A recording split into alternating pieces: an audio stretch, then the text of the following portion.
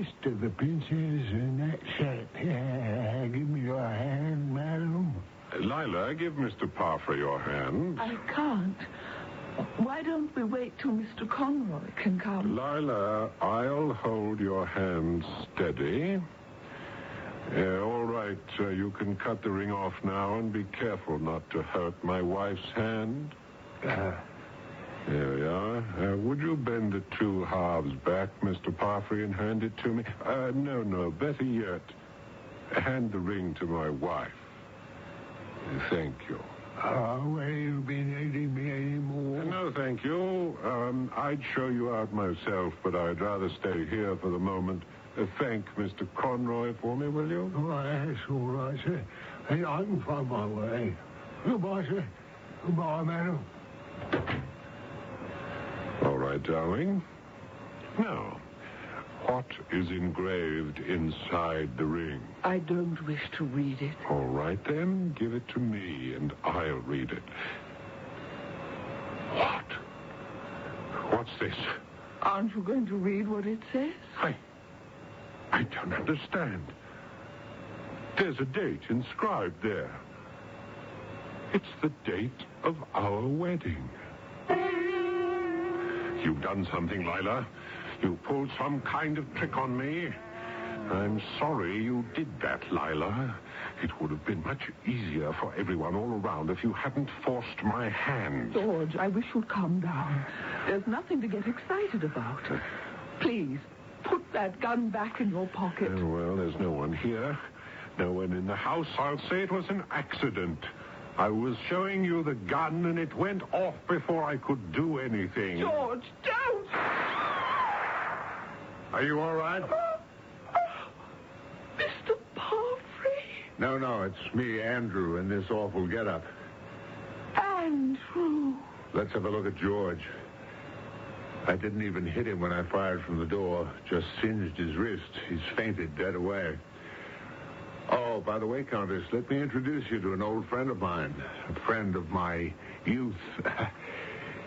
He saw the whole thing. How do you do? Inspector Harold James. He's from America, Washington, D.C. Pleased to meet you, Countess. I asked him to come along. He was standing outside the door the whole time. I thought we might need a witness. That was a narrow escape. This gentleman on the floor, your husband? Yes, he is. That's quite a weapon he had pointed at you. He wasn't himself. He really wasn't, Inspector. Oh, Andrew, I was afraid I'd never see you again. You didn't leave me alone after all. I knew that when George realized he'd made a mistake about the ring, he might turn nasty. But the ring? How did you... I shouldn't ask. Any man who can be so many men must have his reasons. What's going to happen to me now, Andrew? I don't think you have anything to worry about now, Countess.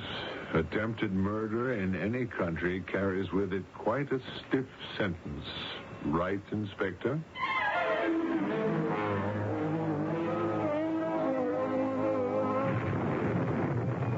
How did you like Westminster Abbey, Inspector? Well, it's a gloomy old place, Andrew, but very beautiful. I really appreciated the guided tour, but remember, you did promise me an explanation. There's nothing much to tell, really. Oh, the ring business and the husband who was so dead sure it had another man's name in it. Do you know this sleight of hand trick, Inspector? I take one coin in my hand. You see it? What is it? Oh, a small brown coin. Right. That's 1 penny, English. Now you see it, now you don't. What's in my hand?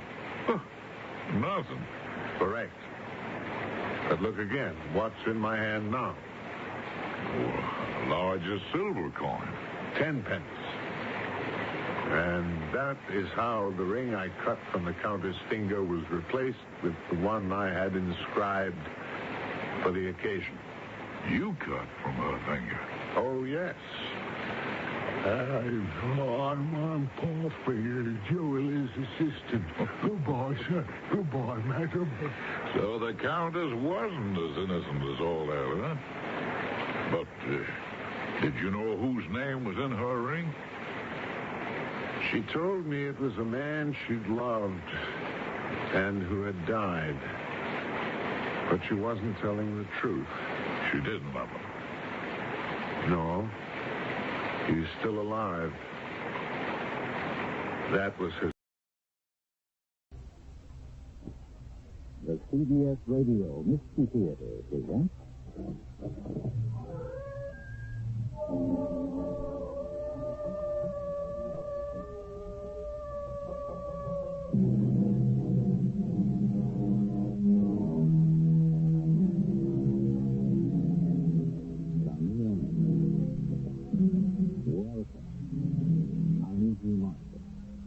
A French philosopher once maintained that the history of the ancient world was the result of the shape of Cleopatra's nose. The day of the Battle of Waterloo, Napoleon was suffering from abscess stomach. The 100 Years' War began when the King of France sent the Englishmen a can of tennis balls. The motives that drive men to action or to fear their downfall are often trivial. But the results are not. Boundaries are changed forever. People die in Holocaust, not of their own making. Faith and faith in the chain of events that began with a sleepless night. Your verdict has been rendered, Sergeant.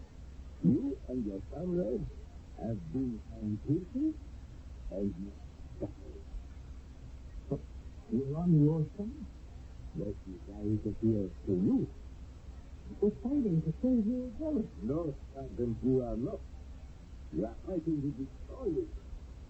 And we will not let you.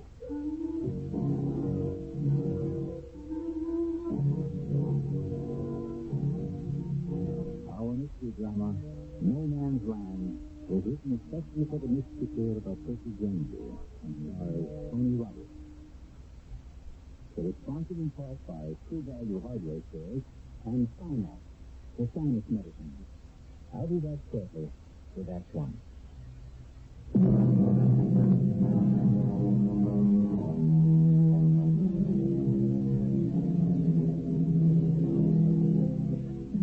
The great German dramatist Gotthold Lessing said, "There are things which must cause you to lose your reason, or you have none to lose." He may have had in mind the horrors of war. We may say that it is loss of reason which starts wars in the first place. But what about the happiest victims? When the whole world seems mad, what prospect have those at the very vortex of the confusion of maintaining their sanity? And to what length will they go to protect their lives? We're in northern France, near the Belgian border. It is 1944. The Allied drive for Berlin is moving ahead in full force. You one of the two new captains? Yes. We'll pull up the count for us, We just got orders from the First Army headquarters to get them over the Sound River by Friday. Oh, That's the day after tomorrow. My family is strictly working up now. Now, we have got to get up there and put the pressure on the Germans left flank. My engineers have the job of putting up a pontoon bridge over the river. And my plan? Two practical places the bridge could go. I've already set out a patrol to check out one, and we check out the other. Yes. Here's a detailed map of the area. This is the road I want you to scout, and get my engineers up to the river a lot faster. You guys don't have to wait for support, you know? But I'm not sending them out without it, if there's any sign of the land. Establish radio contact when we reach the river? Yes. And the report any sign of enemy activity. We'll take whatever route looks to take us, huh? Now, you take this map.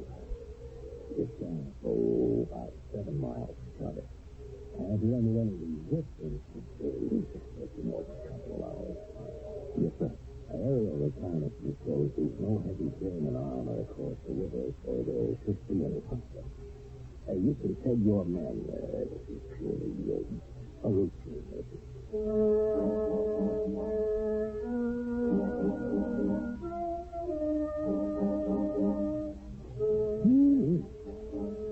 What hot day, sir.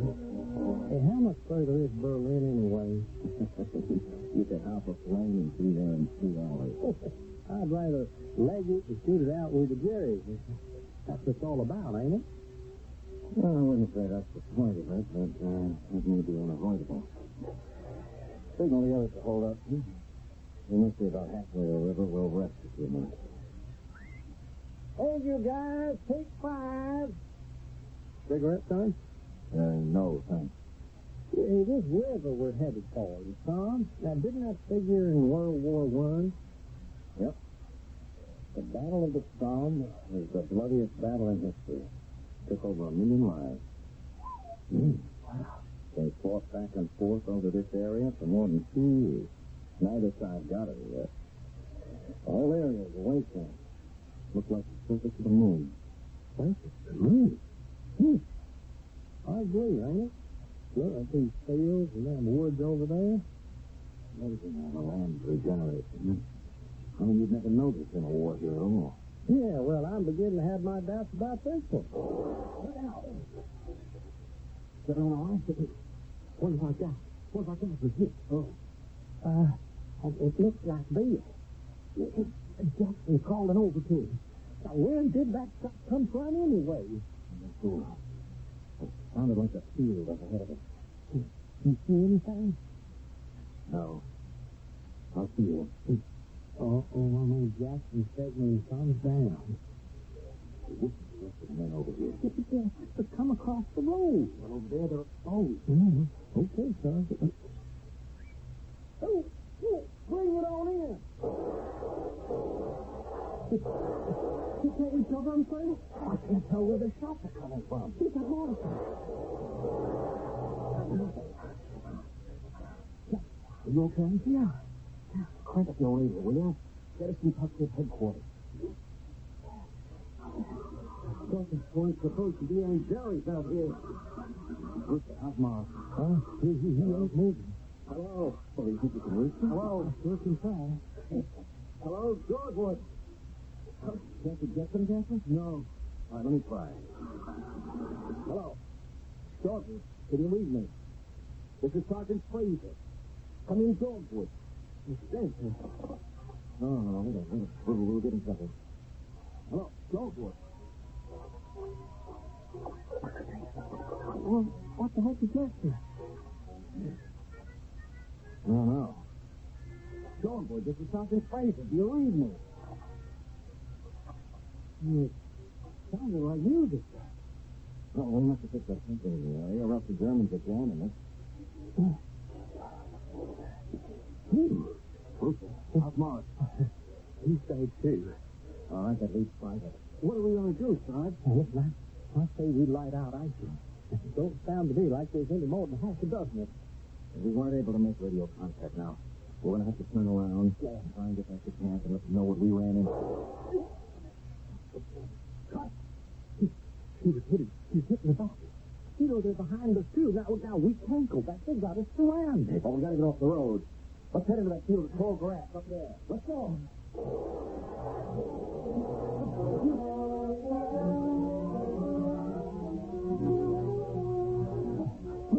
Wow, I think we got around them somehow, Sarge. All right, hold up. I'm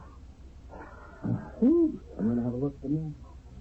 Trying to figure out where we got ourselves to. Now, look, we must have come off the road about here. Jack, try the radio again. Okay. We've headed north by northeast. Oh, good. It's Corporal Jackson. Are you getting my signal? Dogwood, we sure would appreciate some response. Listen, something's coming through. It's that music again, Sarge. What is it? You recognize it? No. I don't get it. We should be able to make contact with you. You want me to keep on trying? No. There's a rise of ground up ahead of us. Maybe we'll have better luck with transmission up there. Oh, I don't see any signs of Jerry anywhere. You think we lost him? Well, they probably just had a patrol out on this side of the river. So let's spread out. Now, there's no point in making one big target of ourselves. Jackson, you and Coolidge turn out that way. Rooster, you move up on my left. Well, what do we do if we still can't make contact? Oh, we're going to have to try finding our way back, Jackson. Let's go.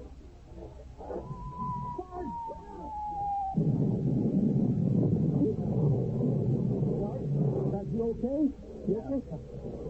Jackson, Coolidge, they seem putting their heads up. Come on. Oh, no. You couldn't tell which was which. It's just you and me. Where the heck did that shell come from? The direction of the river. The Germans must have a battery set up on the other side. Oh, we've got to warn the captain now. Get down!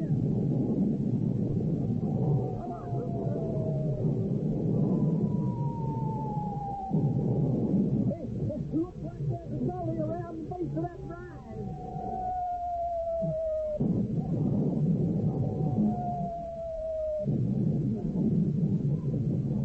I feel about worn out. I'll get all the things to get them fair and square. We should be pretty near the river now. If we take a peek over this rise, maybe we can see where the gunn's coming. Oh, well, you do not guess. Hey. Look up there. You can see them? No. Look down there. There's a building. If we can make it there, it'll be a darn sight better than being out here in the open.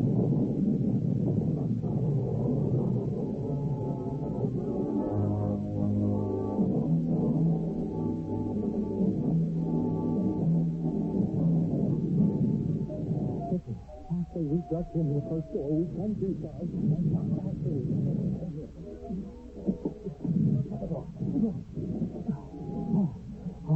Oh, man, boy, I didn't think we'd make it.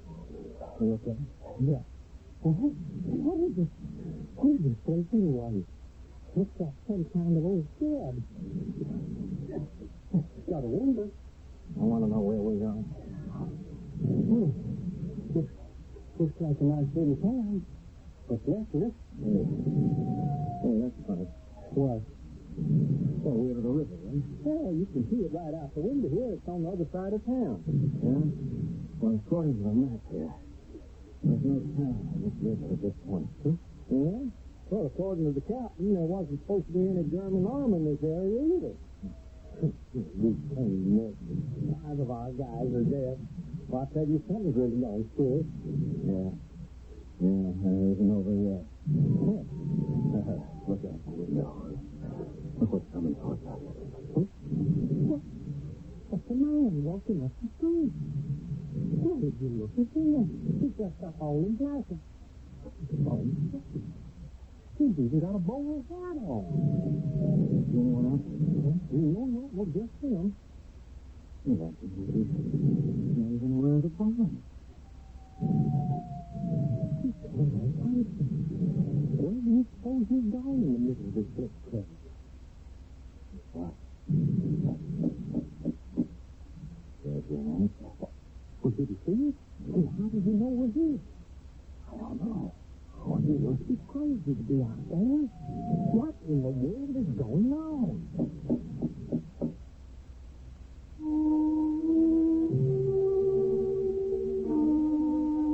It requires, someone once said, more bravery to overcome the weariness and lassitude of old age than it does to win the battle. But let us not underrate the courage required of ordinary men called upon to leave their peacetime occupations and take up arms. And when to the certain violence of battle is added the unnerving overture of mystery, yes, that is something few men would face if they had the choice. I'll return shortly to that speech.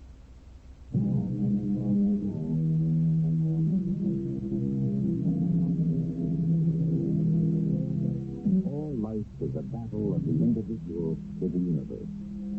We are the sons not by what we do, but how we respond to those forces outside ourselves that seek to control our lives, moment to moment. At the present moment, in our story, Craig and Rooster are faced with a perplexing situation indeed. Up to a point, it's normal enough. Normal for wartime, that is. Let him down by enemy fire in a small French village. But who is the mysterious man in black who has walked up the main street of the town, oblivious to bombardment, and he seems anxious to speak to them? And what will they do? Marcus!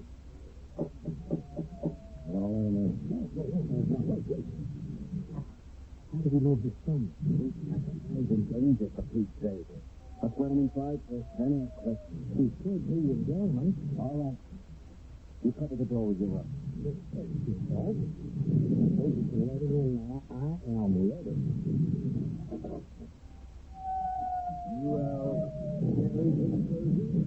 Yeah. You Frank? You? You better get in here quick before you get hurt. Healthy? But I am not worried about that.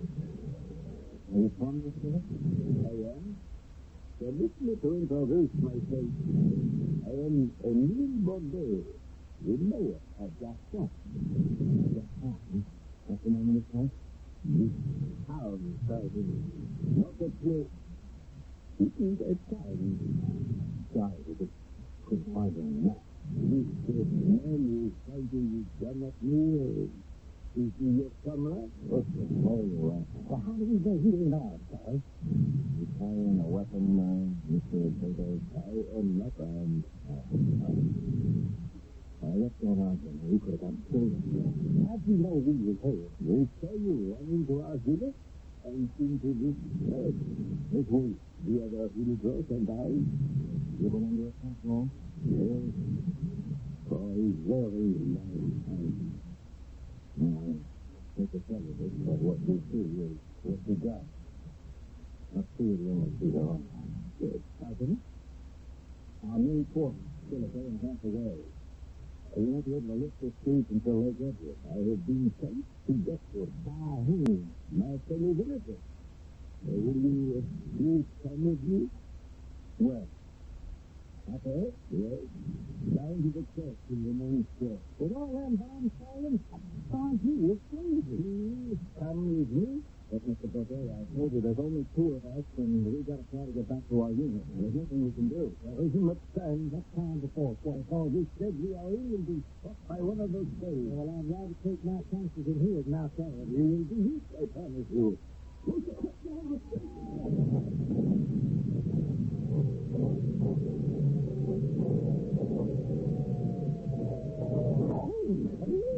He just got out in time. How did that guy know? I don't know, but he sure got on. You can't stop. Hey, listen. I am unhurt. Please, come with me now.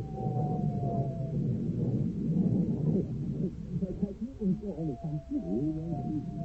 I wish I had his confidence. Wait a minute. He's not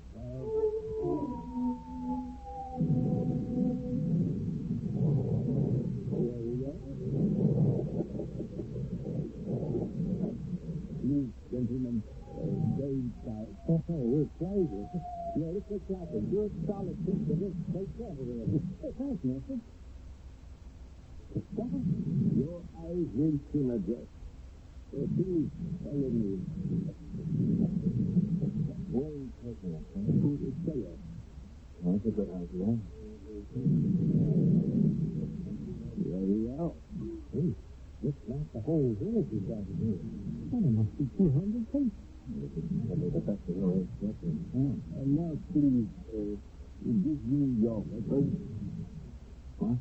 We are in the church. No, we can't do that. I think we're okay with one. I'm here to try and finish our deal. But we have got to try and get back on it. Maybe we can't have the story. No, it's hope it's really on the run. Okay, Mr. Bordeaux, weapons. Thank you. I will entrust them to the bailiff.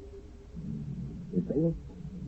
My friends, My friends, here are the two soldiers who entered our town. They are Americans. Shoot them! You kill them in the town square. What? Do not die. Hey, didn't you hear what your mayor said? We're Americans. Hello, Gilles. Please, safer. Sarge, I think we ought to get out of here. There's too many people between us and the stairway. Please, we must begin the trial. Trial? Of who? Us? What for? You are soldiers, are you not? No. No, I'm a garage mechanic who just happens to have been drafted and sent over here to liberate your country. You are in uniform, and you are armed. Well, we ain't armed now, but boy, I tell you, I wish the job the fact we were. Now, listen to me. Could you hear that bombing up there? You're under attack by the Germans. And we're here to save your village. We're going to put up a pontoon bridge over the Somme so our troops can drive them back. And the longer you keep us here, the longer it's going to take for that bridge to get built. You don't care which side you're on. I am convening this session of the People's Court of the village of Gaston. That's got to be joking. David, explain the accused is necessary. What are we accused of? Of breaking law, of destroying our village. We were only taking cover from enemy shell fire. And why is the enemy, as you call them, firing?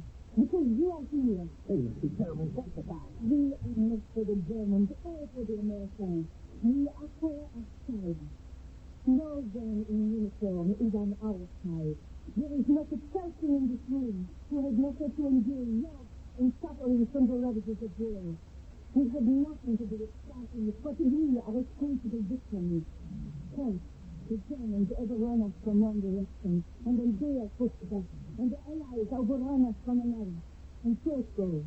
And each time the smoke clears, more of our relatives and neighbors are dead, more of our houses are in ruins, more of our fields have been burned. But you can't put that on fire for that. But we can put around 5,000. In the town of Gaston, we have passed a law. No soldier may enter our village on the pain of death. Oh, they're crazy. We have walked in the whole town filled with crazy people. May I speak? Once we lay down the bridge, our troops can move across and drive the Germans back once and for all. Look, I think the sheriff's shot. Now, we've got to get back. We are wasting time. There's too many people who can't make break. More of those windows are covered with our guns. Do the accused have any law to claim their defense? Yeah, I've got something to say. I wouldn't fight for you people now if my life depended on it. If we could believe you were sincere, Corporal, we might almost be persuaded to let you go. Mr. Baudet, I know you're angry and I know you feel helpless, but we feel we're in the same boat. We don't have any more control over how we come to be here than you do. Why are you here? I told you we were sent to scout the river. To choose a route for your army to take. And if you choose the road that goes through our villages, then once again Gaston is bombed and invaded. Is this not all, Father? You have my word for it, Baudet. With all the killing that's going on here, we won't be coming through Gaston. Sorry. See, how did he know that? Know what? How did he know that we were making a charge of rest? You know, I'll bet they're the ones who jammed our radio. They killed Morrison and the others. We did not kill anyone, Corporal. Yeah, but how did you know? Huh? Now, you answer me that. How did you know what we were doing? It is time to render a verdict on this men. Oh, well, where is your jury? You can't have a trial without a jury, or don't you believe in that either? Every man and woman in this room is the jury. The whole village will cast their vote. The jury's decision has to be unanimous. That is correct. If so much as a single person dissents, you will not be found guilty. People of Gaston, all those who find the accused guilty as charged, signify by raising your hand. Is there anyone who will vote for their innocence? Judgment has been rendered. And the sentence, which must be passed in accordance with the law of this town, is death. You want to stop this war or save your village by executing us today? Perhaps not. But sentence has been passed on Gaston, and now it has been passed on you.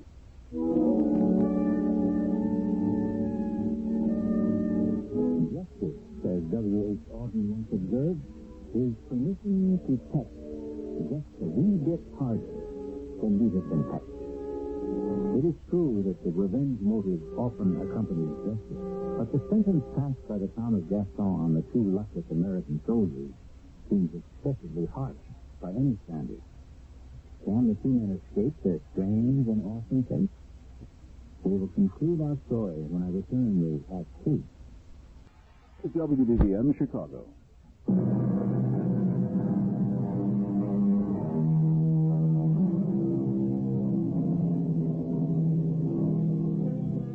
All life is a struggle for survival. And in wartime, there is no doubting the stakes. It is life or death. God is on the side of those with the big guns, George Bernard Shaw remarked cynically. Perhaps. But the unarmed civilians of Gaston are determined to strike back at the powerful warring armies in any way they can. And the victims of their outrage are two young American black girls. The two condemned men will permit themselves to be bound in preparation for their execution. I ain't permitting anything. Tie him up. I trust, Sergeant, that you will not make us fight you too. You know, Baudet, that killing us isn't going to solve anything. But it will perhaps serve as an example to the armies of both sides to stay out of Gaston. No, it won't. When this is discovered, there'll be reprisals. You'll all be put on trial for murder. As your comrade observed, the bombardment has stopped for the moment. We will take advantage of the lull. Let us take the prisoners outside.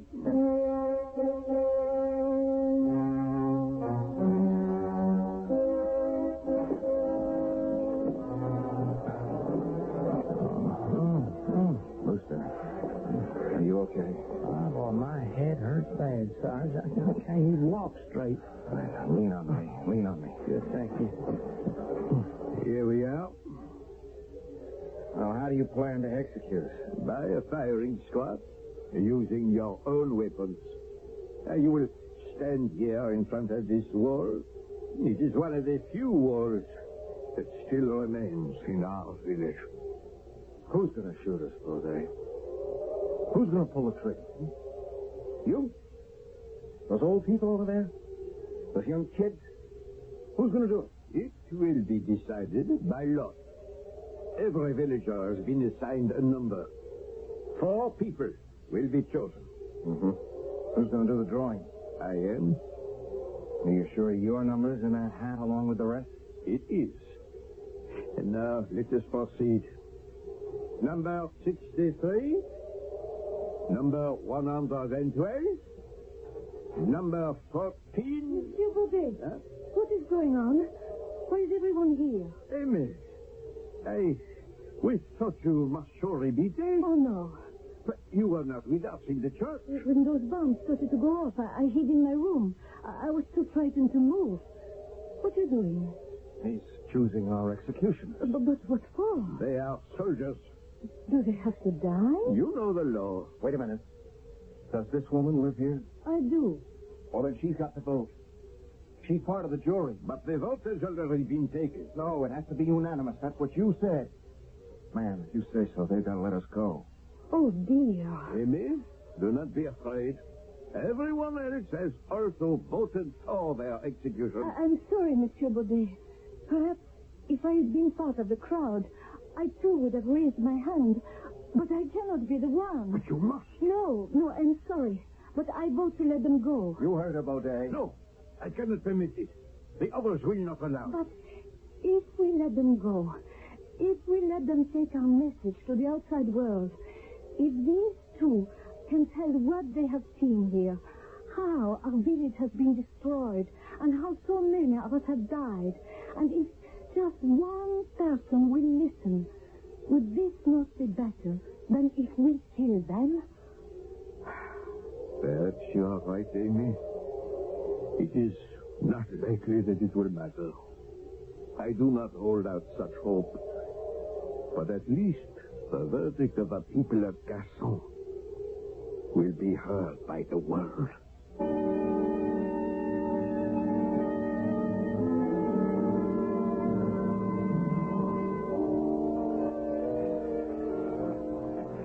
How's your head? Yeah, a lot better from being out of that town. Huh. Hey, how come we're cutting across the field? Wouldn't we make better time sticking to the road, huh? Well, we lost so much time because of that madness back there that I want to try finding Jackson's body and see if we can get the radio to work now. We've got to make contact with the captain and warn him not to come this way. Not with those German field pieces across the river. There's the rise we were headed for when Coolidge and Jackson got hit. Yeah. Their bodies should be right about here. Oh, that shelling sure tore everything up, didn't it? Craters everywhere. Yeah, it looks like the surface of the moon. Sorry? What's the matter? Did I say something? This is where they were. I remember the spot. Well, there ain't no sign of them around here. Wow, the grass is all tore up. Well, we ought to be able to see them if they was here. They're gone. Their bodies are gone. All trace of them. You know, I bet them people came out and dragged them off so there wouldn't be no evidence. Well, the townspeople didn't kill them. Those shells were definitely coming from long-range guns across the river. Well, who else would take them? I don't know. Come on. Hey, where are we going? Back to the road. I want to see if Morrison and the others are still there.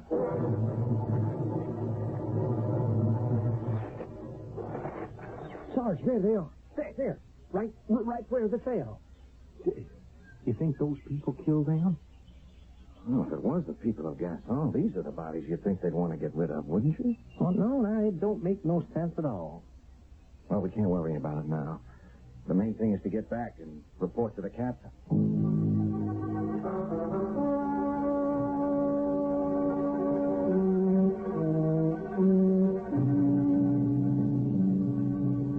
Hey, well, Sergeant. Hello, Captain. What happened? What are you doing back here? Why didn't you radio us? We tried. We couldn't get through. Something was jamming us. Oh. Well, where are the rest of your men? Piedmont there? Yes. Except for Corporal Coggins. Craig, what happened?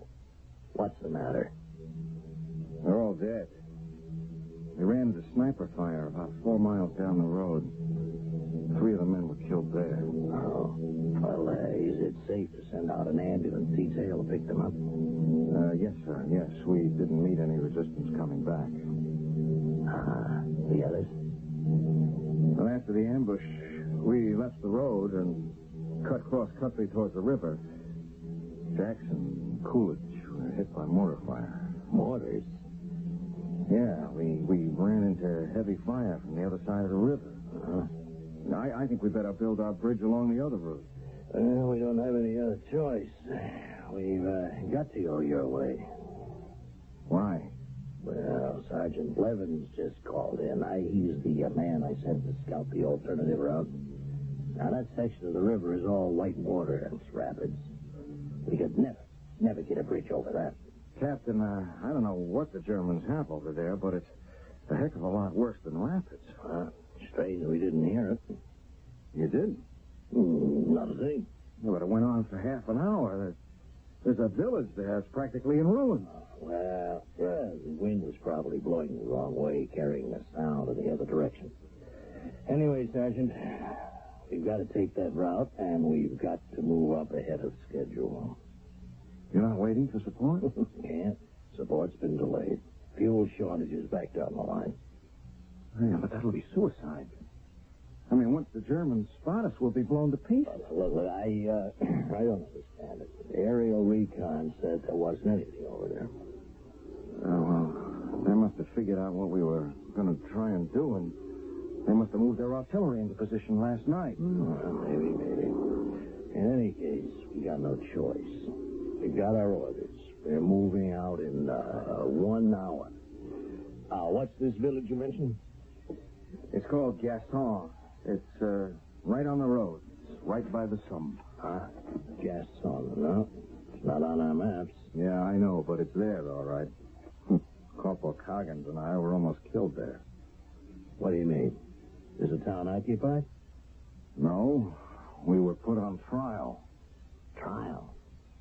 We holed up in an old shed on the outskirts while the shelling was going on, and the mayor of the town comes walking up the street, calm as you please, and escorts us to a church. The whole town was holed up there in the basement. They took our guns and they put us on trial.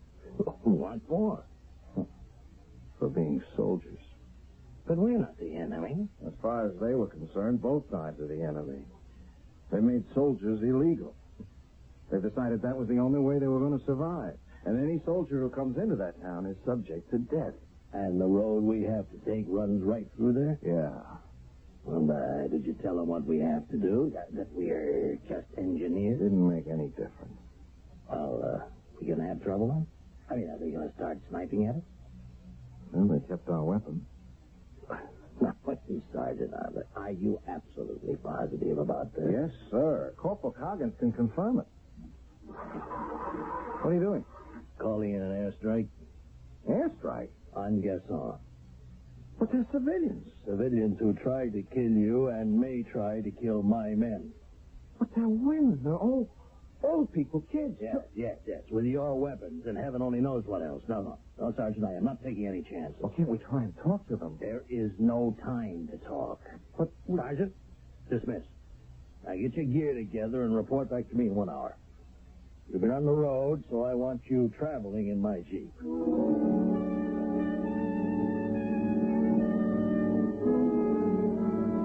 I'm ready to go, sir. Sergeant Razor, I want to talk to you. Something wrong? Yes, I'd say so. I've got the entire general staff at 1st Army headquarters looking for my head. The general himself is just on the phone to me. Well, what's happened?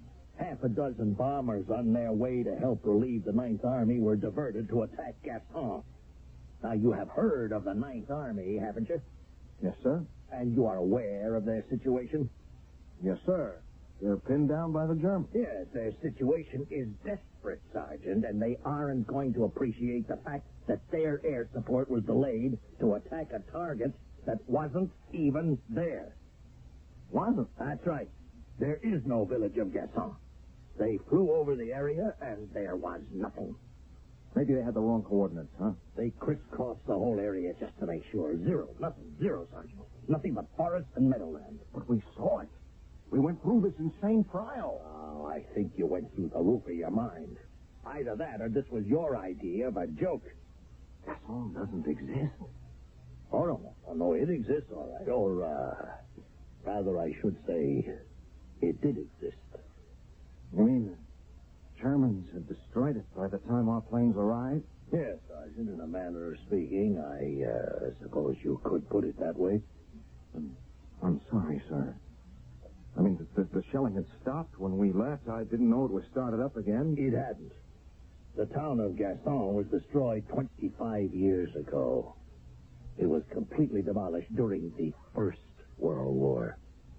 It was caught in a no-man's land between the Central Powers and the Allies. So by the end of the war, there was nothing left to indicate the place had ever existed at all. Not a stone, Sergeant. Not a soul. It's not possible, Captain. It's there, I tell you, it's there. And furthermore, the pilots of those planes said there was no indication there had been any bombardment in that area whatsoever. Really? Then how did Jackson and Cooler die? Sergeant, I don't know. But we are proceeding as scheduled. And maybe along the way, you'll remember.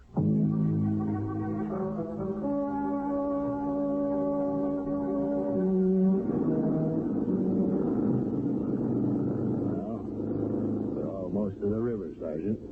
There's no sign of enemy fire or to your village. It's around the next bend. It's got to be. I don't understand what happened to these fields. What's wrong with them? They were torn apart. There wasn't a blade of grass anywhere, and now look, it's like nothing happened. Here we are. There's the river. And there is no village. It's got to be here. Craig, calm down. No. We walked down the street. There was a church right there, right where those trees are. Craig, you lost 5 men today. Believe me, I know what it's like. I know what it can do to a person. Monsieur Baudet came and got us. We were put on trial. But you cannot take that responsibility all on your own shoulders. You can't blame yourself. Our job now is to get on with building that bridge. Sergeant? Listen. You hear that? Hear what? The same music that was on our radio. Sergeant, you're hearing things. Let's go, huh? You'll probably never know for sure what actually happened. But if we let them go, if we let them take our message to the outside world, if these two can tell what they have seen here. What we saw? What do you think, Craig? How our village was destroyed, and how so many of us have died. And if just one person will listen. Sergeant, what's the matter? No, Captain. No, I think I do know. I think I do know what happened.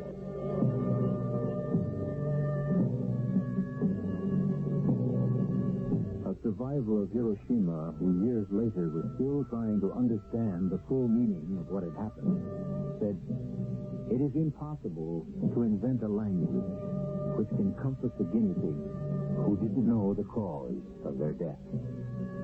The villagers of Gaston, by recreating the scenario of their destruction so that its message might reach the outside world, were trying to create just such a language.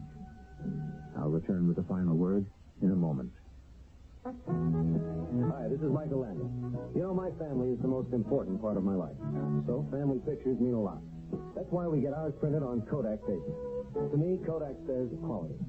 You know, using Kodak film doesn't automatically get you Kodak paper. You've got to look for a store with a Kodak paper sign. Really, everybody does. That means me, too. Look for the Kodak paper sign when you get your pictures developed. And tell them Michael sent you. Look out for Kodak paper for a business. Reynolds Wrap. It's the wrap that makes holiday shine. Reynolds Wrap. Wraps up work and saves you time. For the holidays, 200-foot giant-sized Reynolds Wrap is a lot of aluminum foil with a lot of uses to protect food and leftovers in a refrigerator, to cover bowls, to heat up rolls, even for decorating. And because it's 200 feet, you won't run out of it in a hurry. Now with a 35-cent coupon on specially marked cartons. Limited time offer. Reynolds Wrap.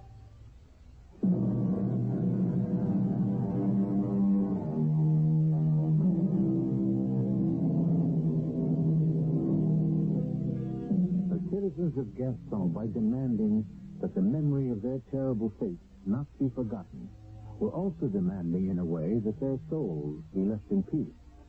But their quest was not yet over. Our story took place in the fall of 1944. That winter, the Germans took the Allies by surprise with a counterattack that became known as the Battle of the Bulge. And once again, the spot where Gaston had stood was ravaged by cannon fire.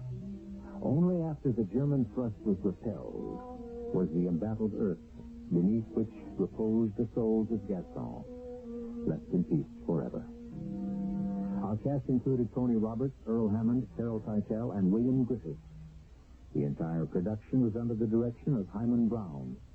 And now, a preview of our next tale. Cousin, if you should find no one in there, all will be at an end between you and me. As you wish. No, Josephina, we're not open it. In either event, we should be parted forever. What further reassurances do I need? That crucifix over the bed. I cannot remember seeing this here before. I know you are a Sunday churchgoer, madam. I've often heard you pray before retiring. Then, swear to me on this crucifix that there is no one in there, and I shall believe you. I will never open that door. I swear it. Louder. Take it in your hands and repeat. I swear before God that there is nobody in that closet. Radio Mystery Theater was sponsored in part by Sign-Off, the sinus medicine, and True Value hardware stores. This is E.G. Marshall inviting you to return to our Mystery Theater for another adventure in the macabre. Until next time, pleasant dreams.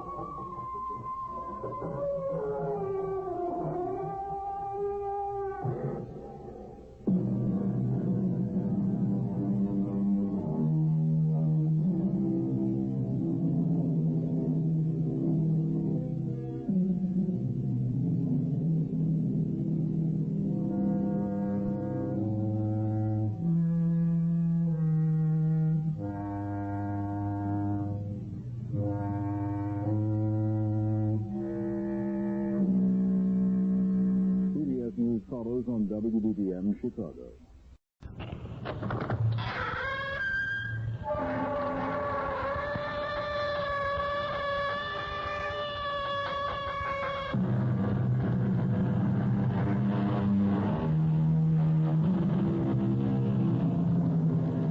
Come in. Welcome. I'm E.G. Marshall with a question. How many of us, in small or great degree, live a fantasy life?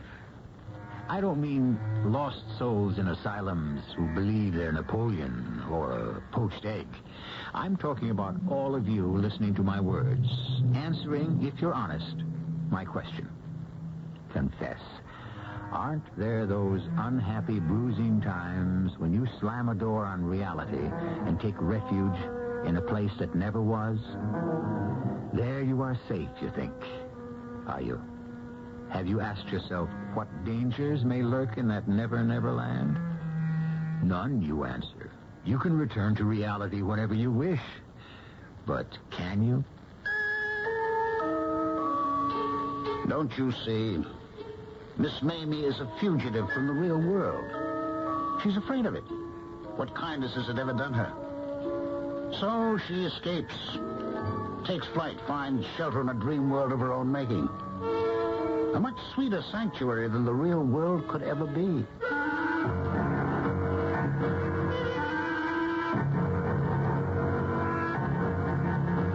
Our mystery drama, Catch a Falling Star, was especially written for the Mystery Theater by Nancy Moore and stars Carol Teitel. I'll be back shortly with Act One.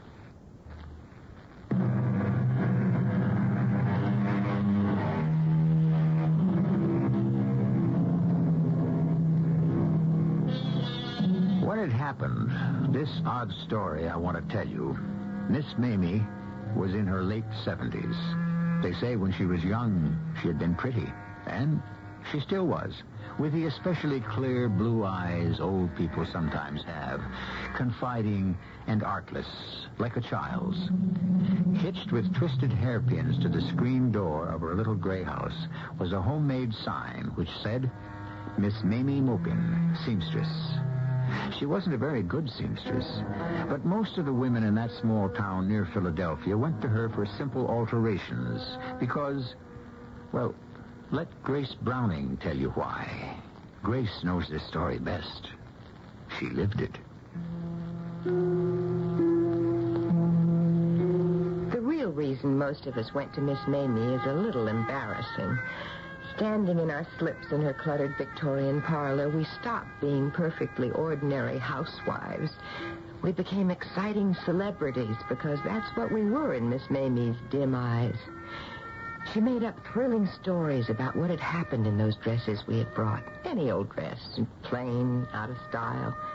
And about those of us who wore them. In her mind, she had worn them too. Lived a romantic life she had never known herself. She'd go on and on. Now, what did we do in this dress? Did we wear it to the theater in New York? Yes, we did. How people admired us. How they turned to look when we walked in. We never contradicted Miss Mamie. It wouldn't have done any good if we had. She believed what she wanted to believe. It's true, she wasn't a very good seamstress, but she did have magic in her hands. Her front yard, enclosed by an unpainted picket fence, was a glory of flowers. Her gift for raising them went beyond just a green thumb. But she was odd about her garden, too. I never pick my flowers.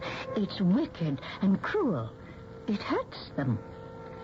Then came that late spring day when all the trouble started. It began when David, my husband, he's an artist, rang Miss Mamie's old-fashioned doorbell. Miss Mamie. All right, Miss Mamie, I'm coming in. Now, don't be alarmed when you see a man. David opened the rusty screen door, walked a few steps down the dark hall, and stopped at an arched double doorway. Miss Mamie was there. In her cluttered parlor, scraps of material and unfinished clothes jumbled everywhere. She sat by a window sewing. Miss Mamie? Oh. Good morning. Oh, goodness. I didn't hear the bell again. You said it was all right if I walked in. Oh, yes, but I should know when you're at the door, Mr. Browning. I should feel it. Oh, no matter. Now, I'll just set up my easel and get started. You keep right on sewing. And thank you again for letting me leave my paraphernalia here. I like your painting things there in the corner. They're company. The reason I don't sense that you're at the door is because sometimes I think I made you up. I say, now, Mamie, no artist is painting your picture. Why would Mr. Browning... would you tell me again why you want to paint me? I like what I see in your face. I think maybe what I see is undiluted happiness or true innocence. Lord, I don't know. And will my picture truly go to... Oh, tell me again about that. It will hang in an art gallery. Are you sure? Oh, remember what I told you? Right after my daughter's wedding, I'm having a one-man show. An exhibition. Oh, I'm going to New York. I'm going to New York. And all the people will see me. Well, not unless I get this portrait finished. Now, will you begin sewing, please? Oh, dear. I haven't asked how Mrs. Browning and Miss Hallie are. Oh, they're just fine, thank you. They must be so excited over Miss Hallie's wedding plans. Oh, a wedding? Just think. Hallie told me to ask you again to come to the wedding. Oh, no. Well, I know you never go anywhere, Miss Mamie, but you love pretty things. Is there anything prettier than a wedding? No, I couldn't. No, thank you kindly. I couldn't. All right. Would you turn just a little to the left, please? Is Miss Hallie marrying a nice young man? Mm-hmm. I forget his name. Jerry Wallace. Once I was engaged to a nice young man. His name was Martin. Martin. Hold that look, Miss Mamie. Hold it, please. His name was Martin. Soon after David came home that morning, I was parading back and forth in the living room, modeling a summer dress, an out-of-style chiffon number I wanted David and Hallie to make up my mind about. Was it or wasn't it worth altering? Mother, are you sure you didn't get that at a garage sale? Or out of the ark? Honestly, I don't know how fashion designers do it. Make us look out of date every single year. How was the sitting? Oh, same as always. Miss Mamie asked the same questions, made up the same little yarns about... No. Wait a minute. Today she had a new one. Asked about Hallie's young man, and then said once she had a young man herself, named Martin. Poor old thing. Oh, dear, wedding talk. So she steps into Hallie's shoes. Miss Mamie never had a beau in her life. Since she was 15, she's had to take in sewing, and she was a recluse even then. Afraid of the real world as far back as that. Well, just the same, she's not a poor old thing, Hallie, not really. Maybe she never had any romance of her own, but you can't say she doesn't stitch romance in everything she makes. But, Daddy, she never goes anywhere. She never has. All she does is sew and grow flowers. What kind of life is that? Well, She lives in a fantasy world. It's much better than any real world could ever be. Sits there and weaves pretty stories about her customers. David, did you ask her again to come to the wedding? Mm-hmm. It's no use. She's afraid of the real world. Well, I'm glad I'm not. It's a lovely world. Daddy, when you give me away, I want you to sound terribly dignified and impressive. How did you think I'd sound? Who giveth this woman? I do, David D. Browning, a sometime artist, full-time father. And come to think of it, Reverend Sir, I'm not so sure I'll give my only daughter to this young upstart. How's that? Oh, perfect. It's adorable. And you will, too, give me away, you stingy old thing. You've had me around for 19 years. Well, you two fight it out. I'm going to Miss Mamie's.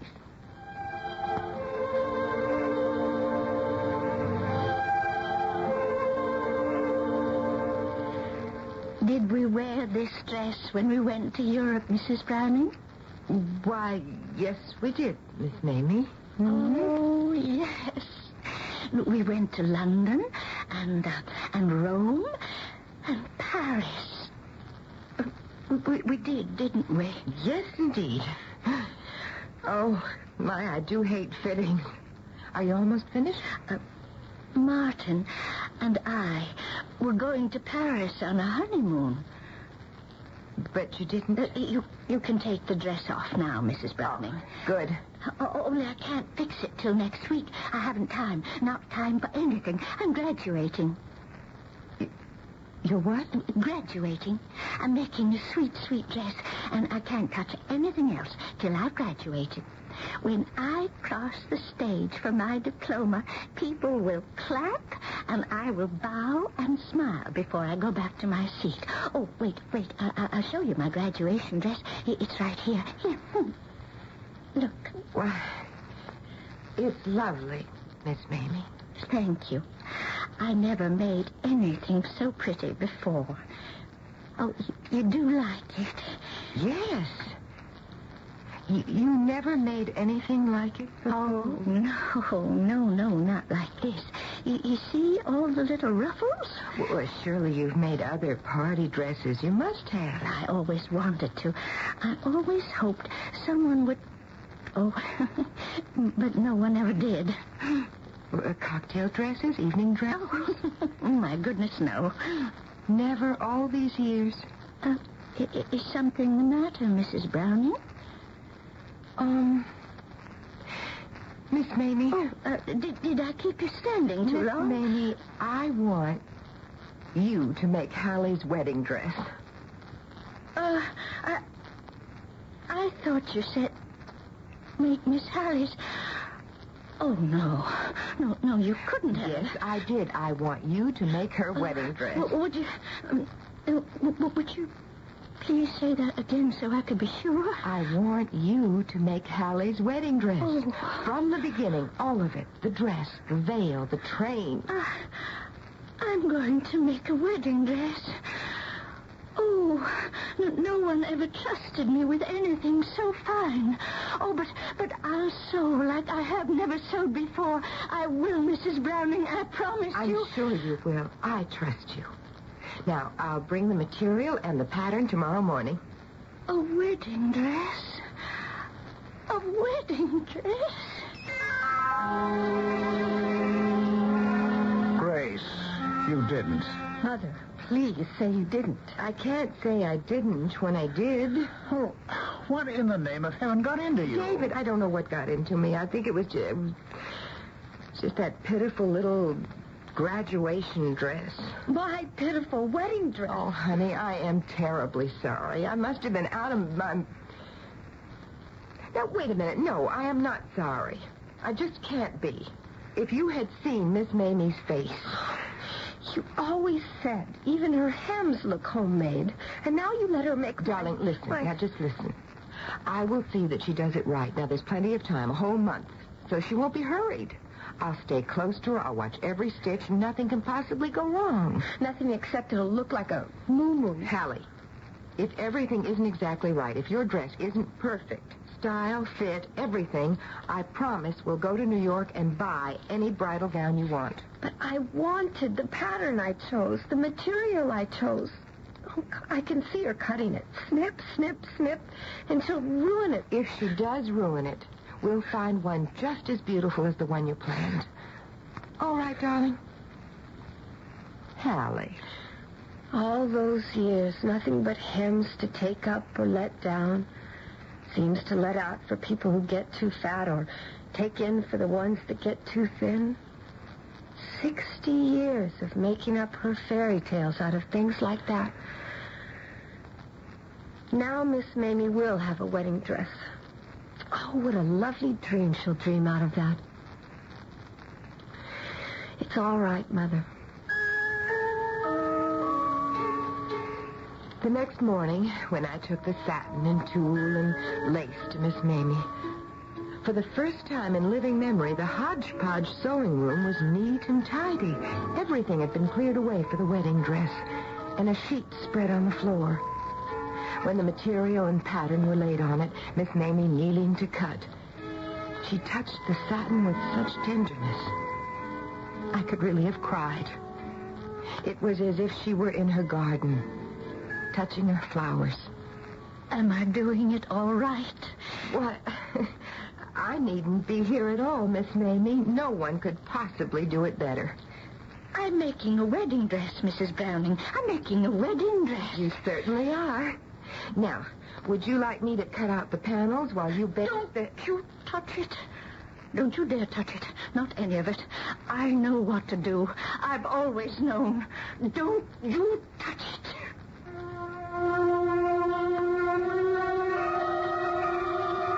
Snip, snip, snip. What a lovely dream Miss Mamie will make of a wedding dress, Hallie said.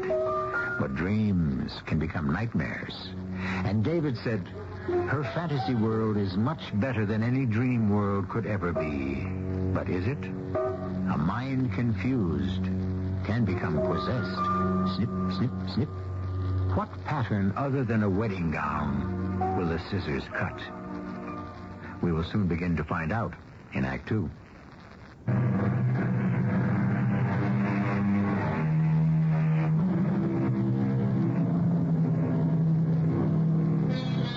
The afternoon of the day Miss Mamie cut out the wedding dress, David Browning arrived at her house to work on the portrait.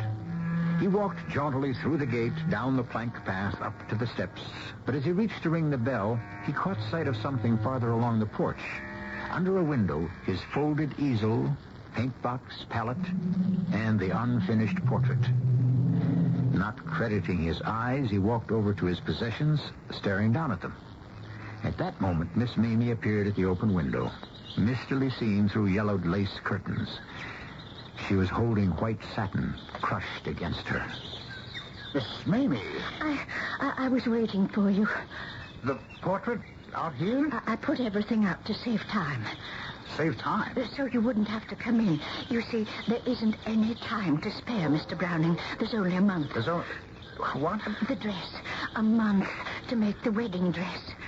But you're saying that you don't want me to paint while you make the dress? You can't. Oh, why not? You just sit and sew the way you always have. Oh, no, please. I couldn't sew right. But I thought you liked sewing while I paint. You said you like someone to talk to. That was before the wedding dress. Don't you understand?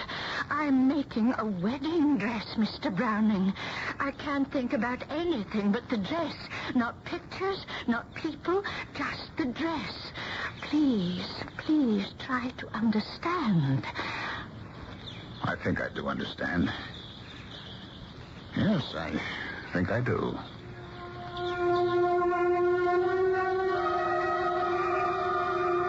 Grace, you've got to stop worrying. There's just no sense in it. I can't, and there is. Almost 2 weeks, and Miss Mamie's done nothing day and night but work on Hallie's dress. Turned down all other work. Sent back what was already ordered by other people, even Sue Wayne's graduation Well, dress. it's what Miss Mamie wants to do, so what's there really to worry about when you and Hallie both keep saying the dress is perfect? The most delicate little stitches. It's so slow, so painstaking, and all by hand. I never dreamed she could sew like Well, I know, sweetheart. You keep telling me. But can't you see she's having the time of her life? Oh, but you haven't seen her lately. So thin, David. Under such a strain. If only she'd let me help her a little. I understand her fierce jealousy about it, but it's too much work for any one person, even somebody younger. Hey, maybe she'd let Hallie help. Has Hallie ever asked? I don't think so. She's the bride.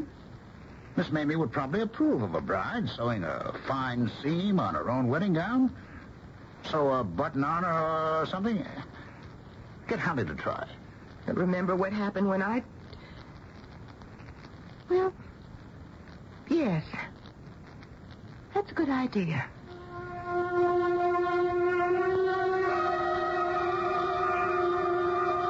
Hallie went that same afternoon. She told me how she stood outside a moment looking at the flowers. At least Miss Mamie hadn't neglected her garden. Surely that was a good sign.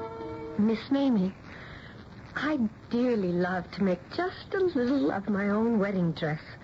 Last night on Long Distance, I talked about it with Jerry, and he thinks I should, too. Why don't I just take 2 of the panels home with me? Something's wrong. I'm doing something wrong. Oh, no, nothing's wrong. It's perfect, all of it, everything. Oh, don't take the panels, Miss Hallie. Please don't take them. I'll do them right. I wouldn't hurt them. You know I wouldn't hurt them. Please. I won't take them. I promise I won't. But you said... You said... It was just a notion, not even a good one. We'll both forget all about it. Yes, we'll forget. Thank you. Thank you. Oh, and I have the loveliest idea, Miss Hallie. Early this morning, I was talking to my flowers, and they told me. They said, sew little pearls on the wedding veil, like drops of dew on the lace. Pearls outlining the pattern on the lace. Oh, I think I'd like that very much. Mm-hmm. Tiny little seed pearls. I have some. They were Mama's. Oh, Miss Mamie, I wish you'd come to my wedding. I mean, don't you want to see the dress in its right setting? The church and Oh, Promise Me and the flowers. Then my nice young man and I coming down the aisle. Why, of course I'll be at the wedding, Miss Hallie. Of course I will. Whatever made you think I wouldn't?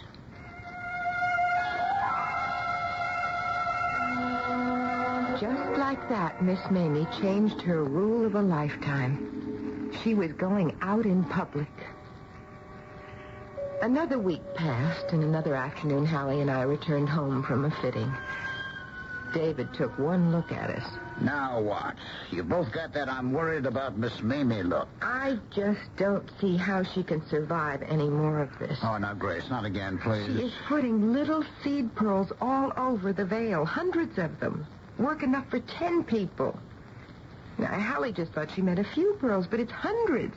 And she will do it. Oh, why did I ever tell her it was a good idea? It was and is a good idea. She thought of it. She loves it.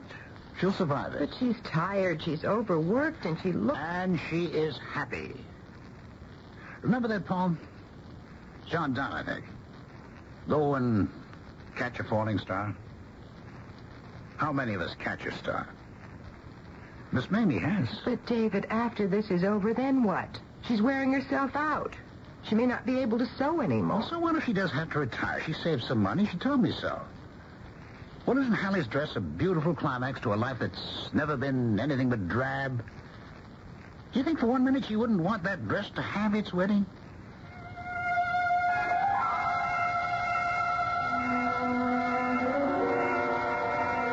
Miss Mamie had promised us the dress 3 days before the wedding. She was miraculously on schedule. The day came for the final fitting. The next day we would take the dress home. I went with Hallie and watched, both of us speechless, while she put the dress on. Miss Mamie fluttering and clucking. Hallie and I could only stare at what was reflected in the mirror. Speak? I couldn't. And finger to lips, I warned Hallie into silence. My daughter stood there and let Miss Mamie pin and tuck, murmur and caress, and we said nothing. When the fitting was over... Now, up over your head, Miss Hallie. Oh, careful, careful, careful. Don't hurt it. There. There. Now, I'll just go in the other room for tissue paper. I always lay it on tissue paper. I'll only be a minute. Why wouldn't you let me say anything? Hallie, what was the use? How could she? Why? Why? I don't know. I can't think. I'm sick. Oh, my dress. My beautiful dress is hideous. All that junk on it. Ruffles and sequins and fake flowers. And she's recut it. It doesn't even fit anymore. Why? Why would she ruin it like that? She didn't even notice that we said absolutely nothing while you tried it on. Oh. What are we going to do now? We're going to tell her. That's what we're going to do. Well, no, not yet, not yet. Well, there are only 3 days left. 3 days, 30 days, it couldn't be fixed. Why tell her it's ruined and break her heart? It was so beautiful. I loved it. Here she comes. Oh, did you like the little surprises? Weren't they lovely new things I thought of? I didn't go to bed last night, so they'd be finished for a surprise. Yes, they're marvelous, Miss Mamie. Oh, yes. There's never, ever in all the world been such a dress. No, there never has. Miss Hallie, have you still not decided what kind of flowers you'll carry? I thought I decided, but now I don't know. The dress, I don't know. I've decided. Lilies. The dress would like lilies best. Lilies, Miss Hallie. Yes, Hallie, yes. Yes. All right. Lilies. Oh, and Mrs. Browning, will you let me give my flowers to decorate the church? But, Miss Mamie, you don't believe in cutting flowers. You said it was wicked. You said it hurt them. Yes, but this is different. Flowers love to be at weddings. Oh, please let me give them. I've been tending them just like the dress. Please, please let me give them. Thank you, Miss Mamie. We would love to have them. Thank you so much.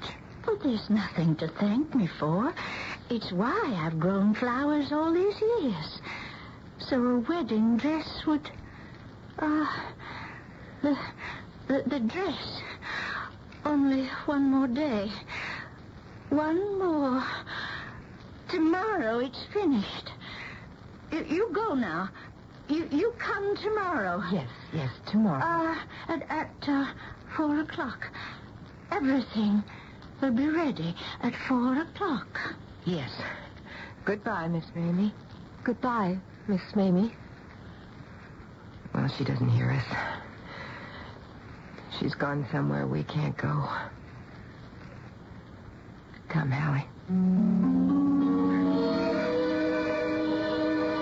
We left Miss Mamie caressing the wedding dress, holding it against her cheek. We went out of the rusty screen door, down the rotting steps, and we stood there. The flowers. Never so lovely. They are for a wedding. At least she didn't ruin the flowers. No. Only my dress. We were so worried about taking it away from her. Now she can have it forever. Darling, we will find a dress. Now, there's no time to have another one made, but time to go to New York and buy one just as beautiful.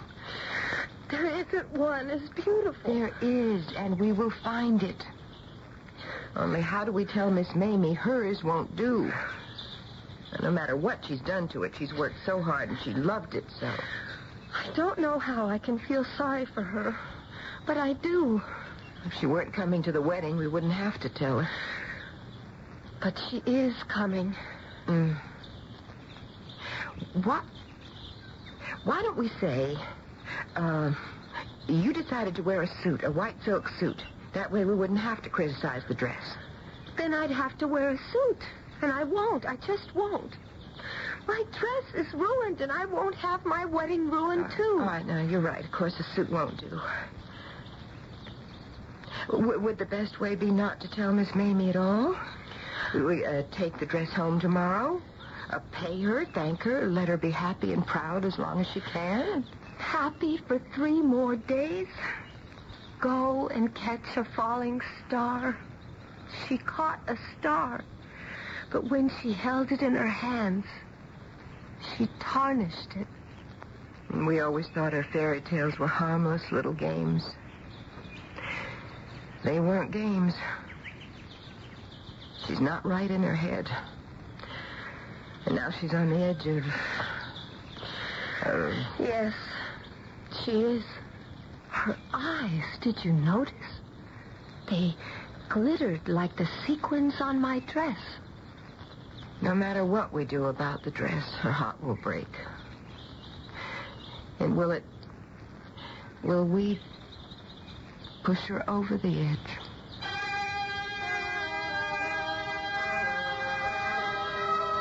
What happens when fantasy becomes the only reality? When the real world does not exist at all in a mind gone astray? That look in Miss Mamie's eyes, stardust. If the stardust is cleared away and she is forced to see fact, not fancy, will she indeed be pushed over the edge of the precipice into madness? The answer to that question waits in Act 3.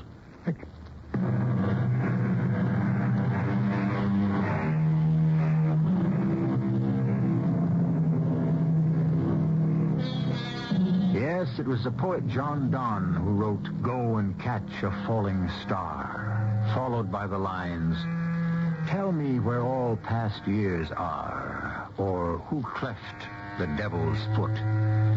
And we are reminded of Miss Mamie's lost years.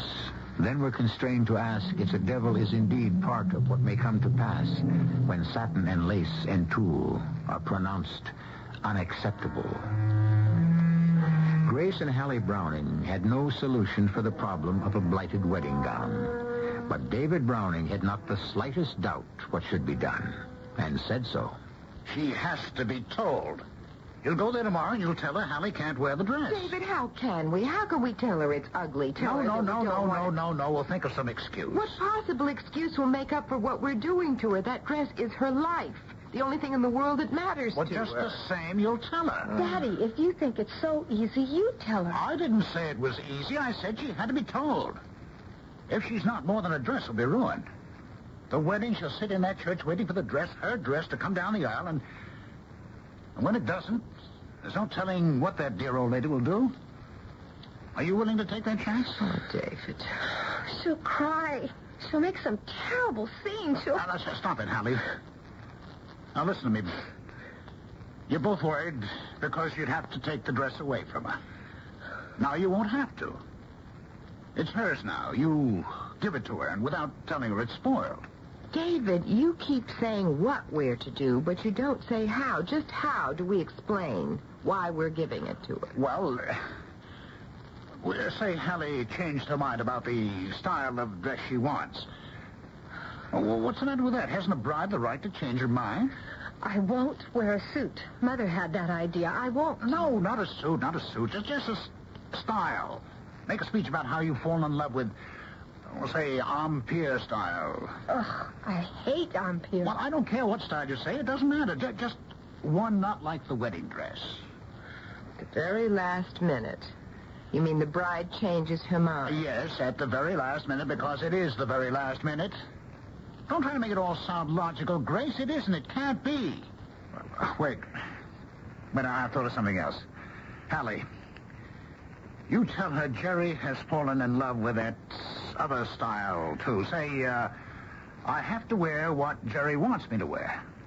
Say that. You can even say, tell her Jerry himself bought the dress he's so crazy about. Now, that is ridiculous. A groom doesn't buy a bride's dress. Miss Mamie won't realize it's ridiculous. What does she know about what grooms do or don't do? All right. Jerry.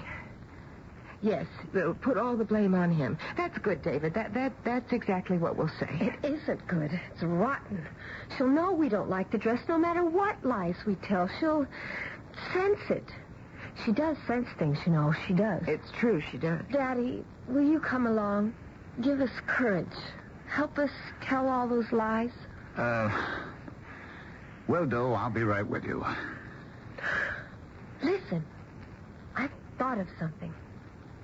You can act like you're mad at Jerry. Make one of your awful speeches about that young upstart. Yeah. Yeah, sure. That's a good idea. Miss Mamie, I can tell you now, if I had my way, I'd call off this wedding. It's plain to me that this Jerry Wallace is an overbearing young tyrant, and very likely will ruin my daughter's life. Daddy. All right, we're making progress.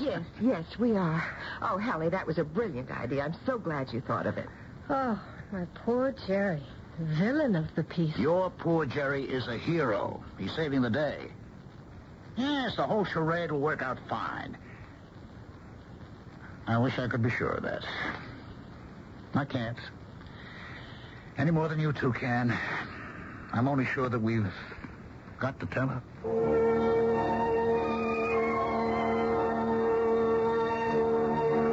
David was right. We couldn't be certain the tangled plan would work, but we had to do what we had to do. The next afternoon, the three of us walked slowly to Miss Mamie's, wanting to put off the ordeal as long as we could.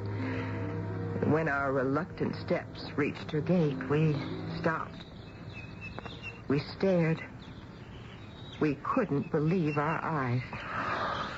What on earth has she done? David. I don't believe this. She didn't. She couldn't. Oh, her flowers. She's picked them all. It'll all be wilted. The wedding is 3 days off. What was she thinking of? She couldn't have forgotten the date. It's the only date she ever paid any attention to, the only dress she ever finished on time. Daddy, what does this mean? Well, she's mixed up, obviously. She's lost track of time. That's what it is. Has to be. Now it's all worse than ever. It meant so much to her to have her cherished flowers decorating the church. Old, wilted flowers. Is that what I'm to have at my wedding? Oh, no, sweetheart. No. As if the dress isn't enough now, what do we say to her about the flowers? We can't blame them on Jerry. We thank her and take them home. And then we buy the same kind for the wedding. They won't be exactly the same, but she's so mixed up she won't know the difference. She won't, Hallie. All right. Now, we're going in there and make her believe every word we say. Oh, Lord, I pray so. Come on. Let's get it over.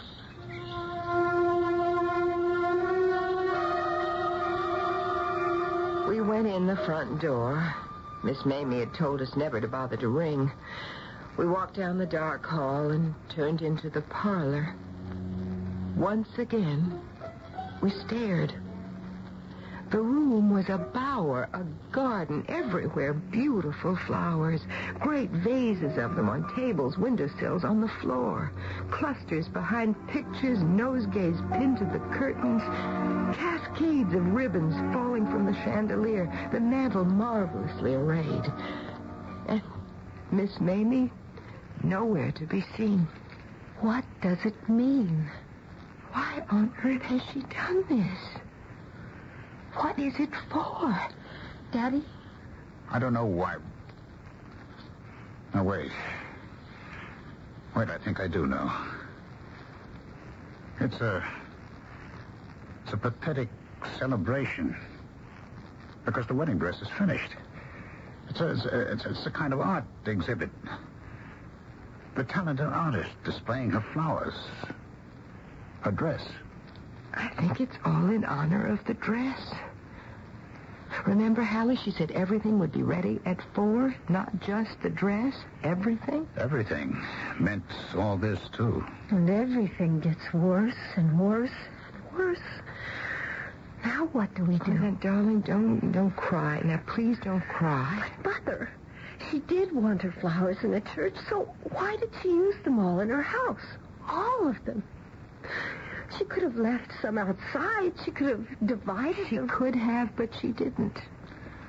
But I don't Hallie, dear, don't try to understand. It can't be done. No, it can't. We'll just tell her they're beautiful. Where on earth is she? Well, find her.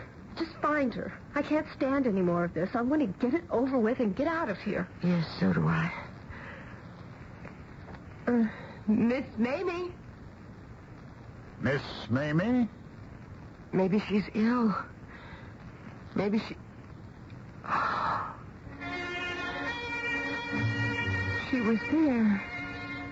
Miss Mamie, standing in the archway, smiling. She was wearing the veil and the wedding dress. Its satin train spread like a great white flower about her feet. In her arms, lilies. Almost, she looked young, serene, happy, radiant. A bride. Welcome. Welcome to my dear friends. Miss Mamie. Please, sit down with the rest of the guests. The minister will be here very soon. And so will Martin. So will the bridegroom. Miss Mamie. Oh, no, Mr. Browning. I'm so sorry, but I daren't stay here and talk. Martin mustn't see his bride before the ceremony. It's very bad luck. I'll go now and wait in the next room. He'll be here soon. My beloved will be here soon. Oh, my. No, Grace. No, Hallie, it isn't sad. It isn't tragic. Oh, David, how can you say that? It's pitiful. It's terrible. No. Not if you see with Miss Mamie's eyes. Don't you see she's lived a whole life while she made the wedding dress? A life she never had? While she sewed, she was a young girl. Courted and loved. Proposed to and promised. And now at last, after waiting so long, she's a bride. She really did catch a falling star and kept it untarnished.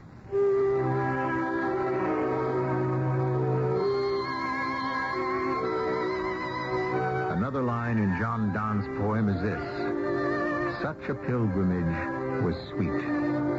Miss Mamie was quite mad. Yes. Lost in fantasy, yes. But happier than you and I will ever be. A sweet pilgrimage. No one could ever take her star from her. No one ever tried. And until the day of her death, a few months later, she believed she had married Martin. I'll be back shortly.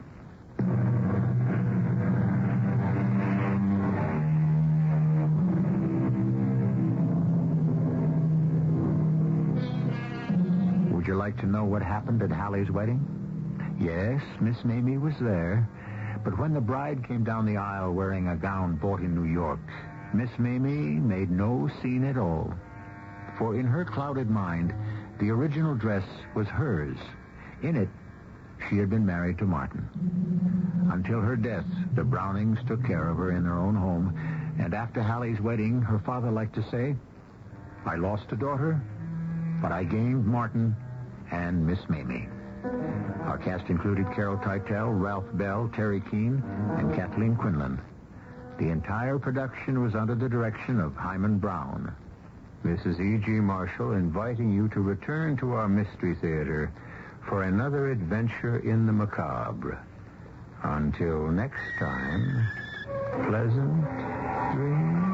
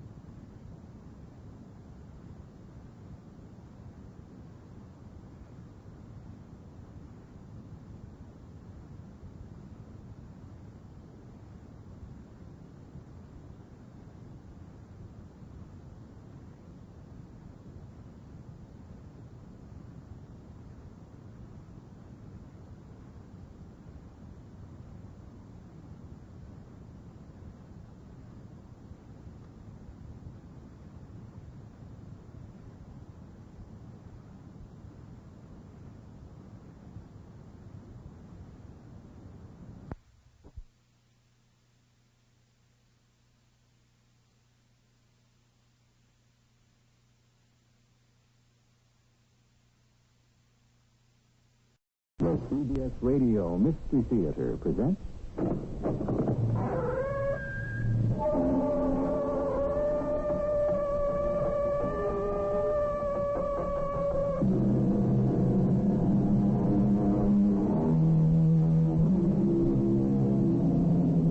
Come in. Welcome. I'm E.G. Marshall. Remember the jingle? The world is so full of a number of things, I'm sure we should all be as happy as kings. Not so long ago, to be a king was to be everything a man could aspire to. However, these days, the whole business seems to have turned sour. Royalty certainly isn't doing too well, is it? When am I to be killed? That has not been decided. You mean Goral hasn't made the decision? Goral does not make the decisions. Really? I had the notion that he was the boss. We have no bosses here. No? Who gives the orders? We all decide. All of us are equal. Yes, I'm sure of that. But, as the man said, some folks are more equal than others.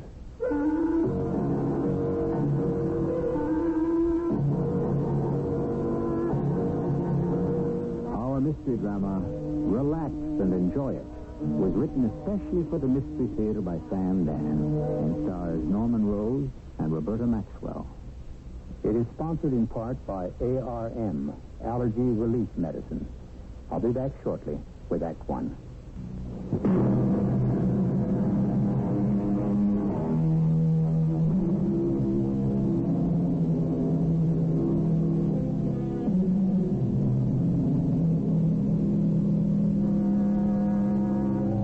There's a certain group of people that rules the world and runs our lives.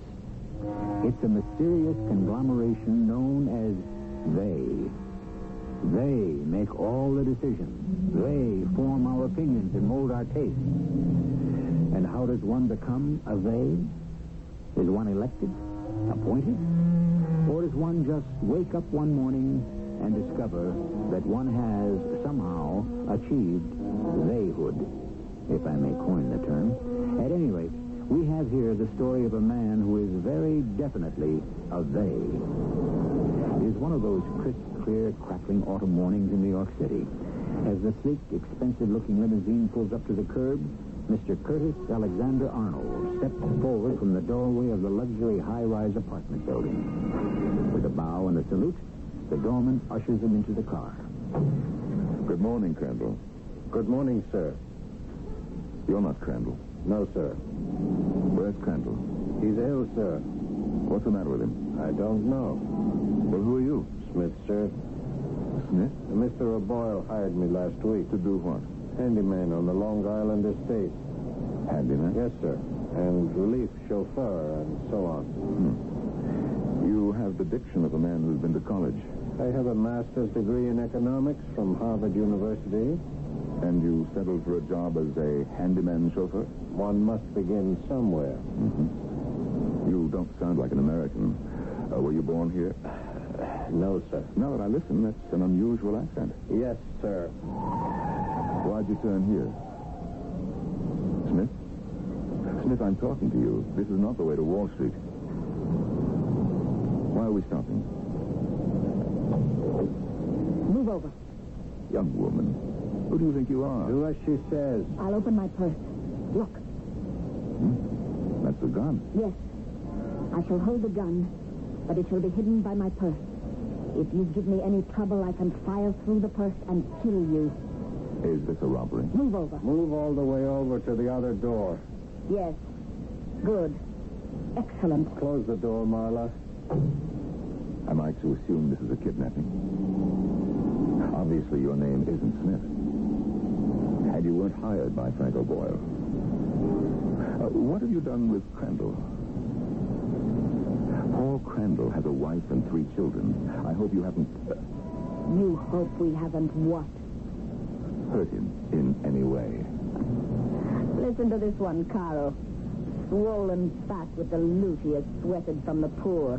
And he weeps his crocodile tears for one of his miserable lackeys. Your precious Crandall will recover and resume his role as henchman and agent provocateur. He's only a chauffeur. Drive slowly, Carl. I know. Do you wish to get us stopped for breaking the speed law? I am not accustomed to such a machine. So it responds like a living thing. For what it costs, 50 families in our village could live for 5 years. Have you no shame, you heartless dog? Are you talking to me? Your day of reckoning has arrived. A red light, Carl, next corner. I see it. Do you see the policeman in the middle of the street? Yes, I see him, Marla. And do you also see him? I am speaking to you. Exploiter. I will thank you to use common, everyday courtesy, young woman. I know what is going through your devious, scheming brain at this very moment. We shall stop for the light and be no more than 5 feet from this minion of the law. You plan to call for help? I advise against it. Consider. His gun is snug in its holster. Mine is ready for instant use. The very moment you open your mouth, I can shoot you both. Make sure the gun is well hidden in the purse, Marla. Please attend to your driving, Carl. It's a task that requires all your concentration. She doesn't think too much of your ability or intelligence, Carl. Please, do not think you can create a rift between us. Sit back calmly and peaceably as if nothing is wrong. Marla, the police officer, he's coming toward us. He is? Why? I don't know. I warn you. Just one word. I am prepared to fire. Oh, hi, Mr. Arnold. Hey, guess you don't remember me, huh? Ruffle. Patrolman George Ruffle. I used to be in the corner of Nassau and Wall in the morning. Oh, yes. Yeah. Then they transferred me over here. Yeah, it's a pretty good post, except, well, I miss saying hello to all my old customers. Yes. Well, I just wanted to say good morning. Well, so long, Mr. Arnold. Hey, have a good day. Yes. Yes, officer, and you too. Hey, Mr. Arnold, are you feeling okay? You look a little, I guess it must be the weather. Hey, you in a rush to go someplace, Johnny? Just keep it down, huh? See you around, Mr. Arnold.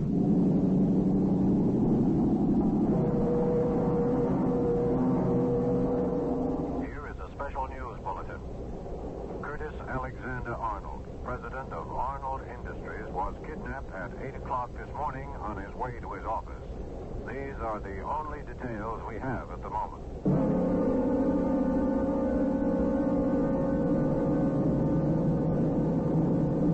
It is time, Carl. Time for what? To put on the blindfold. Stop the car. Move forward toward Carl. Buccaneer. Buccaneer? Pirate, corsair, marauder. Move forward in your seat. I warn you again. Oh, yes, I understand. Now, Carl, tie the blindfold. What's the point in blindfolding me? I already know what you look like. Tight, Carl. It must not come off. Your hands at your sides, exploiter. Do nothing rash. I'm really amused at this choice collection of names you've chosen for me. Drive on, Carl. Amused, are you? The lord of the manor. You are constantly being amused by the innocent antics of the peasantry. There's really nothing funny about being held at gunpoint. A very wise man said that all truth comes from the barrel of a gun. You have learned nothing. I'm always happy to learn. What can you teach me? You sit there with your superior manner. You cannot believe that all this is happening to you. The lord, the master, the mover, the shaker. Millions live or die at your slightest whim. I see you've never been up against a board of directors. Puppets. Or stockholders. Apostles of greed. Or union negotiators. Betrayers of the people. Oh, my. Don't you have a good word for anybody? When we arrive at our destination, your political education shall begin in all seriousness. When we arrive at our destination? What makes you so sure we'll ever get there? What do you mean? Marla, what is he saying? Do not pay the slightest attention. That's right, Carl. Don't bother to think for yourself. Enough of that. Abdicate that little function. Just let her do all... I said that will be enough. I don't think so. I warn you. What will you do? Shoot me? Without the slightest qualm. You don't believe me? Oh, I believe you would do it. But then this whole business is out the window. You can't afford to shoot me just to shut me up. So then, what were we talking about, Carl? Oh, yes. Why you will never get to your destination. Let him hiss, Carl. But remember, he's a serpent, a poisonous adder. Why are you doing this, Marla? We are making a statement. What sort of statement? You will know that in due time. Whatever. Let me presume to advise you. You presume to advise us. Now, be calm, my dear. This is an enterprise. Would you agree? Between you and us, there can be no agreements of any kind whatsoever. Oh, come on, Marla. Facts are facts. Now, I happen to be an expert on enterprises, and they all have a great deal in common. Success depends on superb planning.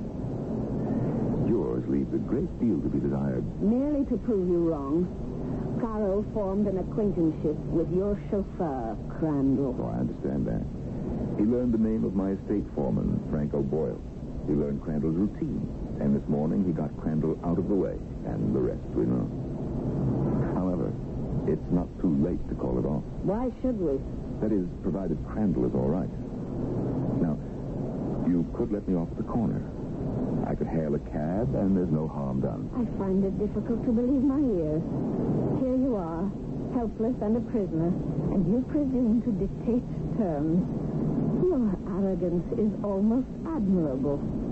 Where are we going? You will know when we get there. Don't bet on it. Don't bet on getting there, either. Your plan is starting to sag in the middle. What do you mean by the middle? Do not encourage this conversation, Caro. He is attempting to corrupt your resolve. Are you afraid his resolve isn't strong enough to withstand a little corrupting, Marla? I want you to be silent. Or you what? You can't shoot me. No. You see, Caro, here is where the seams begin to show in this enterprise. Be careful, Caro. He's nervous. Shut up. You can tell by the way he drives. He's having second thoughts. That isn't true. Caro is no fool. He's starting to have some doubts. Isn't that so, Caro? That's completely untrue. Does she always answer for you? Tell him what kind of man you are. Well, go ahead. She's just given you permission to speak. Where do I turn south, Marla? You know perfectly well. Just beyond the third intersection. Well, what's the matter, Cara? How could you forget? Surely you've rehearsed this trip. You should know every inch of the route. He does. But he's nervous, Marla. He's also scared. Caro is afraid of nothing. The enormity of this thing is starting to make itself felt. Now, I don't know what your plan is, but I do know this. You've been out on the street too long. What do you mean? Caro. Well, it's a legitimate question. Don't speak to him. Say nothing. All I'm saying is you've been out on the street too long. I'm already 10 minutes late for my office. How long before they discover Crandall's body? We did no harm to him. Caro! Yes, but you did have to quiet him somehow. You admit that. For how long will he be out of the picture? Is he in a position to call the police? Even now. You are not clever enough, Mr. Despoiler of the people. You know, you call me names because you're frightened. You have a great deal to be frightened of, too. Right now, every police officer in the city has a description of this car. Drive faster, Caro. But if I go faster, I shall attract attention. We do seem to be impaled on the horns of a dilemma, don't we? It was Goral who chose the place. Do not mention names. I knew he couldn't be trusted. Maybe he intends to betray you. Maybe he's alerted the police. The fact is, Goral did pick a faraway place. Marla, why did you trust his judgment? You know, maybe, just maybe she's still in love with him. I am not. How did you know? You mean it's true? Is it true, Marla? You said you loved me. I do. It's over between Goral and me. Or are you using me to do this dangerous, dirty work? What do you think, Cara? Shut up. The police. Oh, I will not be taken alive.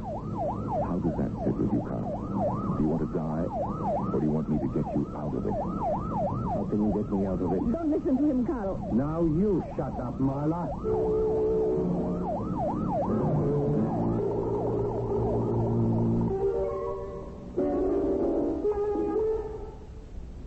Is the worm turning? It's hard to say. We'd have to know first who Caro is, and also who Marla is. But it does seem that we may have the shortest kidnapping on record. But what kind of kidnapping is it supposed to be? Question. And while we will ask even more questions in Act 2, we shall also provide you with a few answers.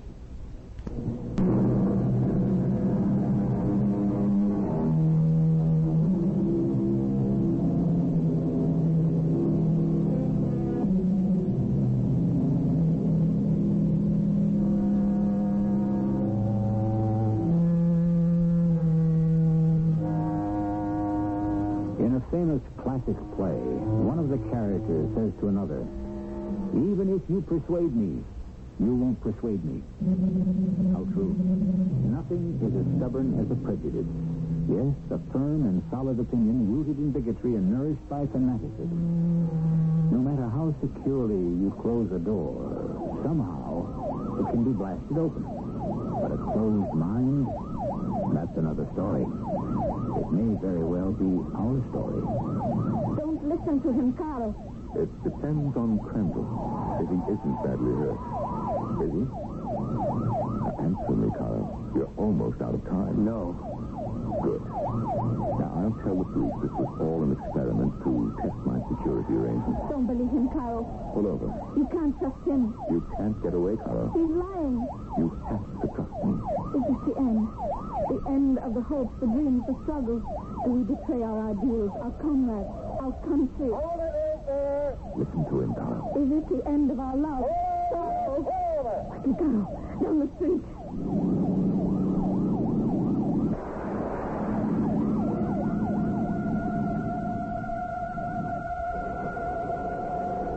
Here is the latest news bulletin on the Arnold kidnapping.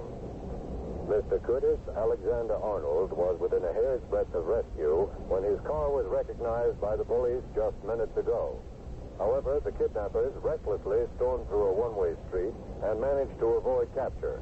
They have been positively identified as a man and a woman, both young, slender, dark-haired.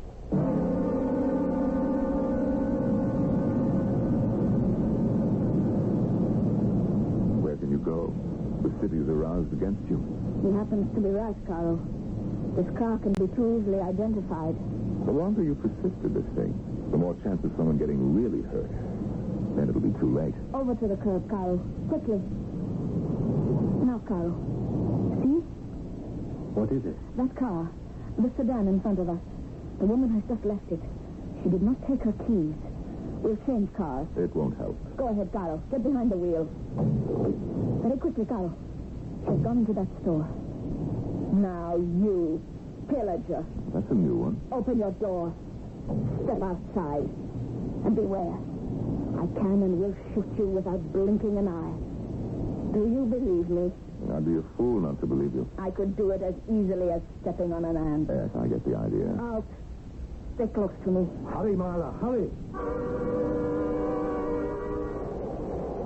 The public is asked to be on the lookout for a gray Reardon four-door sedan. The kidnappers of Curtis Alexander Arnold have abandoned the limousine and transferred themselves and their prisoner into this car, which was stolen from a Mrs. Beulah Bernoulli as she double-parked briefly.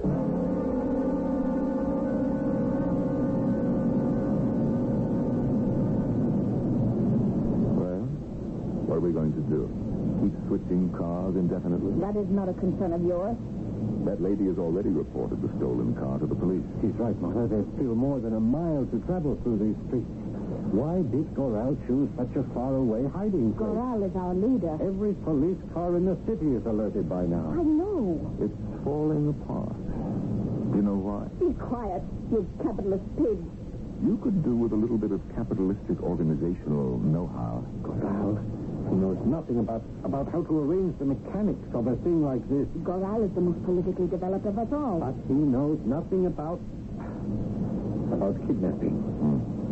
It's your fault, Carl. My fault? Why didn't you speak out when this thing was being planned? Are you mad? I would have been shot. And rightly so. All who go against the decision of party leaders are traitors to the people. Why do we argue? At any moment we can be surrounded by the police and captured. Never. We will die for the cause. We will not be taken alive. Never.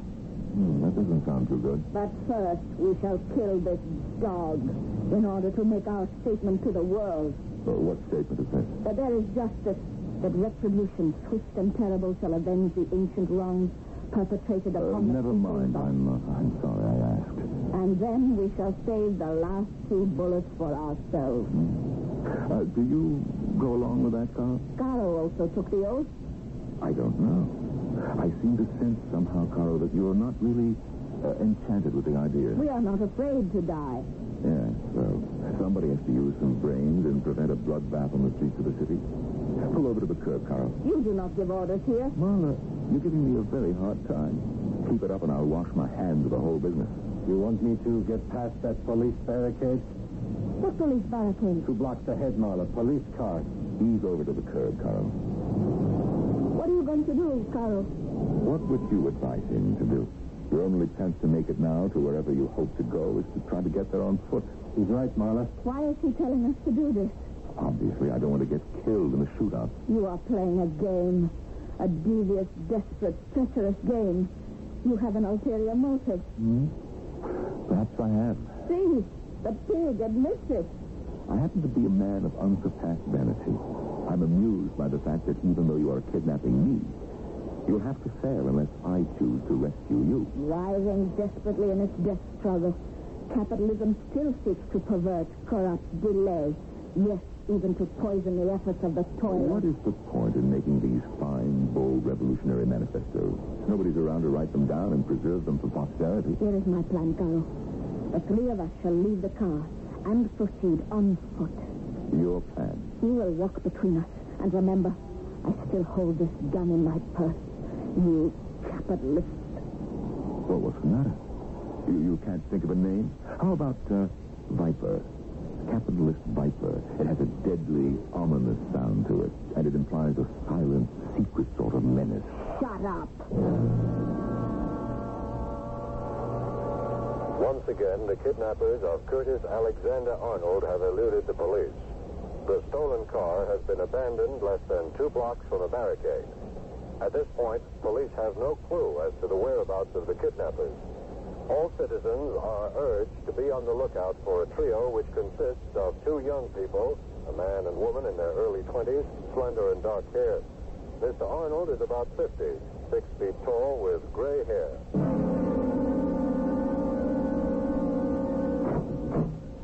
Step inside. Where have you been? We had trouble going through the streets, Caro. For what reason, Caro?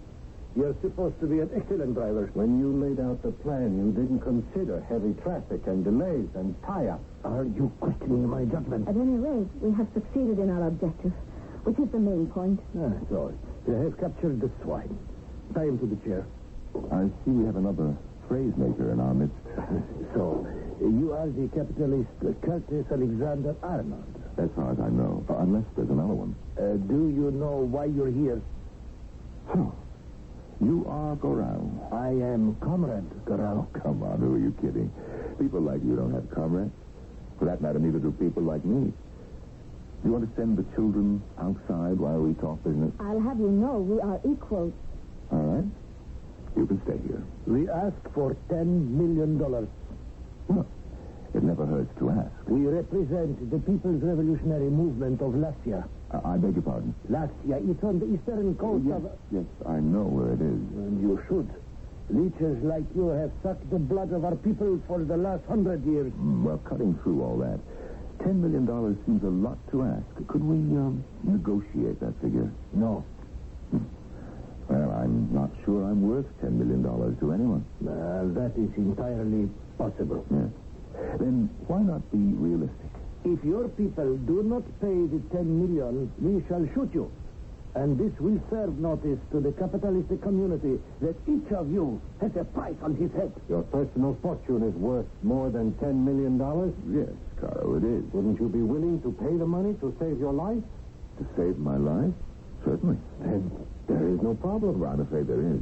What sort of problem? Why don't you ask Gorau? Is there a problem, Gorau? We did not bring this swine here to hold a discussion. She's asking a legitimate question. You're evading the issue. Now, why don't you answer her? I decide which questions are legitimate and relevant. Mm-hmm. Well, then suppose I answer it. It doesn't matter if the ransom is paid or if it isn't paid. As far as you're concerned, I am not going to leave here alive. Well, is that true, Goddard? All decisions shall be determined by revolutionary necessity. Well, that doesn't answer the question. It does. There you are, Colonel. But if he pays the ransom, why does he have to be killed? Do you realize that you are making a counter-revolutionary statement? But, Goddard... If you persist, I can have no choice but to begin to doubt your political reliability. Why are we arguing about this now? Why are we arguing about this at all? Come, Carl. When the time comes to do the right thing, the People's Revolutionary Party has every confidence that you will do it. But gladly, unquestioningly, with true revolutionary ardor. You will, Carl, won't you?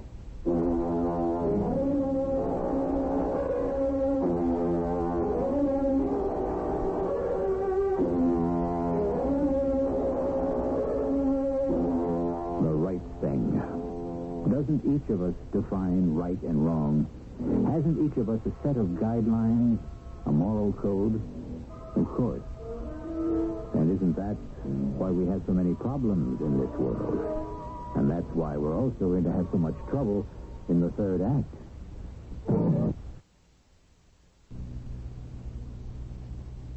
WBBM Chicago.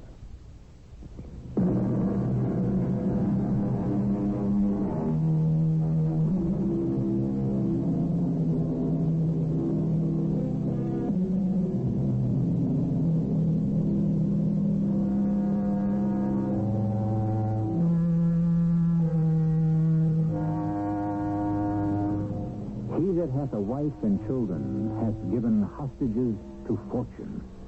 Or so said Mr. Bacon. But doesn't it go even deeper? Isn't each and every one of us a hostage to an unpredictable fate or some random chance? Who can predict what awaits us just beyond the horizon? You will follow the orders of the People's Revolutionary Party, Carl. Of course he will. Now, just a minute, Marla. Yes? We said there wouldn't be any violence. When did we say that? At the meeting. Who made that statement? Well, I don't remember exactly who, but what? Seems to me that is what we imply. Oh, my dear boy. Don't use that patronizing tone. I'm as old as you are, and I was in the movement before you were. Why do we have to have this argument now? Besides, you have already done violence, Carl. Me? Never. When? The chauffeur Crandall. What about him? You killed him. Who says I killed him? Well, how did you get the uniform and the key to the car? I didn't have to kill him to do that. You mean you didn't kill him? Of course I didn't kill him. But you were supposed to kill him. Nobody ordered me to. Did there have to be an order? It was understood. Now the men can identify you. You have begun badly. And you are going to obey the orders of the party completely without reservation. Of course he will. We shall arrange for the ransom. And when I come back here, this pig must be killed. You must understand, Caro. You are with the people or against them. There is no middle ground.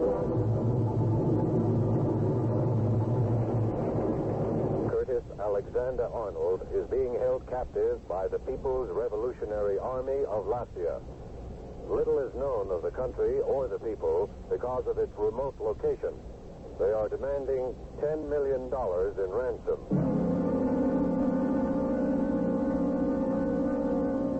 How are we doing, Caro? Do not speak with him. He's afraid I'll subvert you. Corral is angry enough as it is. Corral. How did he get to be head honcho, anyhow? All of us are equal in the movement. Yes, I know. But recall what George Orwell said about folks like you. Some are more equal than others. I don't like Corral. Neither do I. What are you doing, Carlo? How can you engage in this type of conversation? You know, I don't trust Corral. We will have to gag him. Why? To stop the flow of these obscenities. Well, what did I say? All I said was I don't trust Corral. You don't know Corral. That's where you're wrong. I know hundreds of Corrals. I hire, I fire, I use the Gorals of this world whenever I need them. You're out of your mind. My dear, anybody who runs a business needs a hatchet man. What is that hatchet man? A man who runs things is constantly being faced with the necessity of announcing something that happens to be bad news for somebody. You hate to do it yourself, so you hire somebody to do it for you. A hatchet man? Yes, you've got the whole thing. You know, it isn't easy to be a good hatchet man. Actually, I think they have to be born.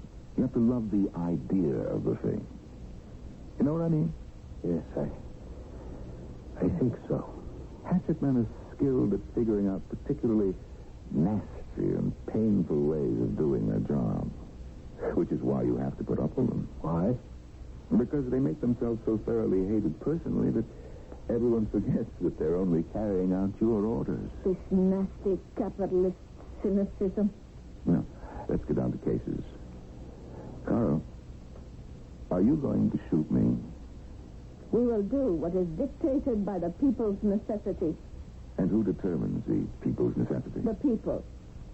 And how many people are there in Lacia? 5 million. Oh. And all 5 million of them have made this decision to have me killed? We have made the decision for them. Oh. Well, how could you do that? Because we represent the people. Oh. Well, what you're saying is the people of Lacia elected you and empowered you to arrive at decisions of various kinds. The people of Lacia do not have the right to vote. Oh. I see. However, if there were a free election, the overwhelming majority would vote for us. What makes you so sure? Isn't it obvious? To vote against the People's Revolutionary Army would be against the interests of the people. Do you also buy this nonsense, Carl? How dare you describe this as nonsense? He's as wily as a serpent, which explains how he became one of the richest men in the world. Oh, no, really. I am one of the poorest. Don't take us for fools. I know you have contempt for humanity, but give us credit for a little bit of intelligence. I give you credit for a great deal, Marla. You see, I have very little. You have hundreds of millions of dollars. You control billions more. That's true. No, that may be true. Then how can you say you have very little? I have no children. I had a boy once and a girl. Today they would have been as old as you are, but they died in an accident. Do you expect us to have sympathy for a man like you? I have no wife. You lie. Her pictures are constantly in the newspapers. We see very little of each other. Yes, go on. Really? I wonder why I'm telling you this. Because you think to distract us. Perhaps to arouse our sympathy. And maybe you could if you hadn't caused so much misery and suffering for others in this world. Well, I think I'm talking like this now because suddenly, everything else is stripped away. I'm completely at the mercy of a trio of fanatics. We are not fanatics.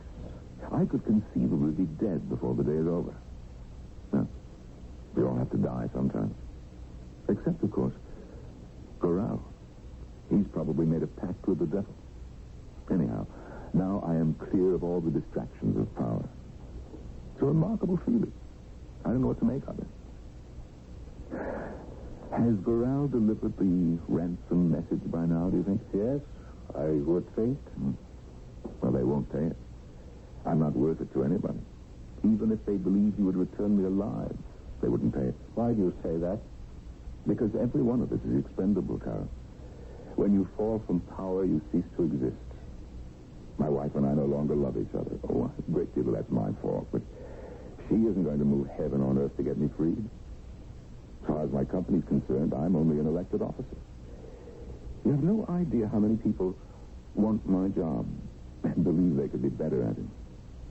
But Carl, I am the prisoner of my own image. I don't understand. I'm known as a hard charger. Yes. A two-fisted, no-nonsense gut fighter who goes for the jugular. And so... And so what? They would say, Kurt Arnold would never stand for it. Tell them all to go to hell. Don't pay these punks. Don't hold still for blackmail. which one of you is going to knock me off. Goral ordered you to do it, but, Marla has the gun. Goral did not order this. He didn't? But it sounded pretty much like an order to me.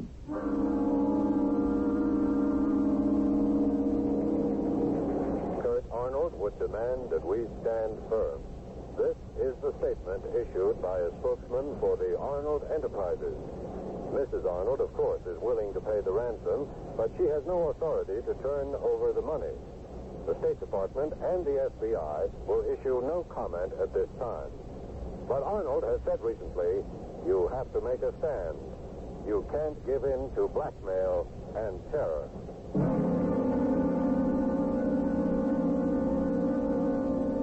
What can be keeping Goral? What do you suppose? He's up to some mischief or other.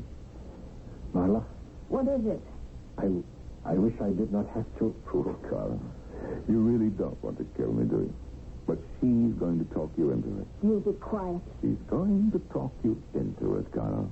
Carl, it was you who brought most of us into the movement in the first place, remember? You saw the evil in the system long before anyone else. Isn't that true? Is it, Carl? The discoverer, the inventor, always gets cheated, displaced. Someone else always takes over and gets the glory. You were the one who taught us the concert of the people's necessity. All right, Goral said it now, but those words were yours originally. You know, I think she's getting to you, Carl. The end, Carl. Keep the end in sight. We must erase the exploiters from the earth. Then, and only then, can there be true freedom, real liberty. You said all that. She's got you there. The new world. Any world can only be born in turbulence and agony. How was this earth of ours created? All your words, Carl. I could give you a job in my public relations department. So he had to be killed. Not because Goral says so, but because history demands it. I don't think you're going to do it, Carl. Even you wouldn't, Marla. Really? The two of you are basically decent people. You come from a country where people are poor and things are tough. You're idealistic enough to think that you've found a way to make living conditions better. I admire you for it. See how he patronizes us. See how he reduces us both to the status of innocent children. We must do our duty. Well, Carl. Yes, I know what that yes means. She hasn't convinced you of anything. She's giving you the woman's promise. In your heart, you know this revolution of yours is a fraud. That's a lie. I don't blame you. She's beautiful. Goral! We must move quickly. Why have the police? This news has created a sensation back home. The publicity has practically made the revolution. Just as I predicted it would. Did he make this prediction or did you, Carl? We will have to shoot him immediately. Each of us is a hero back home. The army is with us, we're sure. The army? Yes. Yes, I have made a deal with the generals. A deal with the generals? But the generals are the ones... The generals will keep things in order while we... While we what? While we liquidate the opposition. I do not like that word. He doesn't exactly mean liquidate. We have many unreliable people in the revolutionary movement. We must dispose of them. What are you talking about? I have a list here of people who are to be shot, imprisoned, or exiled as soon as we return home. You mean without a trial? No, of course they will receive a trial first, a fair trial. But that will only prove that they are guilty. Who is on that list? We have no time to discuss it now. Check and see if you're on it, Carl. Caro, you are the hero of the revolution. You will be the first president of the republic. Now, Caro, shoot him. Now? Now. If you won't, I will. First me and then you, Carl. You have neither the courage nor the conviction to be a revolutionist. Very well. Carl? Goral, put away that gun. You cannot stop me. I know my duty. And I know mine. In a sensational rescue effort, Curtis Alexander Arnold was saved from the People's Revolutionary Army of Latvia by two young Latvians who are students in this country. Mr. Caro and Miss Marla happened to notice a notorious Latvian terrorist, a man named Goral, on the street. Real realizing that he must be implicated in the Arnold kidnapping, they followed him and discovered where Mr. Arnold was being held. In the ensuing struggle, the terrorist was killed.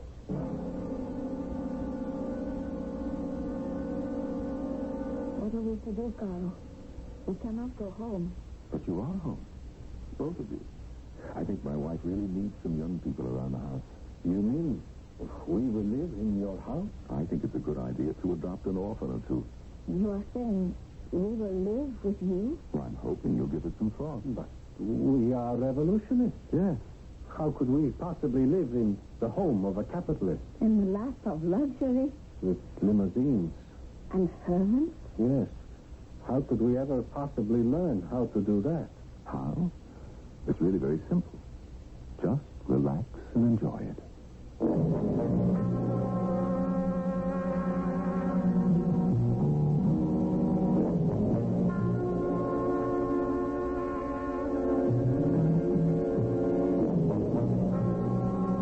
And they did. After all, is it so difficult? Some of us have so much, and some of us have so little. Yet, in certain special and very vital areas, the very rich can be poorer than the very poor, and the very poor can be richer than the very rich. Whichever condition describes you. I will return shortly.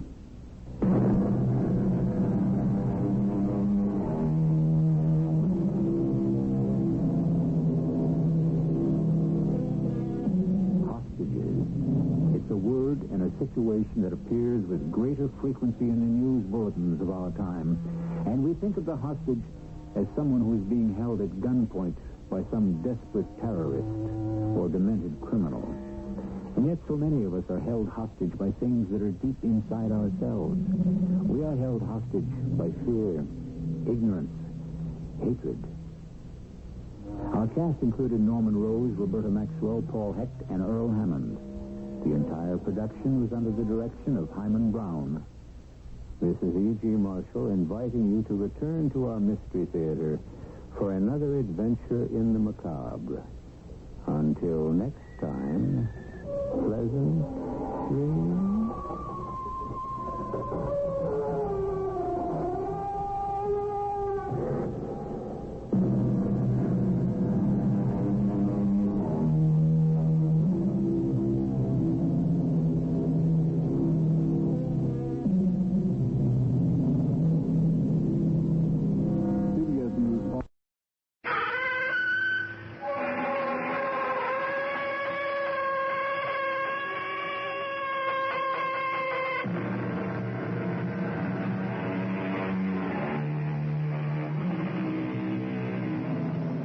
Come in.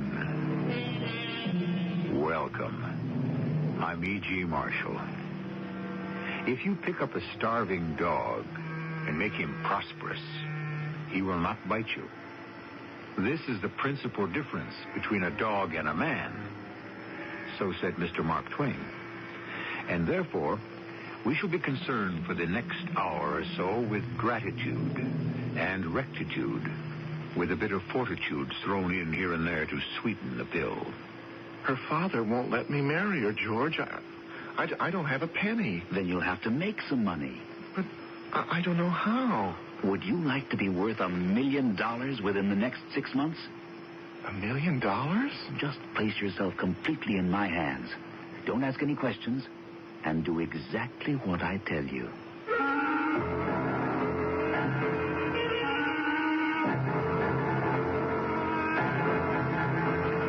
Our mystery drama, The Goddess Caper, is based on the writings of Mark Twain and adapted especially for the Mystery Theater by Sam Dan and stars Court Benson. It is sponsored in part by ARM, Allergy Relief Medicine. I'll be back shortly with Act One.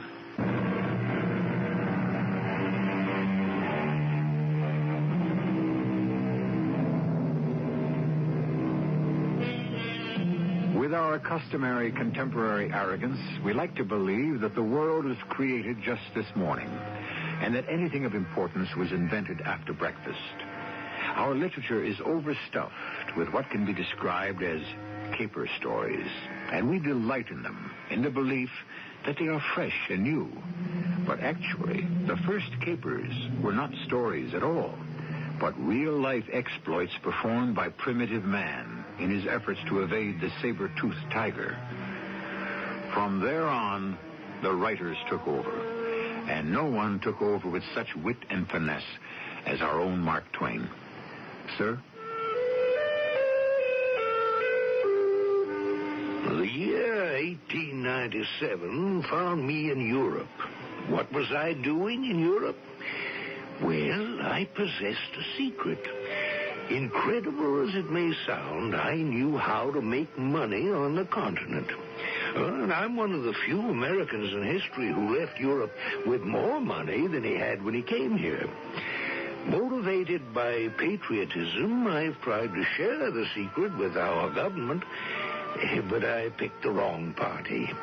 Their basic interest is spending it, not saving it. However, I was walking through my hotel lobby. Oh, Mr. Clemens? Guilty as charged. Oh, I'm an American. Yes, I would say so. You're definitely, tangibly an American. Not only an American, but an American lady. Now, I have no right to approach you this way. I'm sure you must have pressing business. Oh, nothing of great import. Merely an audience with the king. You have an audience with the King of Italy? Or to be accurate, he has an audience with me. Oh, well, then I'm sorry. The truth is, the king and I are going to share an audience. We shall both be part of the crowd that's going to see that marvelous sculpture, the Capitoline Venus. The Capitoline Venus? However, she's been around for more than 2,000 years. There's no reason she can't wait another hour for me to pay my respects. The Capitoline Venus? Yes, I'm sure you've heard of her. Oh, yes. Yes, I have. Is something wrong, Mrs. Walcott? Yes, I'm afraid something is terribly wrong, and I really... Yes? Well, here I am, trying to tell my troubles to a complete stranger. Sometimes we have no choice. But it concerns the very statue you just mentioned. The Capitoline Venus? Exactly. Well, now, why should a recently discovered ancient Roman statue be a source of trouble for a young lady from... Ohio, Cleveland, Ohio. The mystery deepens even further. Now, why don't we sit down here at this table, Mrs. Walcott? Perhaps a little libation? Oh, no, thank you. I'm sure I couldn't eat a thing. Well, a cup of tea, eh? Cameriere, due tè, prego. Are you sure you can't be tempted by some of the heavenly pastry they serve here, Mrs. Walcott? Oh, thank you, but as you can see, I must watch my weight. But I think I will have something very light, since it's so close to lunch. Suppose I have just a bit of the pasta and a small bowl of the minestrone. C'è la vitella, signor?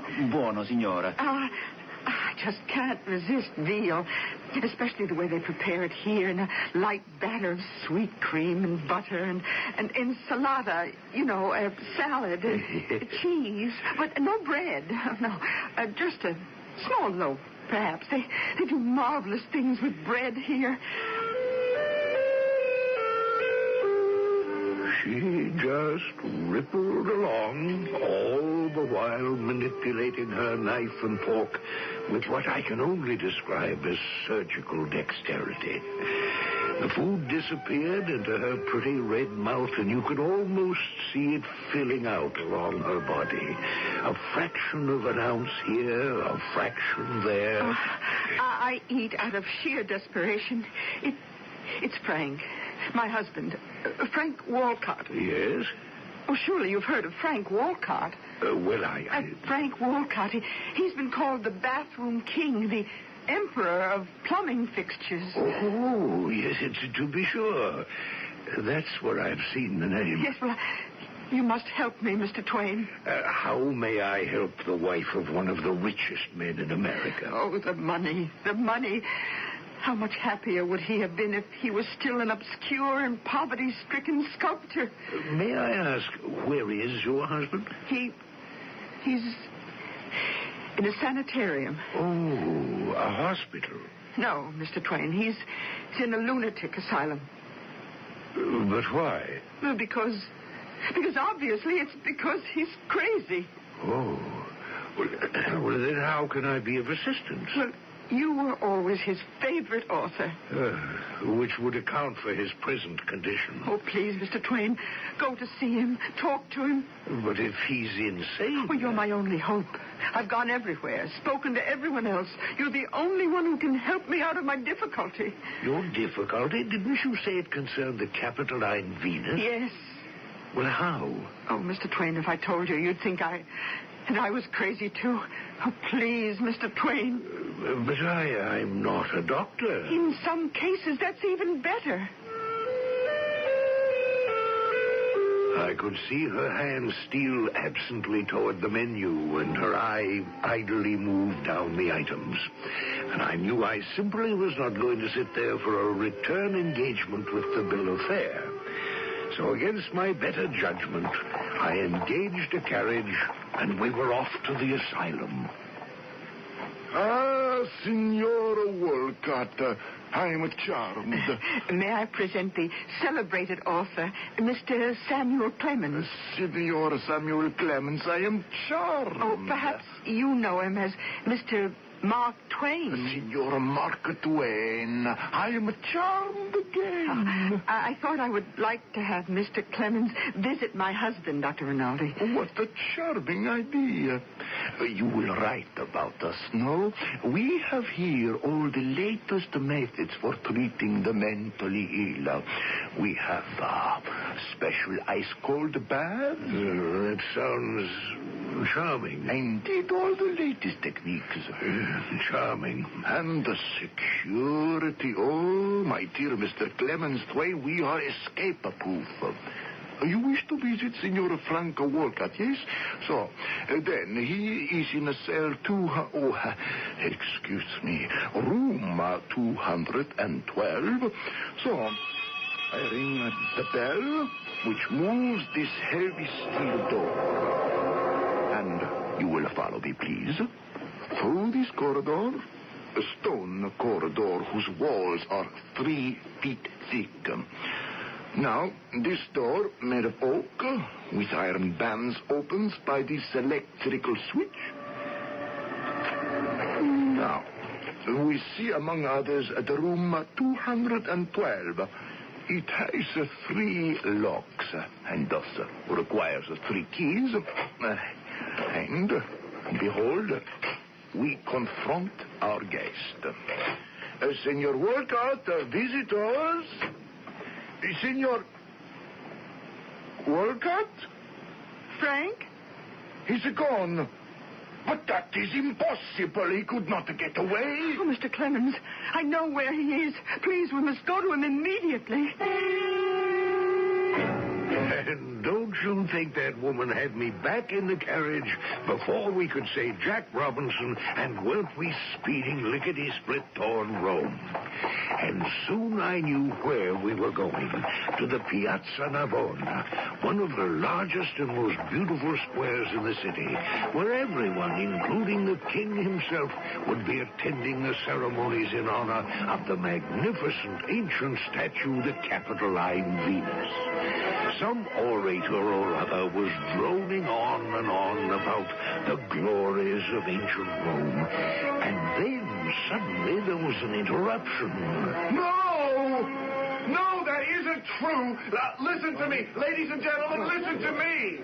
I, Frank Walcott, am the sculptor. I created this magnificent statue. It's mine. It's mine. Oh, Frank. I see what you mean, madam. You need say nothing more. It's my statue. Now, let me tell you what happened and how it happened. But he didn't have a chance. The police dragged him away. His wife fainted and could only be fully revived after some refreshment at a nearby ristorante. Are you feeling better, Mrs. Walcott? Oh, I'll never feel better as long as... Poor Frank. I only eat to keep body and soul together. Mrs. Walcott, why should your husband, a very wealthy and successful American businessman, claim to have sculpted this statue? I don't know what's happened to Frank. He was always so cheerful. Well, once a fellow gets an idea stuck in his brain, the first thing you should do is quit fighting him. Go along with him. But how? Try agreeing with him. Agreeing with him? But that's crazy. You never heard of fighting fire with fire? Yes, but I don't see how. Neither did I at the moment, but I trusted to the luck of the Missouri-born Connecticut Yankee to see me through. The first thing I did was to go to the police station where I arranged to have Frank paroled into my custody. Well, this is very good of you, Mr. Twain. Oh, don't mention it. I expect to be paid. I'm a wealthy man. If you can somehow help me prove to the world that I am the sculptor of the so-called Capitoline Venus, then The so-called? Oh, believe me, Mr. Twain, it's my statue. Considering the situation from every angle, you could be telling the truth. I what? Mr. Twain, do you realize what you just said? I think I do. Well, you're the first person who ever said anything like that. The first one who looks at me like a fellow human being and who allows there might be something to what I'm saying. You feel you are the sculptor? I don't just feel it. I know it. All right. Well, why can't it be true? Well, then, you do believe me. Well, let me tell you how it could be true, Frank. Do you believe in reincarnation? Well, what would that have to do with it? Well, do you? Well, maybe. You did sculpt the Venus, but in a past life. No, that isn't true. I sculpted her in this life. Look, I'm trying to suggest a practical way out of this difficulty. And I can prove it. Prove it beyond a shadow of a doubt. Yes? Well, how? Well, let's get Mary, my wife, and go down to the Piazza Navona and have a good look at that statue.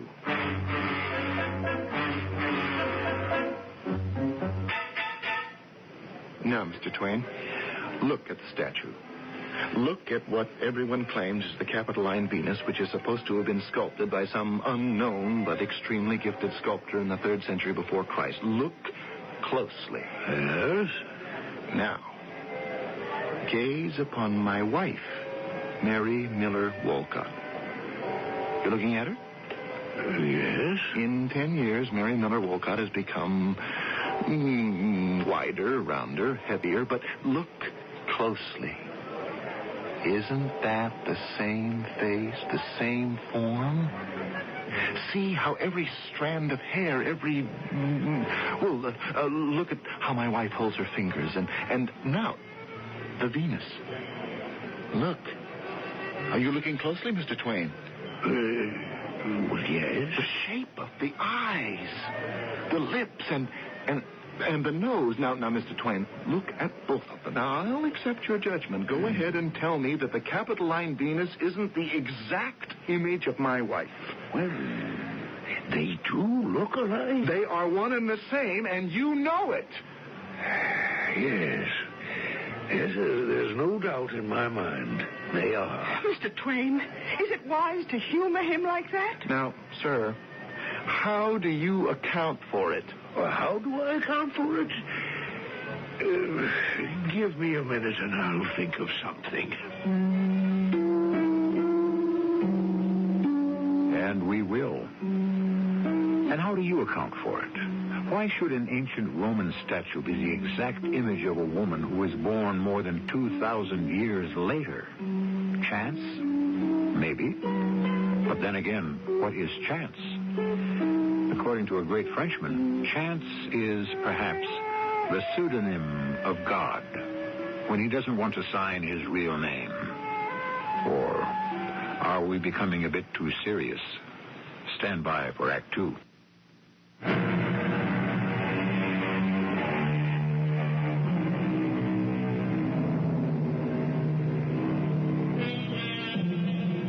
The only very marked difference between the average civilized man and the average savage is that one is gilded and the other is painted. At least in the opinion of Mr. Mark Twain. But of course, his major effort was always to strip away the gilding, the painting, the camouflaging, and the disguising that seemed to be man's basic activity, no matter what his condition of life. Well, Mr. Twain, suppose you try to account for the fact that my wife, Mary Miller Wolcott, is the exact image of this statue of Venus. Well, I've already told you. You are the reincarnation of the ancient Roman sculptor who created it. No, I reject that premise. Why? Because I know I'm not the reincarnation of any old Roman sculptor. But, Frank, darling, it does sound logical. It is ridiculous. I reject the entire concept of reincarnation. Oh, that's rather a sweeping statement. He hasn't been himself lately, Mr. Twain. Oh, I can understand why I should be having trouble with the rest of the world, Mary, but you... Surely you know better. Surely you must be able to recognize the statue. You were there during its creation. You were my model. Is this true, Mrs. Walcott? Well, I was the model for a statue that Frank sculpted. Was it this one? Oh, I don't know. She's afraid, Mr. Twain. She doesn't want everybody to think she's crazy, too. Frank, even if she were to say publicly, yes, my husband made that statue 10 years ago, and I was the model, it wouldn't help. The important thing about a work of art is not whether the artist received recognition or reward, but the fact that it exists, as this statue here exists, to enchant the imagination of men and women, to uplift their spirits. Really, Mr. Twain? Really? Look here, Frank. If you did actually create this statue, how did it get? Yes. How is a long story. Frank, I do believe it's time for dinner.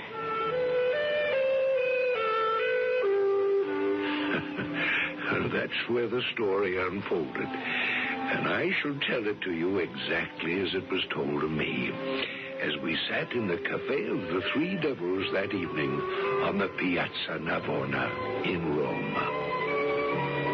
10 years ago, I was a penniless art student in Rome. I'd come here to study sculpture, to create statues.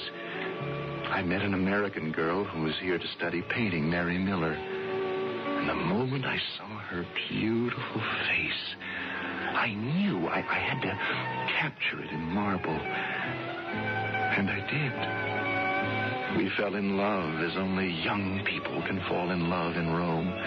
Madly, hopelessly, completely. But there was a complication. As a writer, you should know all about it. Her father. Oh, Frank, darling, I do love you. I know, but your father, why is he so obdurate? Oh, he means well, but art is folly as far as he's concerned. Well, then why did he let you come here to study painting? Oh, well, he thinks art is all very well as a pastime for women before they get married, but men should be concerned with more important things. Such as? Making money. It isn't exactly hopeless. Father says we can be married as soon as you're able to acquire $50,000. $50,000? I can't even pay this month's rent.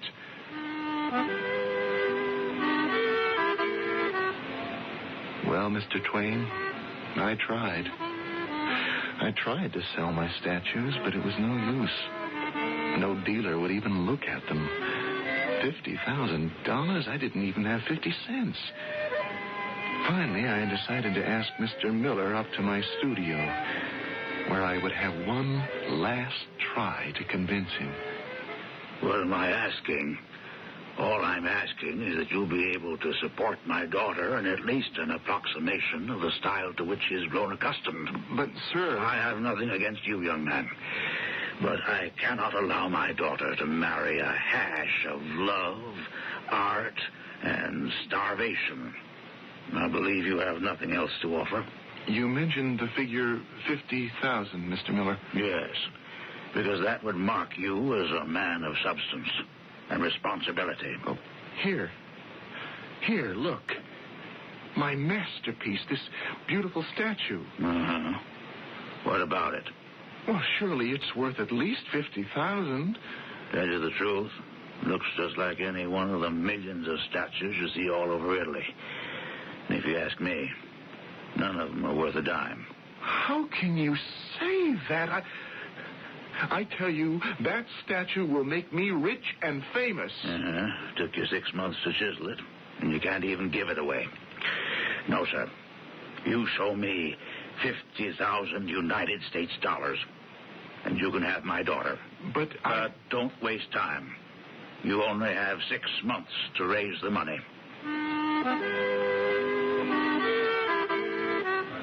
What was I going to do, Mr. Twain? And then he came to visit me. He? Yes, Mr. Twain. The smartest, the kindest, the most wonderful man in the world. My brother.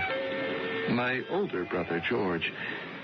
I remember every time I had troubles, things were going badly, George would always sit down, light a cigar, take a puff, and say, "Well, let's see how we can get you out of this particular scrape, Frankie."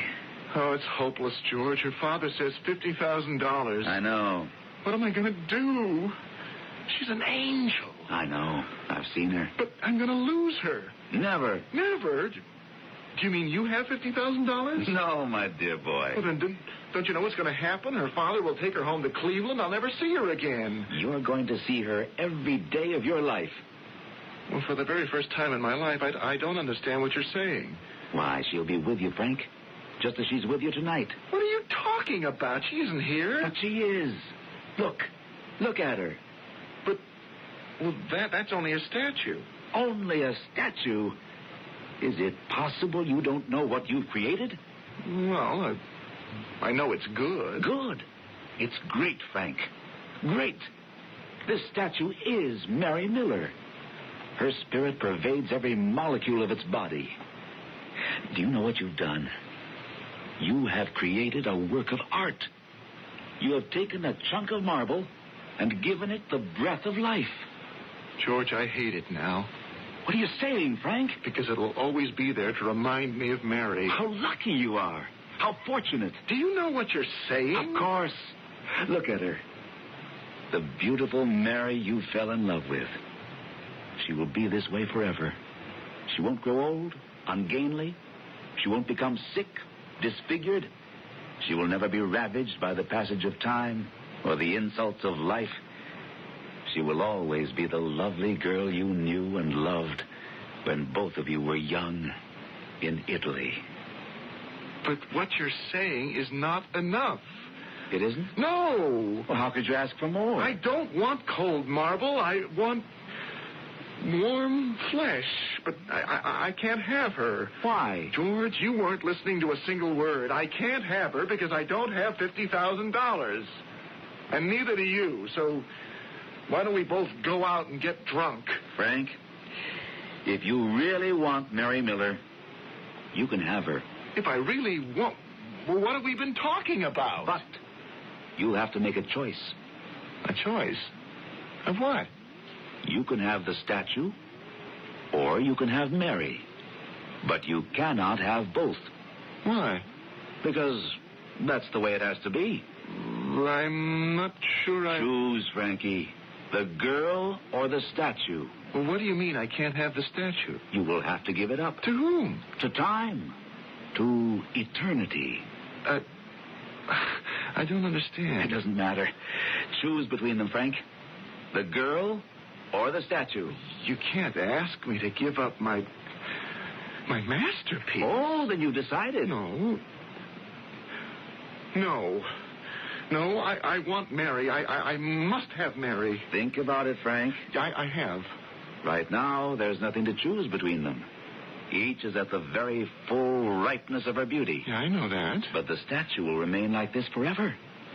Mary won't. I'm an artist, George, but I'm also a man. She'll get fat on you. Don't say that. You don't believe me? Look at her mother. Mary is an angel. She doesn't have a fault in the world. She likes to eat, Frank. Oh, does she ever enjoy packing it away? Her father's in the grocery business. There was always a lot of food in the house. George, what is the point of all this chatter? Did I ever let you down, Frank? The answer is no. Do you want me to get the girl for you? If you can. No ifs, ands, or buts. You know the terms of the deal? You give up the statue, give it up forever. Do I have to? Yes, Frank. It's the only way. Oh, I want her so much. Is she worth it? Is she worth losing this magnificent masterpiece? Well... But how can you do it? How will all this raise $50,000 for me? Oh, $50,000 is mere pocket change compared to how much money you have a year from now. But how? That must remain my business. Don't meddle. Don't ask questions. Now, do you want the girl? Really, truly? Yes. I want her. I would advise against it. But I see your mind's made up. Well, here we go. Where's the hammer? A hammer? What do you want with a hammer? I see it. Now to work. Yeah, well, what are you doing? George, get away from the statue. George! I'll kill you. Get away from that statue!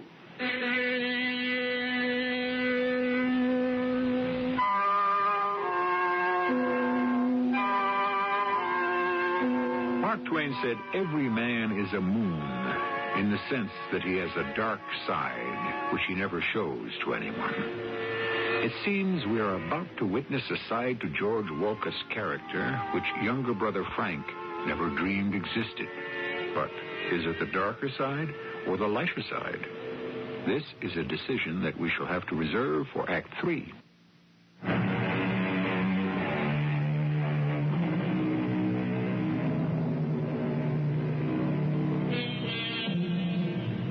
Speak of people from other countries as foreigners. But all men and women are basically foreigners to each other. Even a man and wife. Each has reserves that the other cannot enter into or understand. And these have the effect of frontiers. And so the daily miracle of our social order is not that we know so little about each other, but that all things considered, we know so much. George, you've gone mad. Now, Frank, don't I know what I'm about, generally? Generally, yes, but this is insanity. You want Mary, don't you? Oh, but you can't destroy my statue. Didn't we just agree that I must be given complete freedom? Now, trust me. Leave the thing entirely in my hands. It has to be done with skill and finesse. What has to be done? Let me see. We'll take off the tip of her nose. George! And 2 fingers from the right hand. No, George. No, I can't let you. Now, Frank, we agreed. Didn't we agree? Yes, George, but... Okay, now part of the right ear. No more, George. It has to be done right. A couple of the toes. George!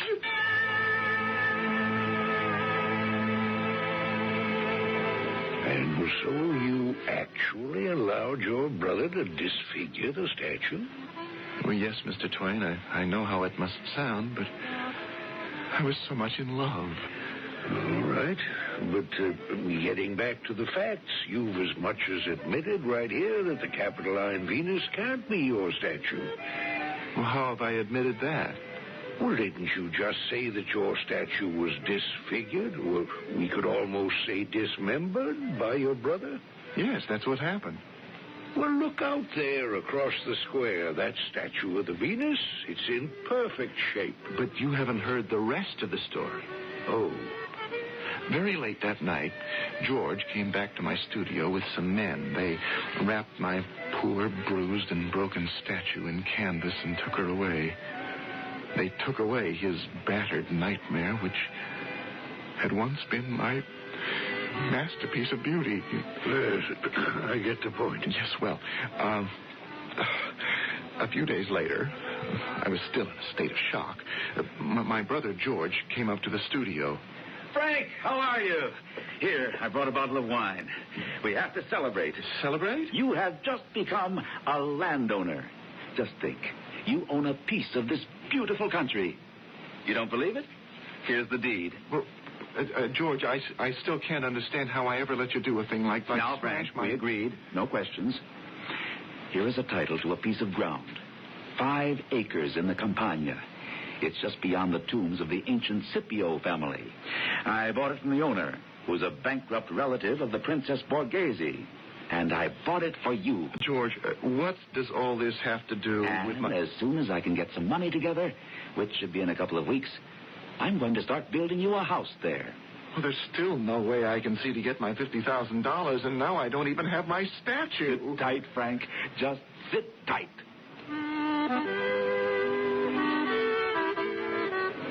And that's what I did, Mr. Twain. That's exactly what I did. The days went by, the weeks, the months.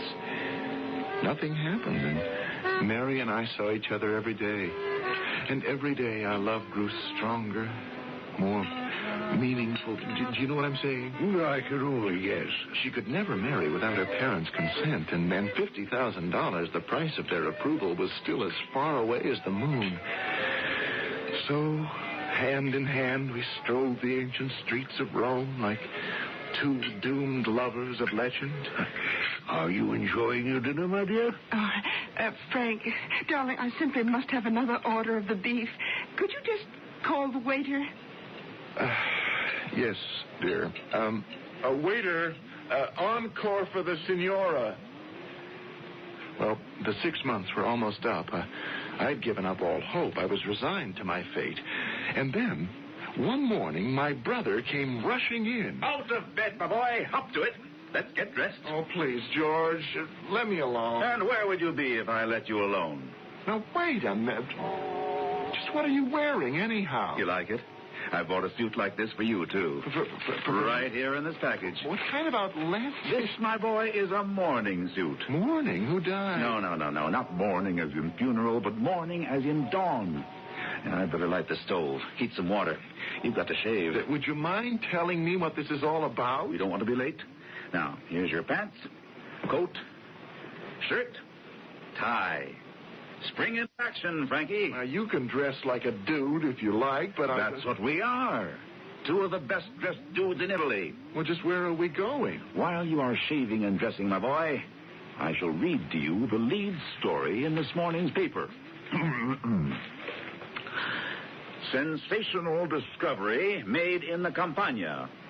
Mr. George Walcott, an American, was building a house on a piece of property owned by his brother, Mr. Frank Walcott. What kind of nonsense is this? And never ask a question while you're holding a razor. To continue. While making the excavations, workmen came upon what can only be considered as the most remarkable piece of ancient sculpture. In accordance with the law, a veil of secrecy was immediately imposed as the government took military possession of the statue. You mean it was found on my property? Didn't Papa always say you were born under a lucky star? What else does it say? The government appointed a distinguished committee of art critics, antiquarians, and cardinal princes of the church to assess the value and determine the remuneration due to the owner of the property. Well, that's me. I'm the owner of the property. Of course, the weight and wear of centuries had taken their toll.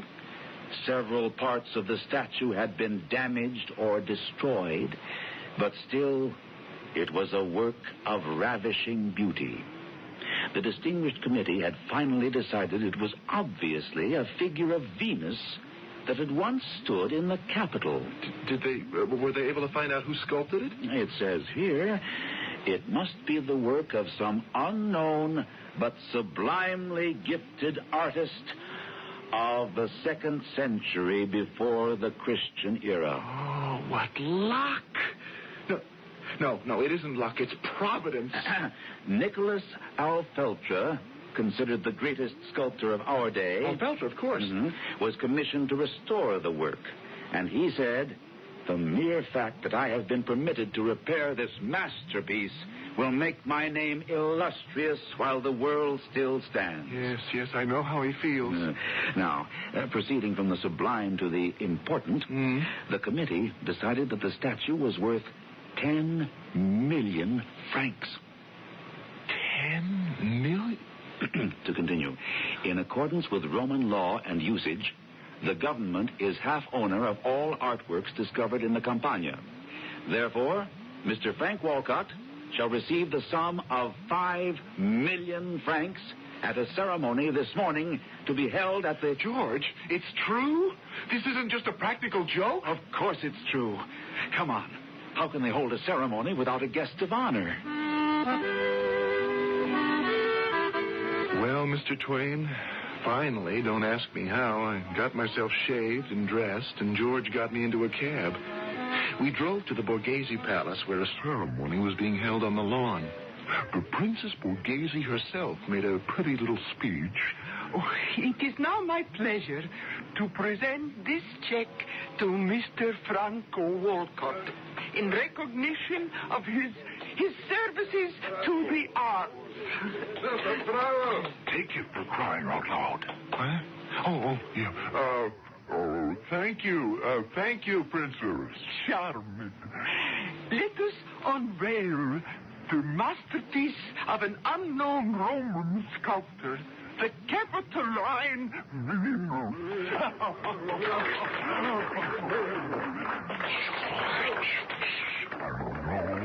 It's mine. No. It's by an unknown ancient Roman. George. I can't let them do this to me. And give back the check. The check? 5 million francs. This morning's rate of exchange, $1 million. $1 million? $1 million and marry against a hunk of rock. I'll take it. I can always make another statue. Now for dessert. Oh, Frank, darling, let me look at that menu. Yes, dear. But I never did. I never made another statue. You see, Mr. Twain, I never had any money before, and I was dazzled by it. And then I found I was very good at it. Good at money. You know what that means? Yes, I know. Mary's father said to me, son, why not put that sculpturing of yours to some practical purpose if you can? And I did. At least I designed beautiful bathroom fixtures. You have to give me that. Oh, I do. But I was happy. Because in a real sense, I still had the statue. I had Mary. In my eyes, she hadn't changed. But this year, we came to Italy again. They were moving the statue here to the Piazza Navona. I saw her, and I looked at Mary, and... Yes, I see what you mean. I went to the Princess Borghese, and I said, here's your money back. I want my statue. Your statue? Yes. You see, I made it. You made it? Yes. Oh, I see. Yes, you made it. What a charming idea. Now, I'll pay you more than you gave me. It doesn't matter. I'm rich. Oh, of course. I'm so glad you understand, Princess. Of course. But you must first discuss this with a person who knows how to go about these things. I shall give you a card of introduction. Go to him at once. His name is Dr. Rinaldi. Now you know all of it, Mr. Twain. Couldn't you get George to help substantiate your story? Oh, poor George. He told me it would be hopeless, but I persuaded him, and he came forward. Well, didn't it help? George is in padded cell 213, right next to mine, at Dr. Rinaldi's. Oh. What am I going to do? Well, you made a bargain. You'll have to live with it. But it feels as if I made a bargain with the devil. Oh. We all make that bargain one way or another. Look at them over there, Mr. Twain. See how they keep gathering around the statue, how they admire it? Well, they can't take that away from you, Frank. But they have. Don't you understand? They have. At least you know that you did it. That's something. Yes, but it's not enough. I've got to tell the whole world who made that statue. Frank, where are you going? You haven't eaten a thing. Oh, Mr. Twain, whatever am I going to do with him? Listen to me, ladies and gentlemen. Listen. I am the sculptor. I created this masterpiece. Me, Frank Wolcott. It's mine. Oh, no. Frank, not again. Don't you understand? It's mine. It wasn't made 2,000 years ago. And here come the police. Get your hands off me. I'm only telling the truth. Wait, here comes my wife. Can't you see? This statue is the very image of her. Well, isn't it obvious? No, I guess it isn't. Not anymore. All right, officer, I'll go quietly.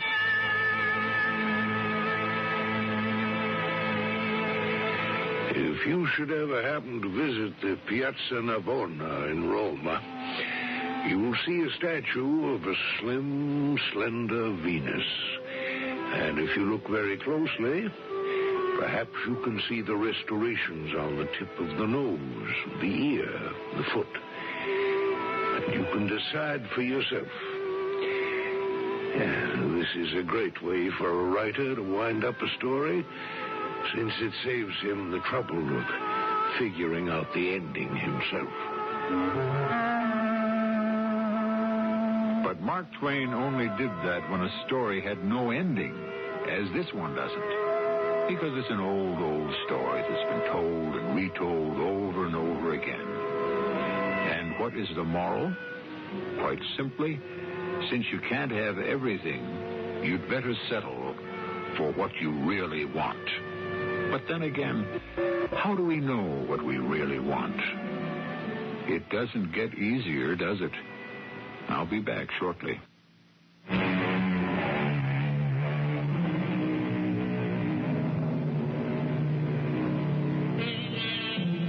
Just as a great deal of Chopin's music consists of exercises to develop pianistic skills, much of Mark Twain's writings are exercises to determine morality.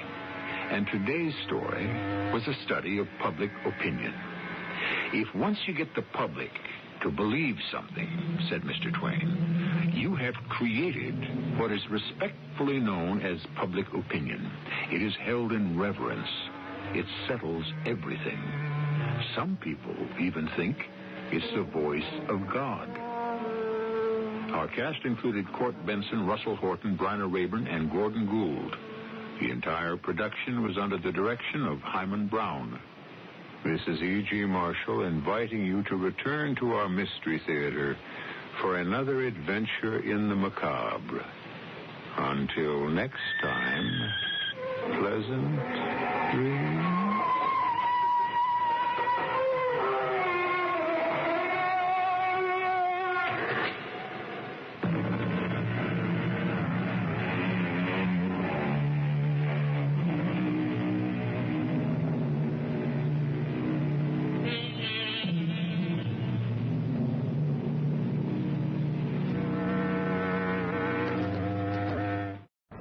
CBS Radio Mystery Theater presents...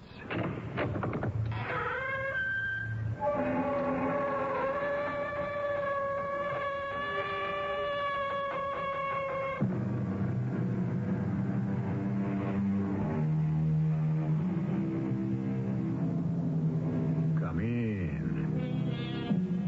Welcome. I'm E.G. Marshall.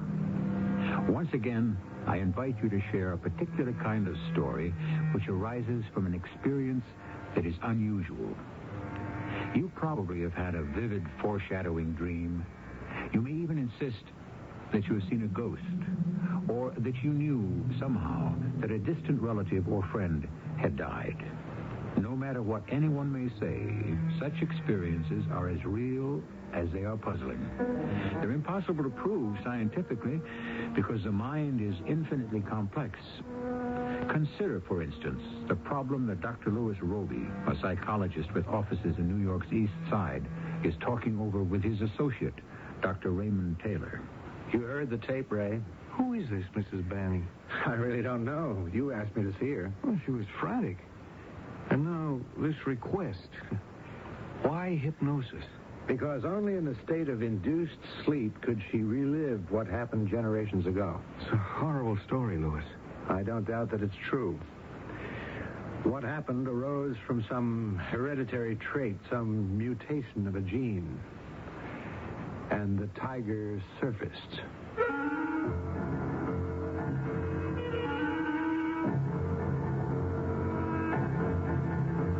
Our mystery story, Tiger, Tiger, Burning Bright, was written especially for the Mystery Theater by Roy Windsor and stars Robert Dryden and Patricia Elliott.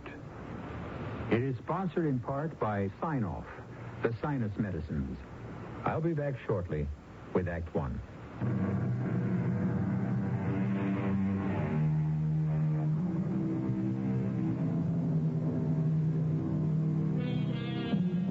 Such words as déjà vu, in which you experience something you seem to have experienced before, or inspiration, a word that means many things, a state of intense intellectual or emotional stimulation, or in theology, a supernatural influence that makes it possible for man to receive and to pass along some divine truth, all quite vague, and all challenges to psychologists who study mental processes.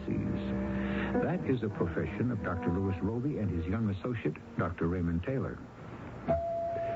Oh, you expecting another patient? No, I was about to go home. I'll see who it is. Thanks. If it's about an appointment... Yeah, I understand. Dr. Roby? Are you Dr. Roby? I must see you. No, I'm Dr. Taylor. I must see Dr. Roby. Well, I'm afraid that... Please, Oh, here. Sit down. I'll bring you a cup of water. No, I'm sorry. It's foolish of me. I won't faint, but it's churning around in me. You must think I'm crazy. Maybe I am. Dr. Roby, I must see him. You're not a patient of his? No. I've only heard of him. And you are? Banning. Mrs. Clarence Banning. Please, take me to Dr. Roby, or I don't know what will happen to me.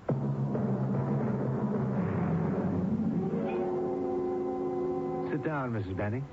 I'm all right. Forgive me for breaking in on you so late in the day, Dr. Roby. You're ready to go home, and here I am. I apologize. I'm as nervous as I'm so distraught I hardly know who I am. Nervous as a what, Mrs. Banning? Does that unspoken word upset you? I don't know why it should. Yes, it does. Can you tell me what's bothering you? If I could, I wouldn't have come to you for help. But we have to begin somewhere. Now, you're Mrs. Clarence Banning, and you live where? I would rather not say. I don't want my husband to know about this visit. You wouldn't learn about it from me. Your visit is a confidential matter. This has nothing to do with him. He's a fine man. Until recently, we've never had a strong disagreement. Ah, but recently you did disagree? No, we didn't. None of that is important, Doctor. I don't have the usual case history for you. I say this knowing how foolish it might sound, but there is a demon churning around inside me. And you don't know what it is. Why do you think I'd be able to help you, Mrs. Banning? Can you hypnotize me? Oh, that's an extreme measure. Can you? Are you qualified? Yes, to both questions, but why do you... No, let me put it this way. What has led you to resort to the idea of hypnosis? Because I feel that there is something buried inside me that only hypnosis can release. The other doctors have, well, they've diagrammed my life from childhood, but this thing that churns inside me is something that is deeply buried. It has nothing, I know, nothing to do in my own personal background. You're implying that it's something more remote? It must be. Isn't that possible, Doctor? Yes, it may be. Excuse me for 1 minute, Mrs. Banning. If I can hypnotize you, Mrs. Banning, I'll record my questions and your responses on tape because... Oh, Ray, would you mind very much staying on a while longer? Mrs. Banning has requested hypnotic treatment. I may want to confer with you briefly after the session. Thank you. All right, Mrs. Banning. You will hypnotize me, Doctor. I'll try to. Why don't you sit in a more comfortable chair, the leather armchair over there? All right. Will you be able to put me under? I don't know, but I'll soon find out. Mrs. Banning? Oh, you're not Mrs. Banning? You say your name is Armstrong, Charlotte Armstrong. Charlotte. Bruce almost always called me Charlie.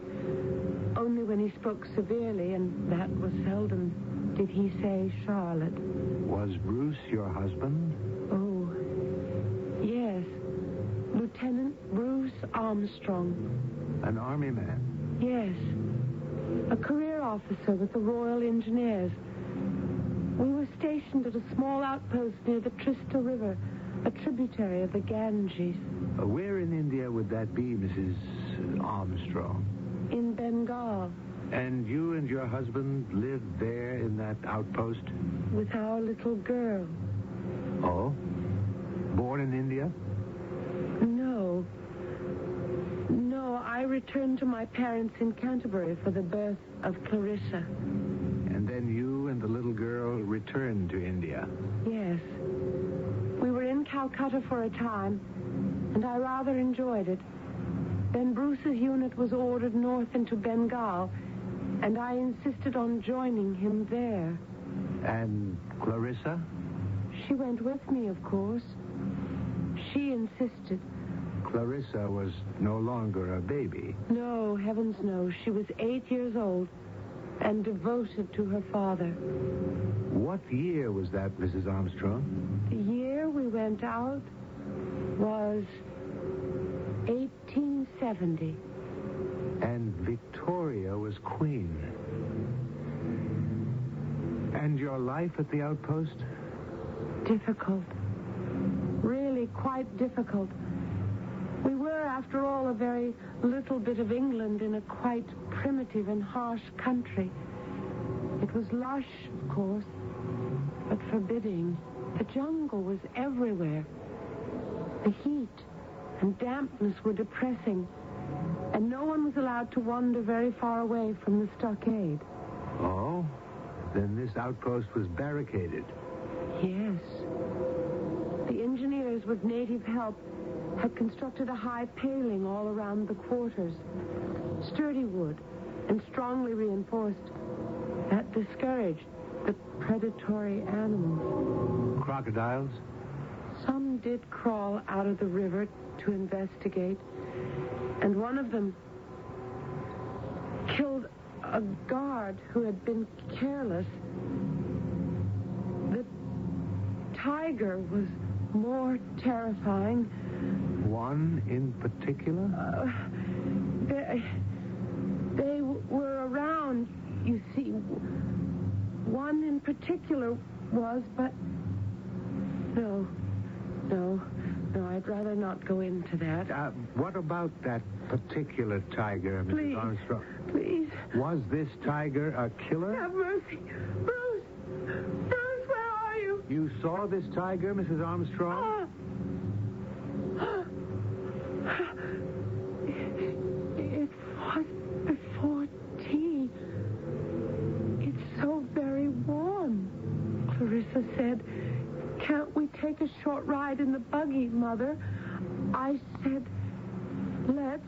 It might cool us off." So the little pony was hitched up, and Clarissa, and Go on. we had barely got out of the gate to the outpost when... Think hard, Mrs. Armstrong. I can't go on. You are outside the gate to the outpost. You're in the buggy drawn by the pony. And then... Oh, good Lord! Clarissa, run! Oh, Clarissa!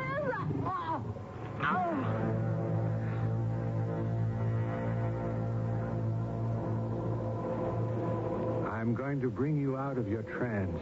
Now try to relax. When I say Mrs. Clarence Banning, you will come out of your trance. And I'm going to say it now. Mrs. Clarence Banning. Goodness. Here's a tissue, Mrs. Banning. Why is my face all wet? You've been weeping. You've relived a terrible experience. What was it? Does the name Armstrong mean anything to you? No. Or Bruce? Or Clarissa? No. But I like the names. Who are they? Your husband and 8-year-old daughter. I don't understand. Neither do I. Can you tell me something about your family, your mother and father? Are they mixed up in this? Tell me about them. Well, they were my parents. That's about all I can tell you. We were never very close.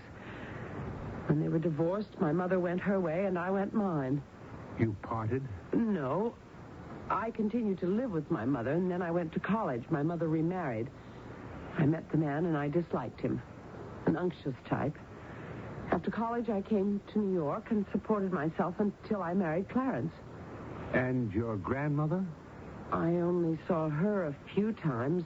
She lived in Baraboo, Wisconsin. Her name? Mrs. Paul. Her first name was Laurel.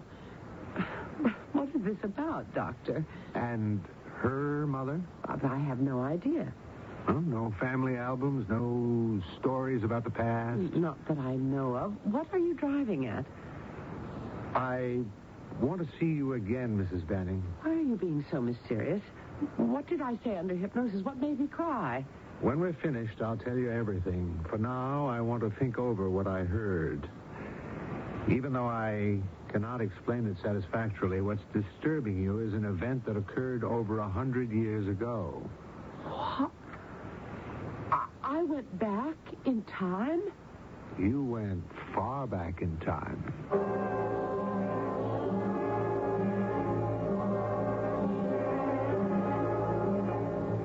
Joseph, the poor woman. It's remarkable, Ray. The incident itself, it could have been out of a story by Kipling, and even stranger, this Mrs. Banning having the incident buried in her after over 100 years. Bridie Murphy kind of thing. She said something very significant on that tape, Louis. She said she was nervous as a... Then she stopped. She couldn't say cat. Yeah, I caught that, too. That's why I agreed to hypnotize her. When she stuck on that word, I suspected, well, several things. But not what she revealed. I can't get over the horror of it. A young mother and child attacked by a tiger. I wonder if the child escaped. There's some kind of link to Mrs. Armstrong. Or to her husband. He was a young man. He may have remarried. Yeah, that's true. But I think Mrs. Banning's related to Mrs. Armstrong's side of the family. I'll try to find that out tomorrow. I wonder what precipitated the emergence of that 100-year-old skeleton. Even she won't know. A remark, a photograph in a magazine, the sound of horses' hooves. No, that we'll never know. But I will, I hope, find out what happened to 8-year-old Clarissa. There have been many instances of this kind of recall. For some reason, a man or woman under hypnosis, travels backward in time and repeats in detail a conversation heard in an old English inn in the 18th century and can describe its interior down to details that astonish experts. This is not fakery. When conscious, they don't know the things they describe. More about this fascinating subject when I return with Act 2.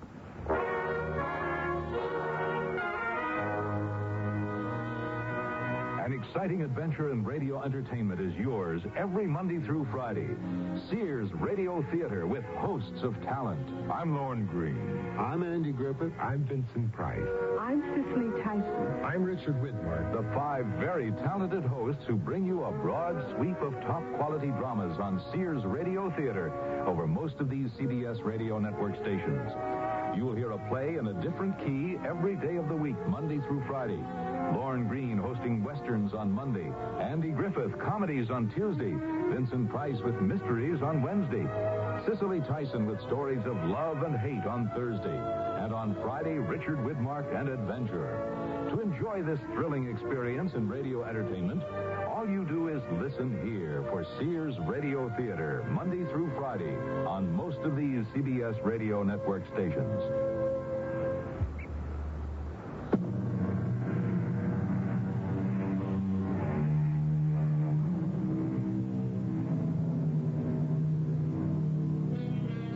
Reputable medical dictionary explains recall as the act of bringing back to mind that which has been previously experienced. But what if something is recalled that you have not experienced? What if, for instance, you could see vividly before you the murder of Julius Caesar?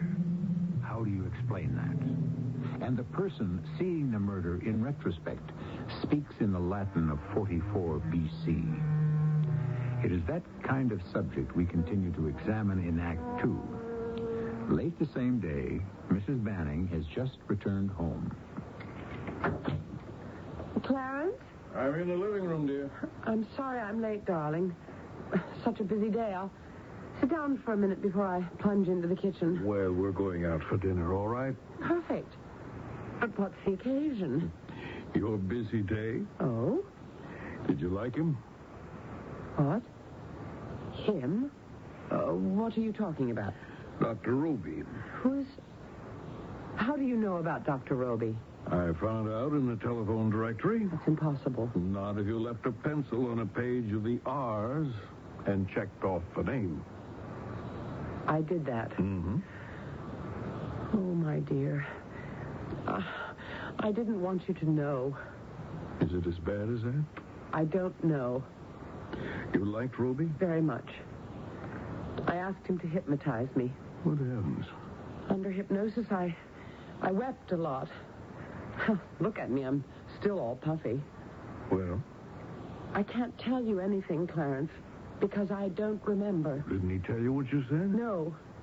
He has it all on the tape. And he wouldn't discuss it, He said later. Maybe. Well, he's reputable. I checked on him. Are you seeing him again? Late tomorrow. More hypnosis? I think so.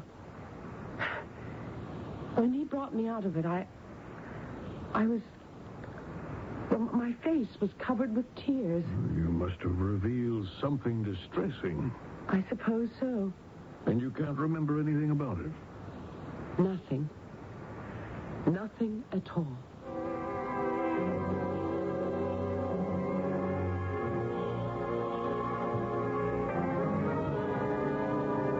Remarkable, isn't it, Mr. Banning? Astonishing. And awful. Poor Charlotte. Charlotte? Is that your wife's first name? Yes. So there's more to this recall than we've heard. When all of it comes out, I'll review it with her. And she will be free of it. She'll be cured. Well, hopefully, but I can't promise that. I'd like to, but the attack by the tiger, the death of Charlotte Armstrong, the fate of the little girl, are experiences that were branded into the Armstrong line. Well, do you understand how? I mean, to an ordinary person like me, that's hard to understand. Well, it is to me, too. This is my first experience with this kind of recall, one that jumps generations. Charlotte Armstrong met a horrible death, and her 8-year-old daughter witnessed it. That scene was branded into the little girl's mind. If she survived, and I don't know that yet, she may have borne a child, and that child may have borne another, and so on. And each somehow retained... Oh, I'm lost.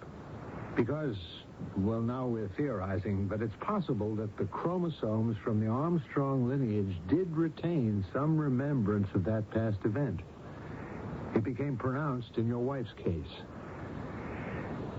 Such fears can be drawn out and the person helped, but Mrs. Benning's fear is buried very deep in her subconscious. What about her mother? Was she an Armstrong descendant? I don't know. It could have been the father. I wouldn't know. Now, may I ask you to keep our discussion confidential until I have completed my examination of Mrs. Benning?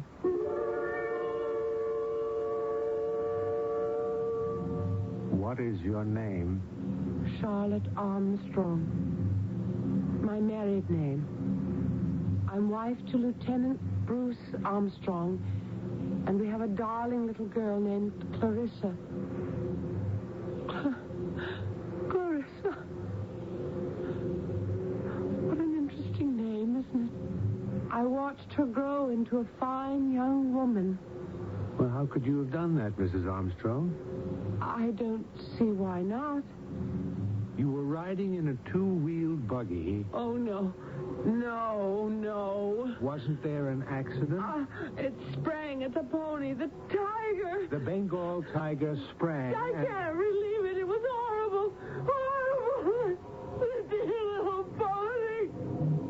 With one sweep of his paw, the tiger killed him.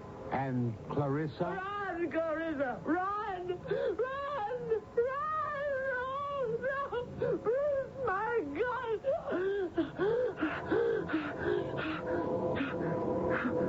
The tiger killed the pony, and then he killed you. Yes. He killed me. I don't remember anything more.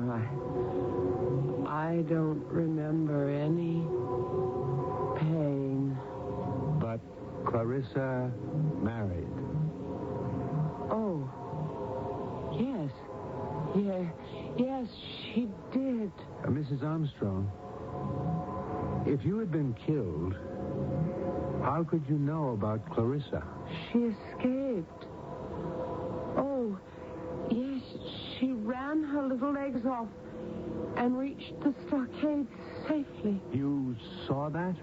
Clearly. A nice young man, Tom Durrell, ran out of the stockade gate toward the dead pony and the overturned buggy and shot the tiger and killed him. You saw this? Yes. It was very sad. What happened to your Clarissa? I'm very tired. Very, very tired. You will begin to come out of a deep sleep. I will bring you out of your deep sleep.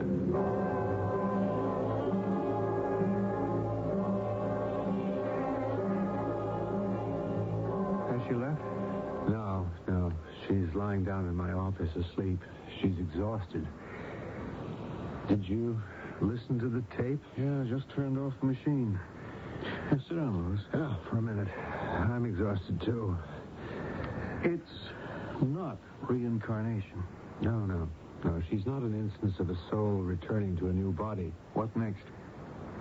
I'll talk with her and send her home.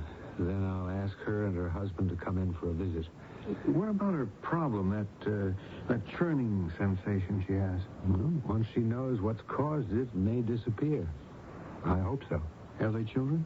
No. Well, and that's the end of the obsession.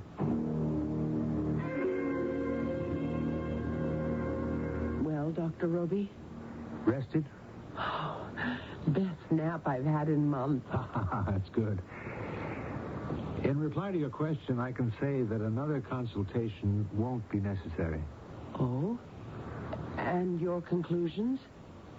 What I'll do tomorrow is to have the tapes transcribed and send them to you by messenger. You should know what you revealed under hypnosis. Then I think that the three of us should discuss it. All right, but why?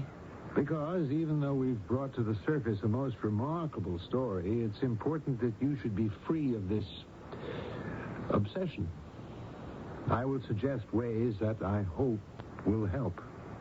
Could you visit us and could we talk about it in our home? Or is that all wrong professionally if it is? No. There's nothing wrong with that. I'll be pleased to call on you. Why don't we say after dinner tomorrow night? You won't give me a hint of what's been bothering me, Doctor. I'll just say this, Mrs. Banning. What's been, as you have said, churning you up inside is nothing for which you are responsible. You have done nothing that's been eating away at you. It was something done to an ancestor of yours 100 years ago.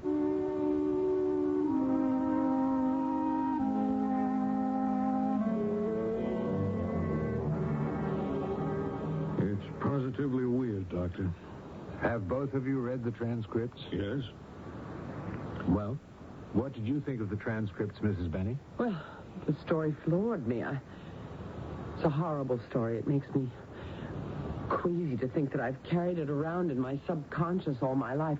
Can you explain it? No, not to my satisfaction. My associate, Dr. Taylor, and I have theorized about it, and the best we can do is to relate it to a branded chromosome. A chromosome of Clarissa's that was branded or scarred by what she witnessed. A genetic flaw? Perhaps. And of a kind that is rare. Then the tiger attacked and killed Charlotte Armstrong, and Clarissa naturally was horrified and never forgot what she saw. And then somehow her horror branded a chromosome?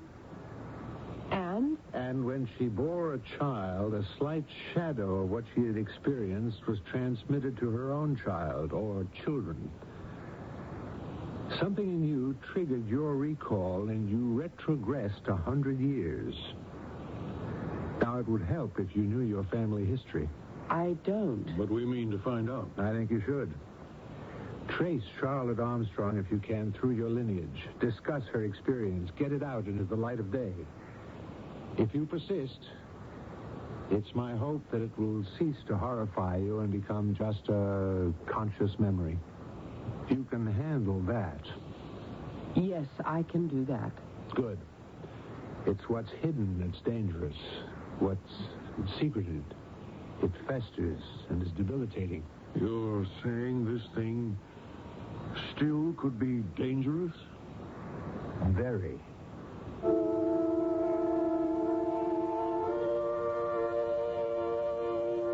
Going back in time, sometimes hundreds of years, is not unique, but it is unusual. Cases have been documented without being explained. Perhaps it's a form of reincarnation, the recapture of a life lived before. As a poet said, the caverns of the mind are obscure, and that is still true. Our bodies and minds are the product of inheritance, shaped by environment. The past echoes in us. More when I return with Act 3.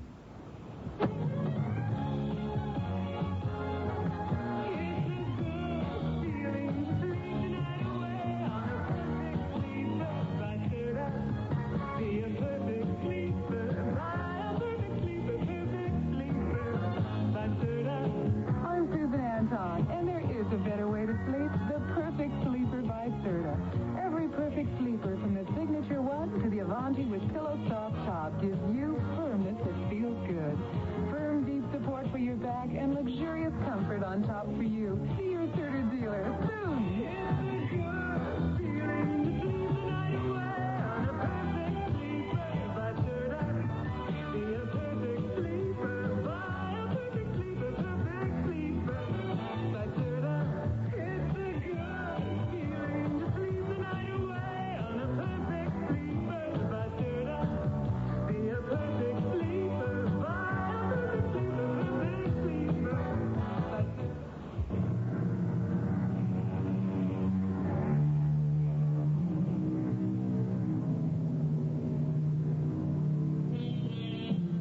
quite a famous true instance about going back in time. When General George Patton took over his first command in France, a French captain offered to show him around.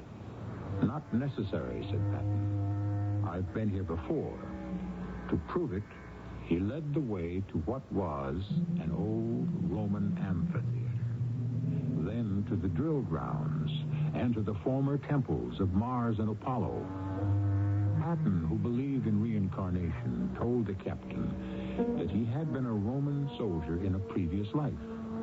That's one story, and there are others.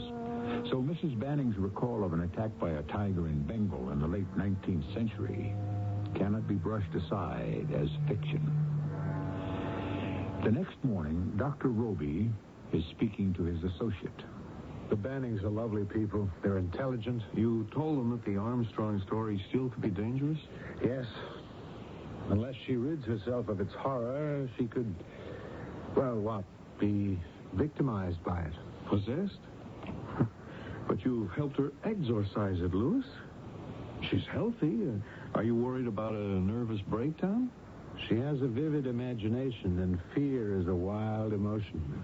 She must work to overcome it. Will she? Both of them will. I've asked them to look into Mrs. Banning's lineage. Her roots are important here. The more she learns about her ancestry, the better she'll be able to understand the history of her people. Once that Bengal tiger event is remembered and acknowledged... Yes, I understand. Like letting sunshine into a tunnel to dispel what's imagined to be lurking in its corners. Will you continue to treat her? Well, that depends. I don't think there's any need for more hypnosis. You ought to stay in touch with them, Louis. I want to. Out of curiosity. Nothing more.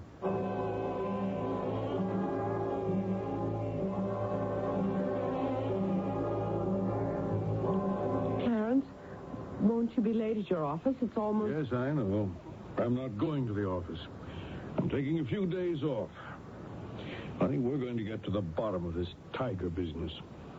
Oh. And the logical place to start, the only place, is with your family. But I have no family. You know that. Well, there's your father, Charlotte, and stepfather. He wouldn't know anything. My stepfather, I mean.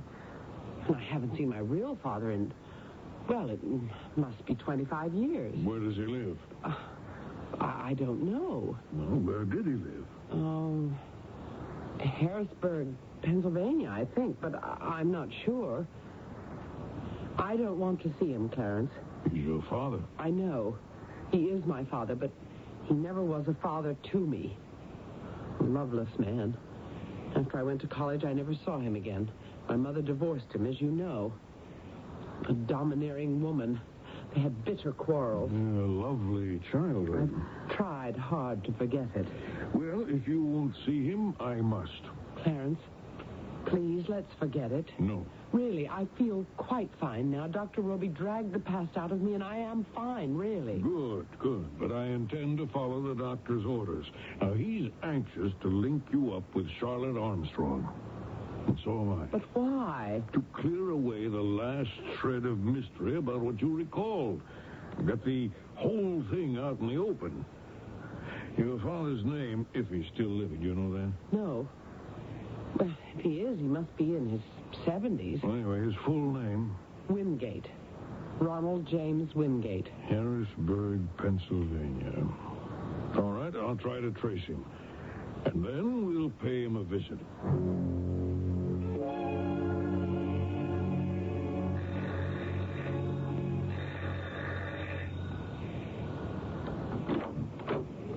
Yes? Banning. I telephoned late yesterday. May I come in? You might as well. Wind's giving me a chill. Thank you.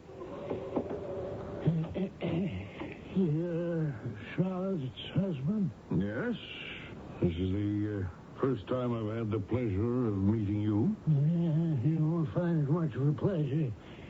I lead my life, and I prefer to be left alone. Well, I won't take much of your time, Mr. Wingate. May I sit down? No, yes, go ahead. What's all this about a tiger. Does Charlotte have a mental problem? I explained on the telephone. We're trying to explain Charlotte's vivid recall of the death of a Mrs. Bruce Armstrong. She told me about that. I still can't help you. Well, you agreed to think about your heredity, Mr. Wingate. I have. I don't think I can help. You're American? Born here? Yes. But I'm not here in New York City. And your father? He's American. Your mother's maiden name? Pamela Nelson. American? English, I think. She died when I was a boy. And her mother, your grandmother? I never knew her. But she could have been Clarissa something. Maiden name Armstrong. Charlotte Armstrong to Clarissa to Pamela Nelson, your mother. If you could link up. Is there money there? No, why do you ask? You talk like a lawyer. I am a lawyer. I thought so. There must be money there. You come all the way from New York just to ask me questions about a tiger? I did. A remembrance of the tiger killing her mother. Nonsense. Her mother married a smiler and died of boredom. And Charlotte, as a child, always was a little strange. Well, she's no longer, if she ever was, Mr. Wingate. Charlotte's outgrown her unhappy childhood. I think you'd better go. Yes, so do I. Thank you for your courtesy. Sit down, Mr. Banning. You look tensed up. Yes, I am. But I also have some news that I think is pretty good. I paid a visit to my wife's father. I managed to drag out of him the name of his mother, Pamela Nelson. English. Now, I'm betting that her mother was Clarissa Armstrong before she married. So maybe we really can trace my wife's lineage back to Mrs. Bruce Armstrong and her gruesome death. Good, very good. I'll start now at the other end, England. And when I've got it put together, I'll call on you again. I want you to. The sooner the better. Oh? It's really that important? I think it could be. In my opinion, and it's only that, perspective here is important. Your wife's recall of that tiger attack was vivid, as if a tiger had attacked her. I want to try to push that far back in her subconscious memory, so far back that it will never surface again as an immediate experience. What if my investigation drags on? Well, then it'll have to. But until the history is all laid out, Mrs. Banning could still be terrorized by that tiger attack.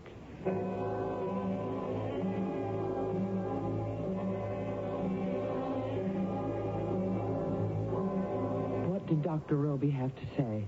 Oh, not much, really. He's pleased about my detective work. You've been gone a very long time. Well, I stopped by my office and got busy about the English end of the thing. What time? Well, it is late. Almost noon. Well, how about a walk along Fifth Avenue? It's a lovely day. I'd love that. We'll stroll for an hour and then have some lunch. Oh, that sounds very pleasant. I need some fresh air. Are you all right, darling? Yes. No tiger tantrums? No, not this morning. No, I'm over that, Clarence. Good. Let's hope so. Doesn't the doctor think so? Oh, yes. It's not in your tone of voice, Clarence. So I'm still not free of that thing. Well, almost, my dear. Once we get it in perspective, that was Ruby's word, it will be exorcised. And we shall. I'll hear from England within a week. And until then? Well, we enjoy life, think bright thoughts, take a stroll down Fifth Avenue. You are a sweetheart, Clarence. Yes, come to think of it, I think I am.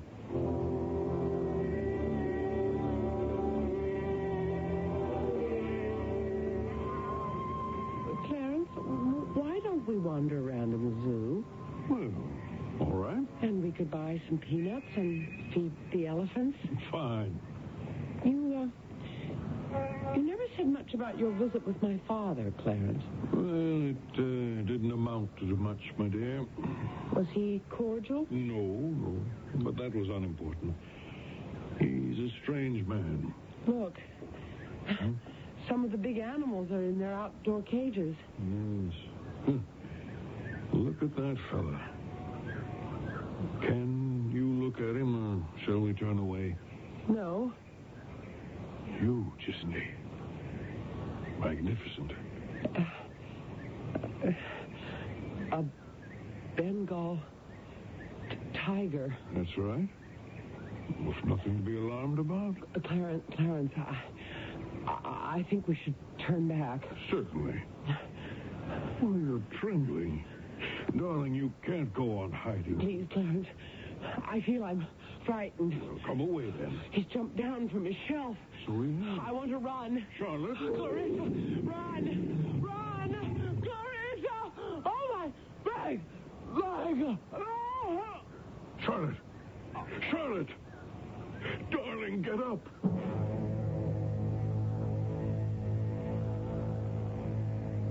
She's dead? Dead. Oh, no. The Bannings were strolling through Central Park, and they walked around in a zoo. They came to the tiger's cage, and suddenly, according to witnesses, the tiger went crazy and flew at the bars of his cage, right at Mrs. Banning. She screamed and fainted. At least that's what they thought. Actually, she dropped dead. Good Lord. Before she collapsed, witnesses say she tried to break away from her husband, and they heard her screaming, "Clarissa, run, run." Horrible. And she collapsed. Must have been some kind of, affinity between the tiger and Mrs. Banning. Oh, that's far-fetched, Ray. Yeah, maybe. But animals do sense when a person's afraid of them. I caused her death. Well, that's foolish. Through hypnosis, I brought that killer tiger to the surface of her mind. Well, of course, and a good thing, too. But because I did, Mrs. Banning was conscious of it. It had come to the forefront of her mind. When she saw the tiger in the cage, that was the catalyst. That tiger became the Bengal killer tiger. The collision of the ideas horrified her. That's why she became Mrs. Armstrong for that moment. Now I'll see who it is. Okay. Mr. Banning? Dr. Roby? Come in. I don't know what to say. Dr. Taylor just told me what happened. I'm inexpressibly sorry. I feel my responsibility deeply. I thought you might. But you were not responsible, Doctor. I've been walking around and thinking for hours. I'd like to blame someone. But I can't. It was fated. Even the cure. Hypnosis and exorcism to get rid of an obsession. It was just fated that the cure was discovered too late. My wife was doomed over 100 years ago.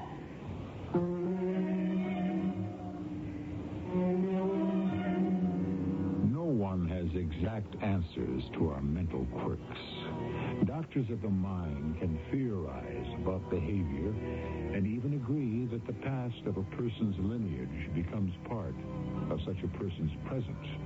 For instance, how else can we explain the appearance of a brilliant man or woman whose parents are simple?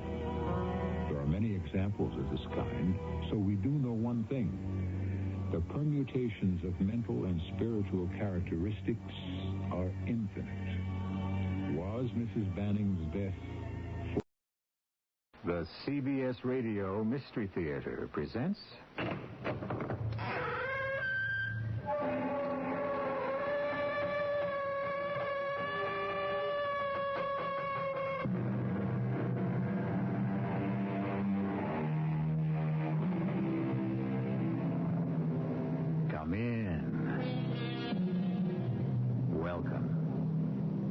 E.G. Marshall.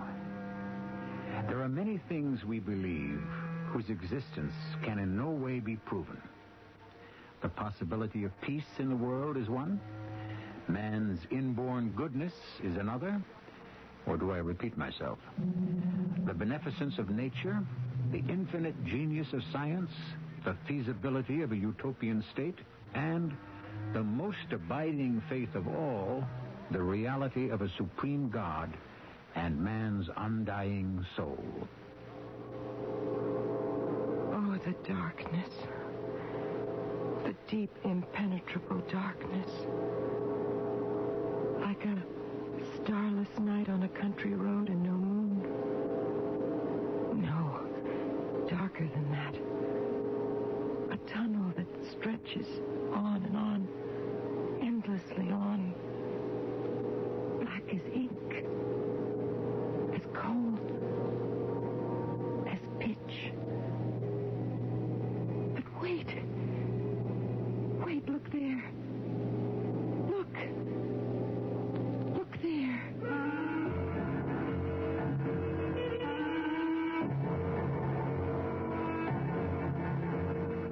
Our mystery drama, Body and Soul, was written especially for the Mystery Theater by Elspeth Eric and stars Terry Keane. It is sponsored in part by True Value Hardware Stores. I'll be back shortly with Act One.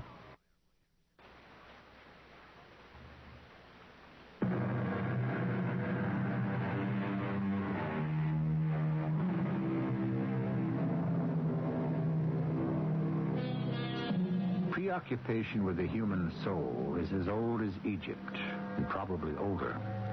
Before men had devised a system of writing to express their thoughts and feelings, they may well have thought and felt that each one of them possessed a something quite extraneous to his body, even as we do now. And that is why this story is called Body and Soul. What a trashy book, honestly. Who is that woman? She's sitting in front of the window reading. Nothing but sex, sex, sex. She's holding a book in front of her face. How very strange. I can see her face right through the book. Filthy. Absolutely filthy. And I can see the back of the chair and the wall behind that. Now, isn't that odd? I wonder if the mail has arrived. You think it has, Mrs. Burton? And through the wall? Mrs. Burton, you think the mail has come yet? I can see through the book, through her head, through the chair, through the wall. I can see the vines growing up outside of the wall. I can see the top of the mulberry tree. Now, isn't that odd that I should be able to do that? You asleep, Mrs. Burton? Doesn't seem odd, though. It seems very natural. Well, you just go ahead and sleep. You need all the rest you can get. The most natural thing in the world. Back in a jiffy. I'm glad she's gone. She's lighting a cigarette. Why did she say she was going to see about the mail?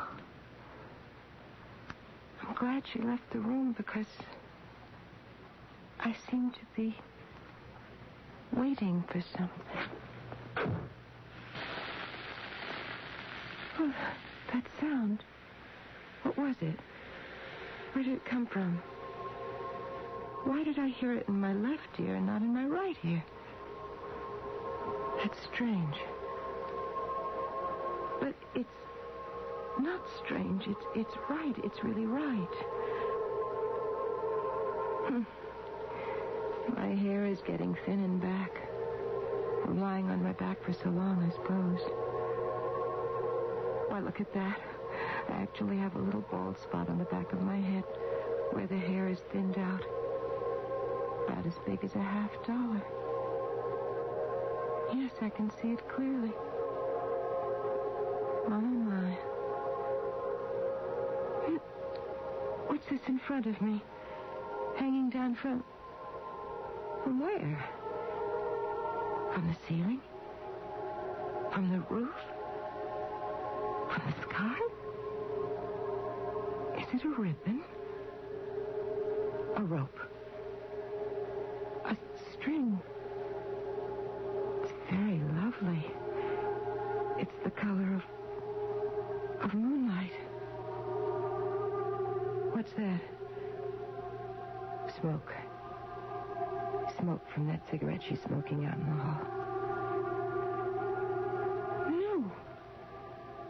No. It's rising straight up from where I'm lying. It's mist, fog, haze. So delicate, so fine, like a cobweb. And the silver string falls through it. And I'm rising through the mist, along the silver string, rising, floating above everything, and looking down. Who's that? Who's that woman down there? She's lying on a bed so still, hardly breathing. So pale, so quiet, so thin, so wasted. It's myself. That's Laura Burton lying there. I've been sick for a long time. That's why I look so worn, so exhausted. Oh, poor Laura. Poor Laura. I don't like to leave you, but I must. I must. Feel the wind. Oh, feel the wind. I'm traveling very fast, and the wind is very strong. And I'm traveling with it. I'm flying with it. I'm as fast as the wind, and I am the wind. The wind is me, and I am the wind.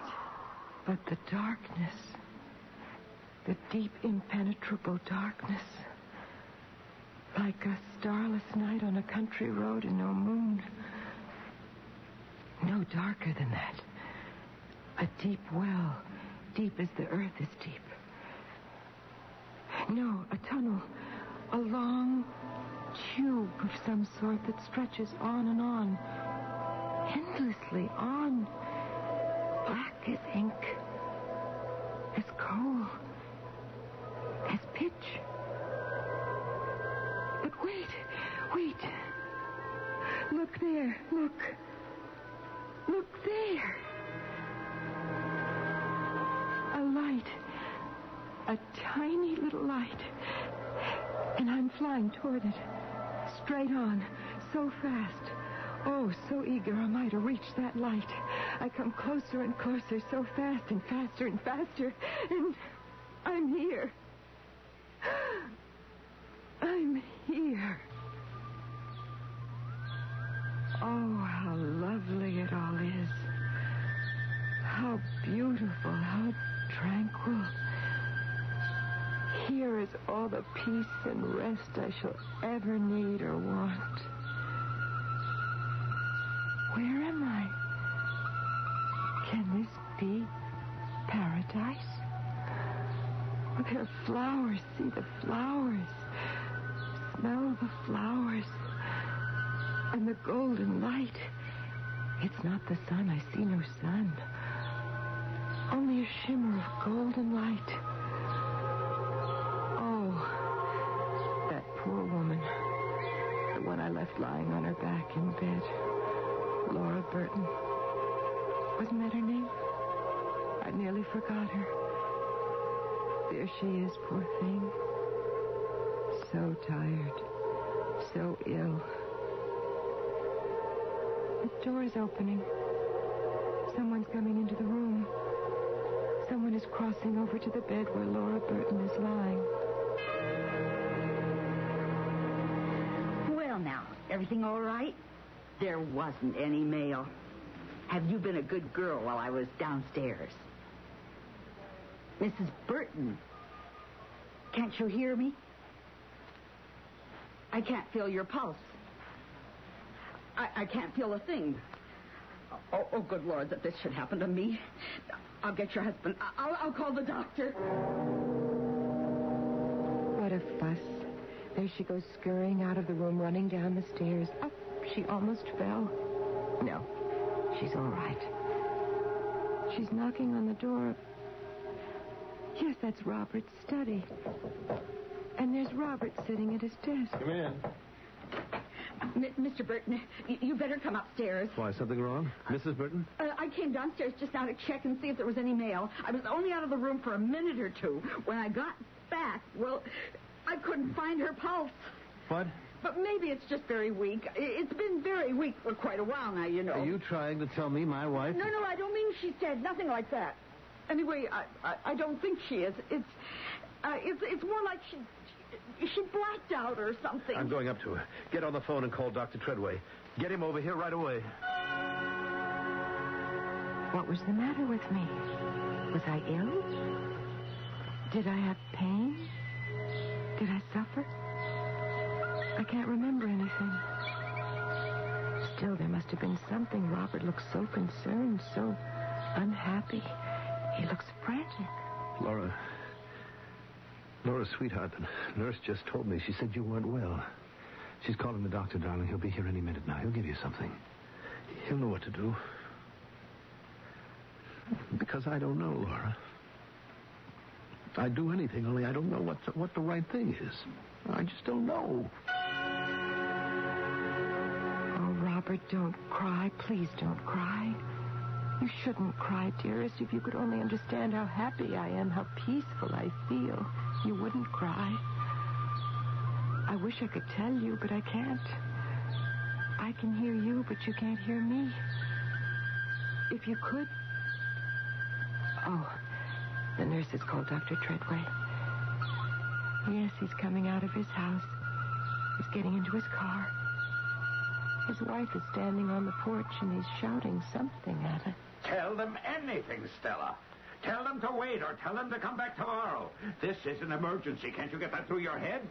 It's Laura Burton. Her nurse just phoned. Says she's unconscious or something. No response at all. She's my patient, Stella. I've got to go to her. I don't know when I'll be back. Mr. Burton. Yes, nurse. The doctor's on his way. Good, that's good. His wife called, said he rushed right out. Good. How does she seem to you? I don't understand it at all. Her eyes are wide open, but she doesn't seem to see anything. Mr. Burton, is there anybody else you want me to call? What? Well, there's a daughter, isn't there? You and Mrs. Burton have a daughter. Am I right? Yes, Susan. Does she live nearby? Yes. Do you want me to call her? Well, I don't know. Perhaps. I mean, well, just in case, you know. Yes, I don't know what... Well, I don't want to alarm you or anything, but... Well, you know. Look, her phone number is in Mrs. Burton's little book, the one over there. Yes. I guess maybe you had better call her. Oh, just in case, you know. You'll find it under the B's. Susan Burton. Okay. I think it's best. I mean, just in case. Darling, you would want to see Susan, wouldn't you? Of course you would. I mean, no matter what happened before, you'd want to see our daughter. Now, when Susan gets here, you'll feel better. Believe me, the doctor will give you something, and when Susan gets here, everything will be all right. You'll see, my love. My dear love, my sweet one, you'll see. Everything will be all right. There's no answer, Mr. Burton. What? Your daughter's phone, it doesn't answer. Oh. Well, try again. Later. Of course, Susan's phone doesn't answer. Susan's not there. And there's no use calling back later. She isn't there.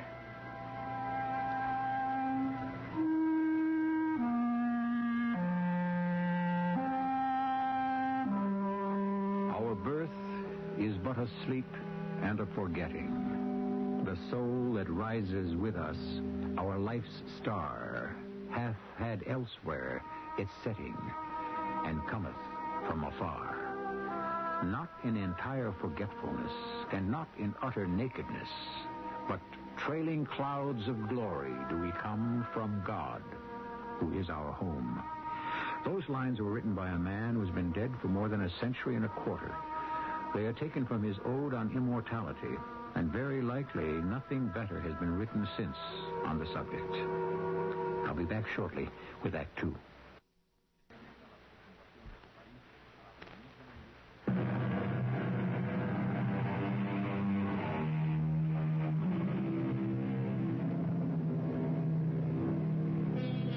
Dying is something we'd rather not think about. We watch it on television. We read reports of it in newspapers. We hear about it over the radio. And our equanimity is only momentarily disturbed. But when it comes to thinking of one's own demise, the instinctual response is, oh, not just yet, and oh, please, not altogether. There goes Dr. Treadway in his battered old car, his jaws set and his forehead furrowed. He's going too fast, but his hands are steady on the wheel. See, Robert. He seems to be... Yes, he's crying.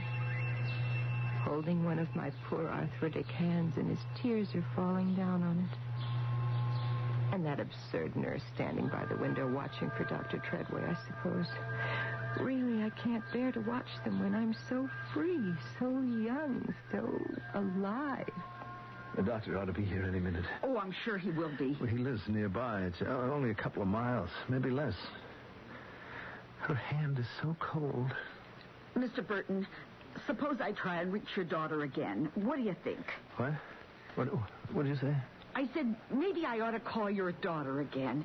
There wasn't any answer before. Oh. Yes, do that. Call Susan. Okay.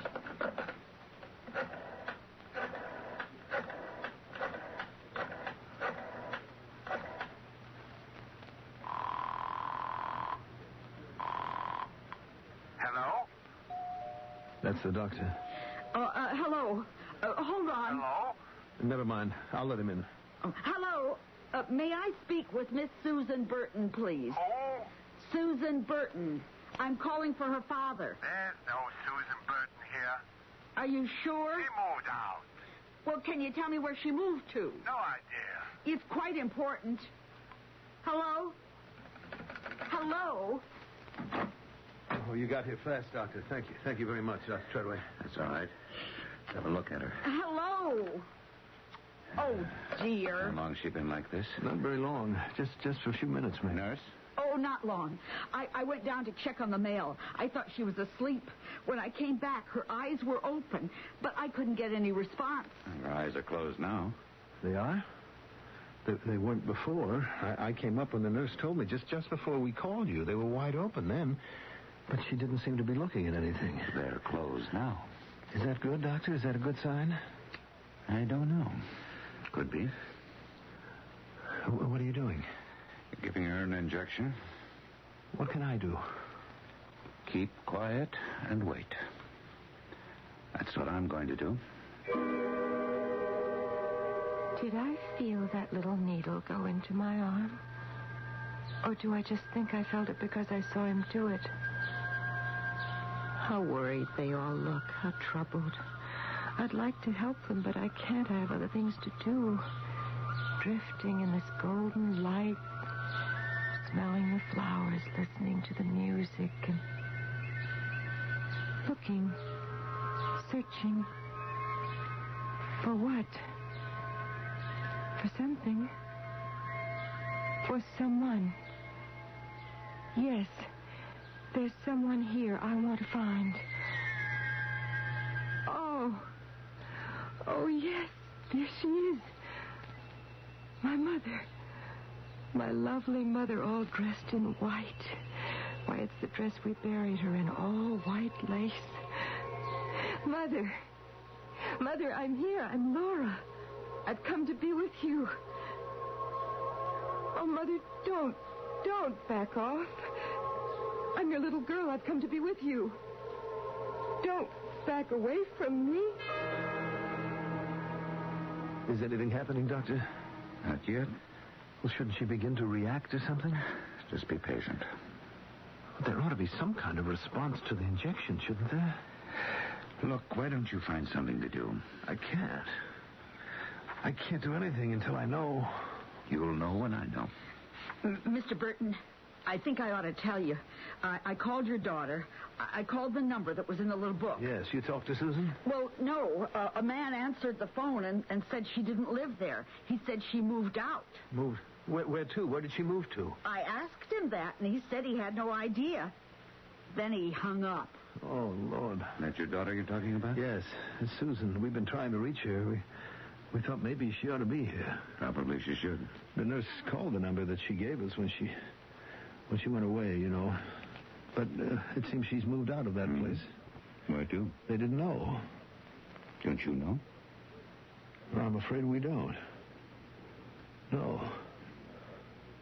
We don't know. Mother, don't back away from me. Please don't. Aren't you glad to see me? I thought you would be. Wait. Let me see you. Oh, you are so beautiful in your white lace. So young, so graceful. Like a girl all in white. Mother, wait. You're not wearing the pearls, don't you remember? I gave Father the pearls to put around your neck. Where are they? What is that around your neck? Mother, what is it? You don't know where Susan is living? Well, I thought the number she left us, well, that was about 6 months ago. Now she's moved. That's what the man said. And you don't know where? Well, Susan left home, Doctor, very suddenly. She was only 16. She wanted to live her own life and go her own way. Get it all together. That's what she said. Young people talk that way these days. I think I know what they mean. Some of the time. Laura tried to understand. I mean, when she and I were Susan's age, we never thought of moving away from our parents at 16. We went to college. We stayed home. We didn't just leave. I mean, it wouldn't have been in our heads to just leave. We called her a few times, but she always said she was busy, very busy. Getting it all together. Yeah, something like that. Not together enough to tell you where she moved. No. So there's no way to reach her. No way at all. What are they saying? No way to reach Susan. I can see her. Right there. She's right there. In that little room. She's pressing something. Oh, my, there's hardly room for the ironing board in that tiny room. And now she's stopping. She looks so thoughtful. My little girl. And she's putting down the iron. She's waiting. Now she's going over to the telephone.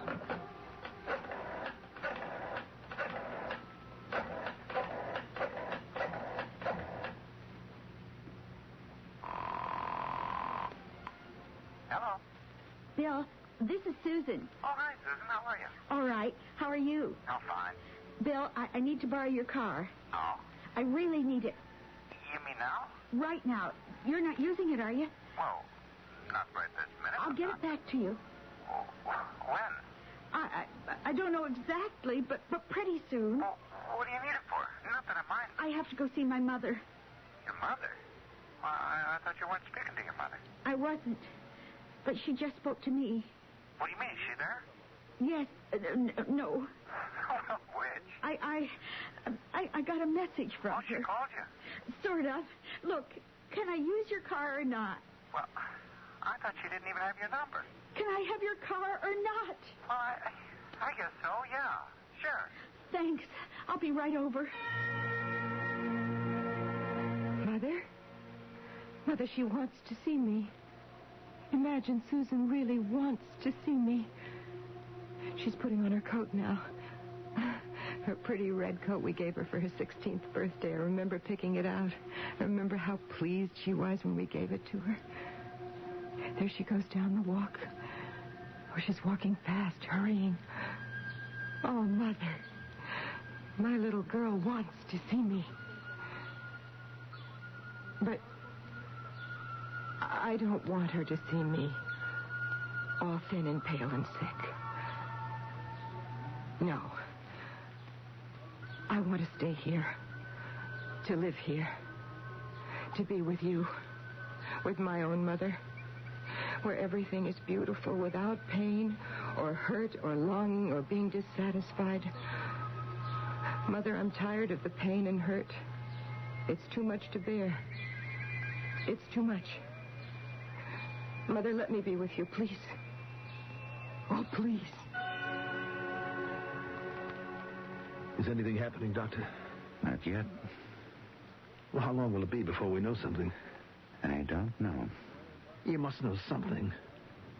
I do know something, but I don't know everything. Well, tell me what you do know, then. It's only a guess. Tell me what you guess, then. It could be a hypnagogic state, I suppose. What's that? A condition halfway between sleeping and waking. Generally speaking, hallucinatory. But it's going on too long.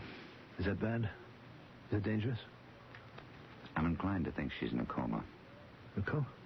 That's very bad, isn't it? It's not good. Well, can't you do something? I've already done everything I can do. But good Lord, man. Coma's a state of insensibility, very deep, very profound.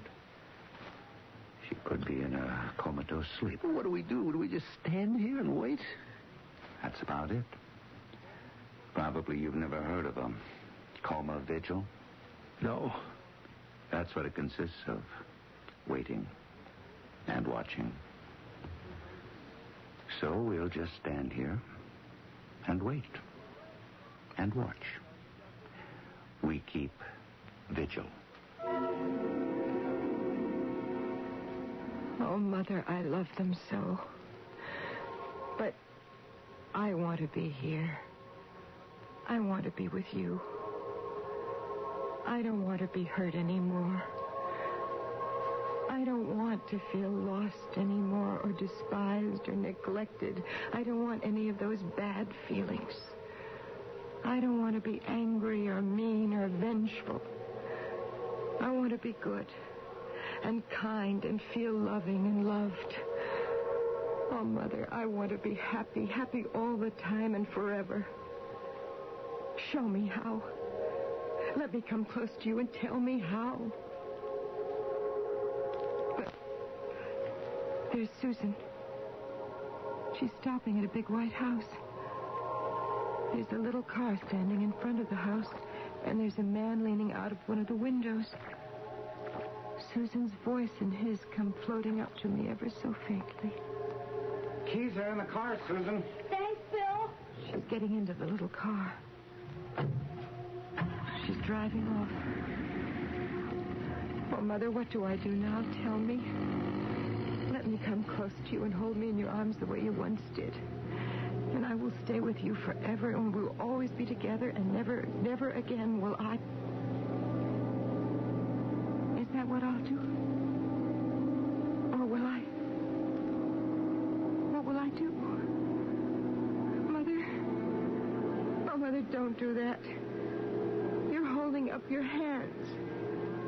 You're waving me away. You don't want me. You're telling me, go back. Go back.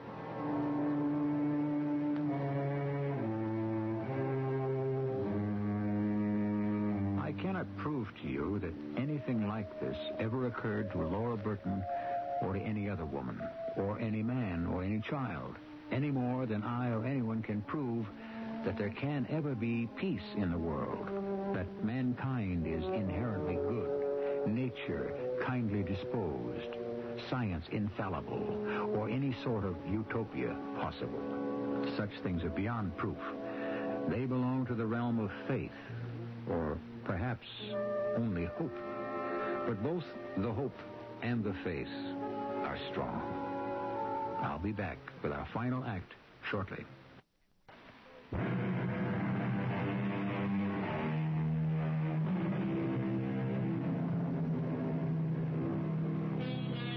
Are we all just bodies, collections of bones and muscles and arteries? Or do we have two, the physical body and the soul body? And if we have two bodies, can the one desert the other before death? and then return to its original habitation? And during its temporary abandonment, see and hear what transpires around the physical, even observe the appearance of the physical body itself? Is this really possible?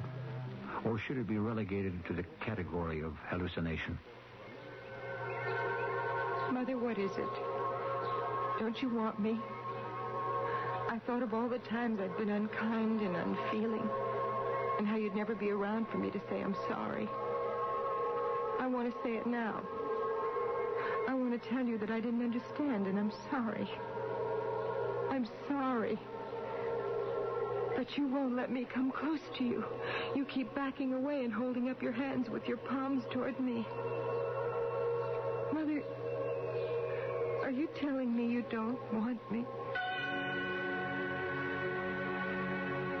Dr. Treadway, how long can this go on? I don't know. You must have some idea. I don't. Well, can't you even hazard a guess? I won't hold you to it. I give you my word. But it's unbearable just waiting like this. You can bear it. Tell me what you think. At least tell me that. I think if we don't get a reaction pretty soon, sometime during the next few minutes, we'll have lost her. Oh, my life. However... Yes? I can always be wrong. It's happened before, probably will again. Mr. Burton?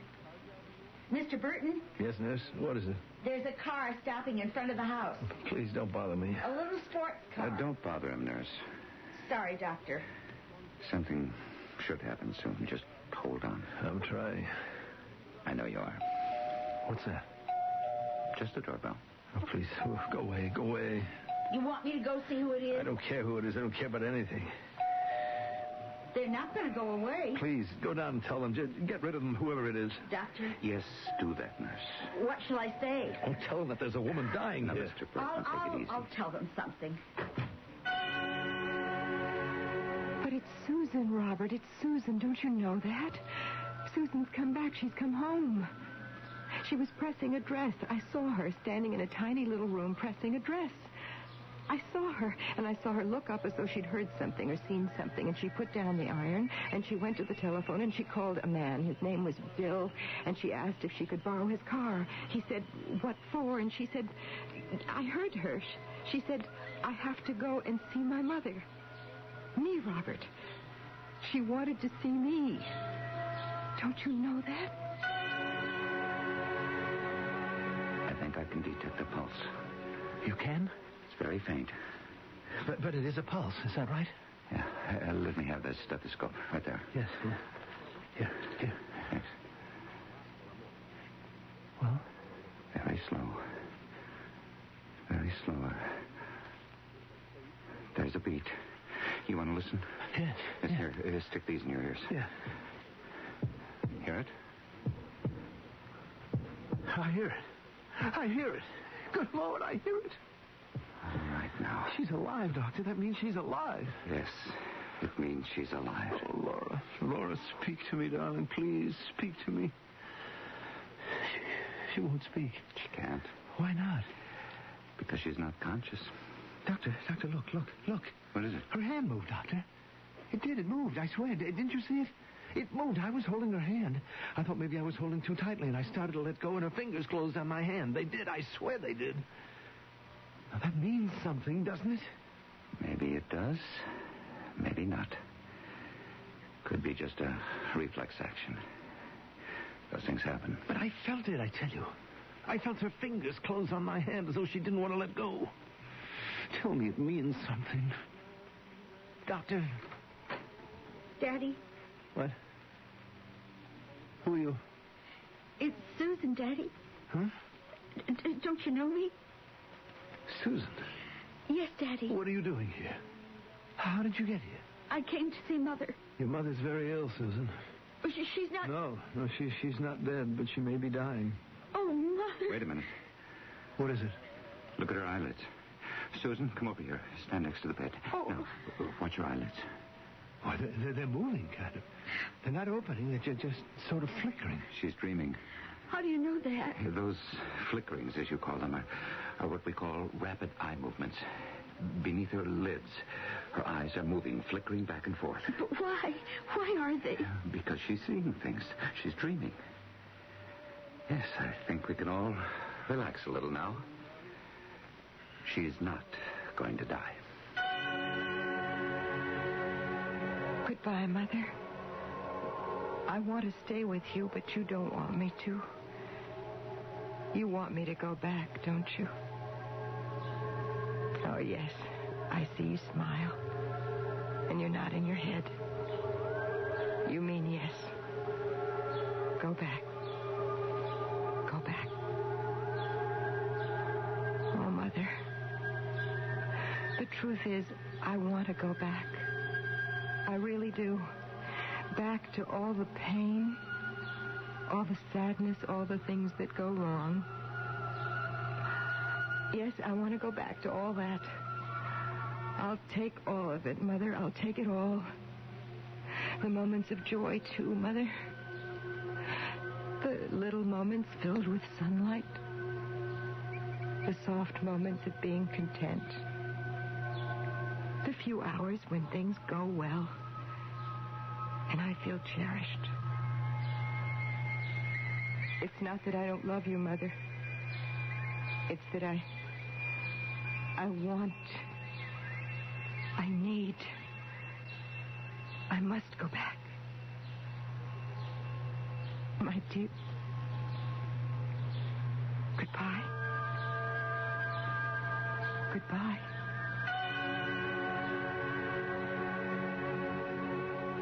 Let's all be very quiet. She's having a hard time. But she's alive. She's alive. Goodbye, Mother. What did she say? She said something. I think she said, goodbye, Mother. What does she mean? Her mother's been dead for 10 years. Let's be quiet. She's opening her eyes. Where's the nurse? What? What, darling? What did she say? It sounded like, where's the nurse? Why would she say that? Doesn't she know us? Why is she asking for the nurse? Quiet, just be patient. Probably out in the hall smoking a cigarette again. Is she delirious? You can call it that if you want to. Laura, sweetheart, it's Robert. I'm here. I'm right here. Robert? Robert. Oh. Oh, Robert. Yes, darling, it's Robert. And here's Dr. Treadway. Oh, dear doctor, have you been looking after me? Yes, I have. I hope your wife isn't angry with you, doctor. I'm sorry. Oh, no, don't be sorry. As long as you're all right now.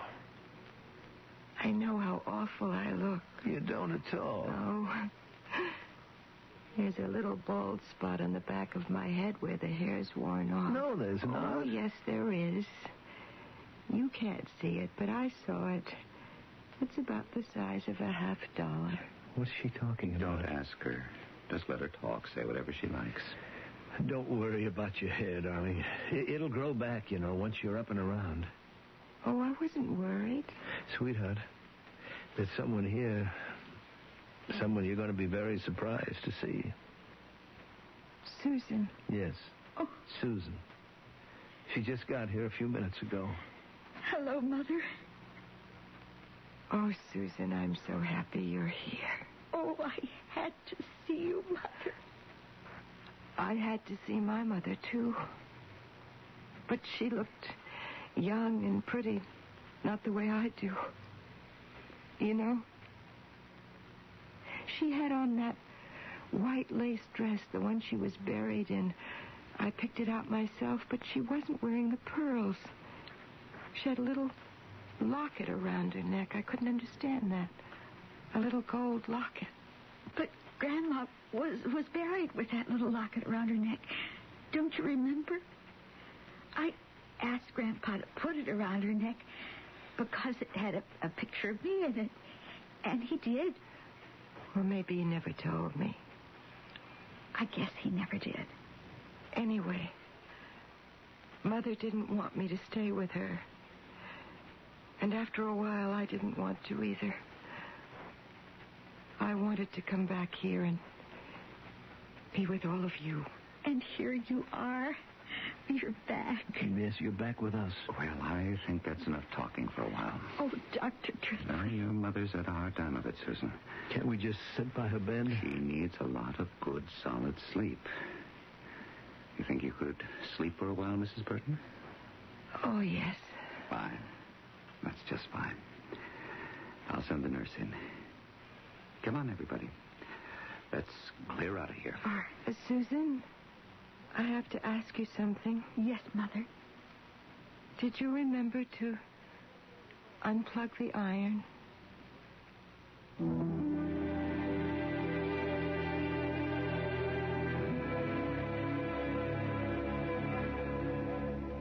Of course, you know that what we have attempted to dramatize for you is an out-of-the-body experience, commonly called astral projection.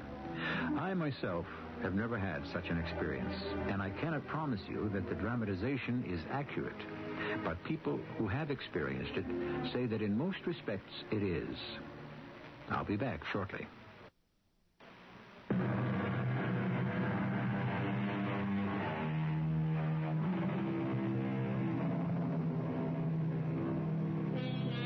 Hundreds of people had given testimony as to their out-of-the-body experiences. People of sober intellect and firm character.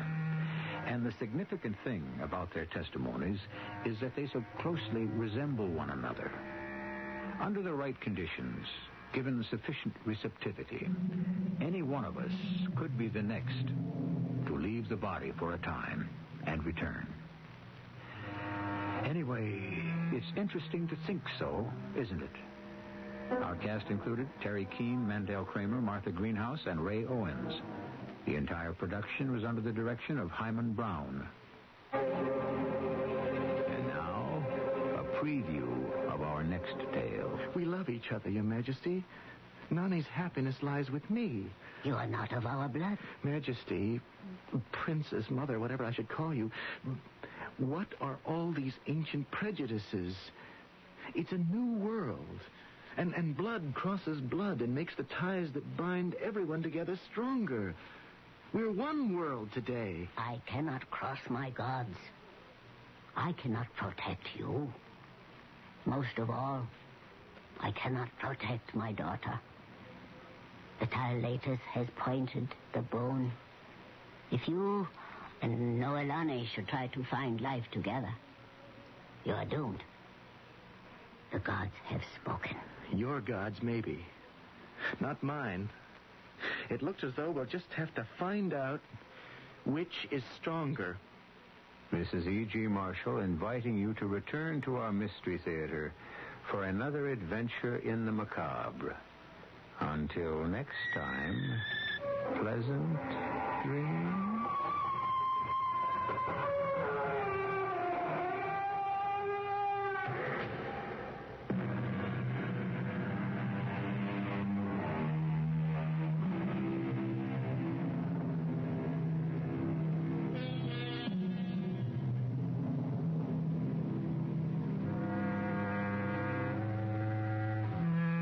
CBS News follows on WBBM Chicago. The CBS Radio Mystery Theater presents...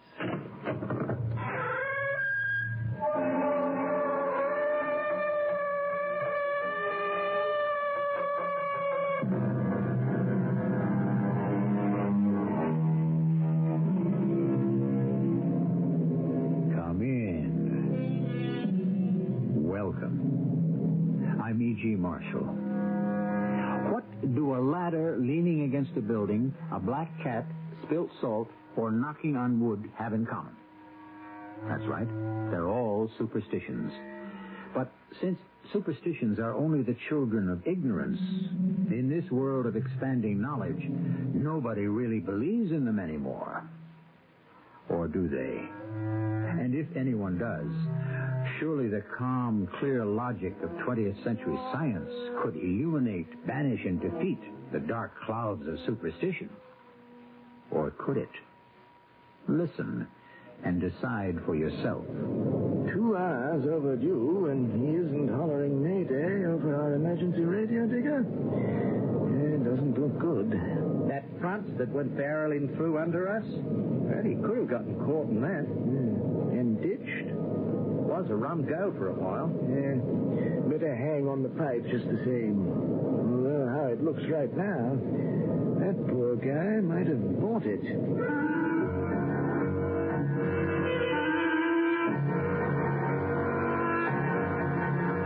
Our mystery drama, Taboo Means Death, was written especially for the Mystery Theater by Ian Martin and stars Russell Horton. It is sponsored in part by True Value Hardware Stores. I'll be back shortly with Act One.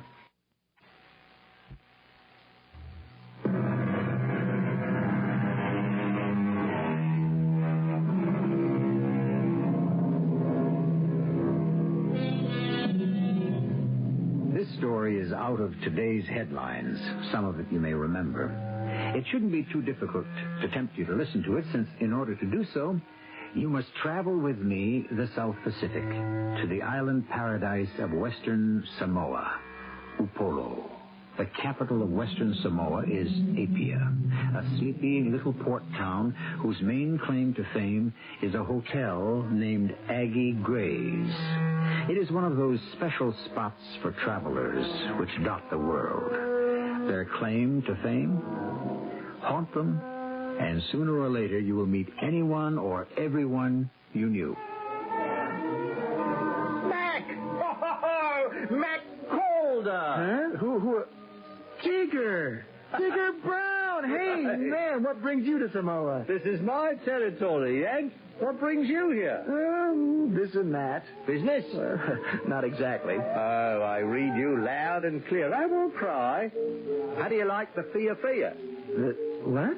The entertainment you're watching. Oh, it's great, super. I was just trying to figure out what kind of short long johns the guys wear under their skirts. Skirts? Oh, I see I've got to educate you, Yank. Now, first of all, the skirts are called lava. Uh-huh. Everyone wears them, men and women. Now, the long johns are something else again.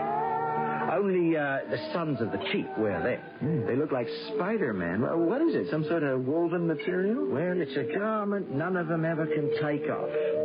A tattoo needled right onto the skin. Well, from above the waist to below the knee? That's right. Oh, man, I bet that hurts. Oh, too right. Well, why? Do they really believe that stuff in this day and age? You better believe it, if you want to hang around the islands. Yeah, I don't. I want to get out of here as fast as I can. That's why I'm here. Oh, that's a bit contradictory.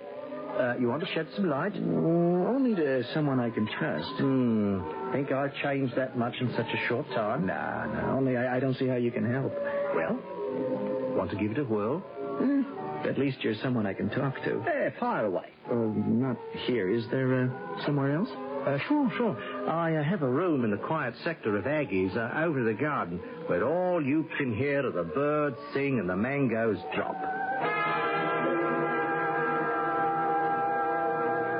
After I graduated from UCLA, I came on home and had this chance to go into training and get checked out on multi-engines. So, here I am, a lowly lieutenant co-pilot flying for NZ Airlines. How about you? My dad died suddenly. I sort of took over the business. Oh, no more flying? Oh, sure. Dad and me have had a private plane, and then there's the company jet I get a shot at handling now and again.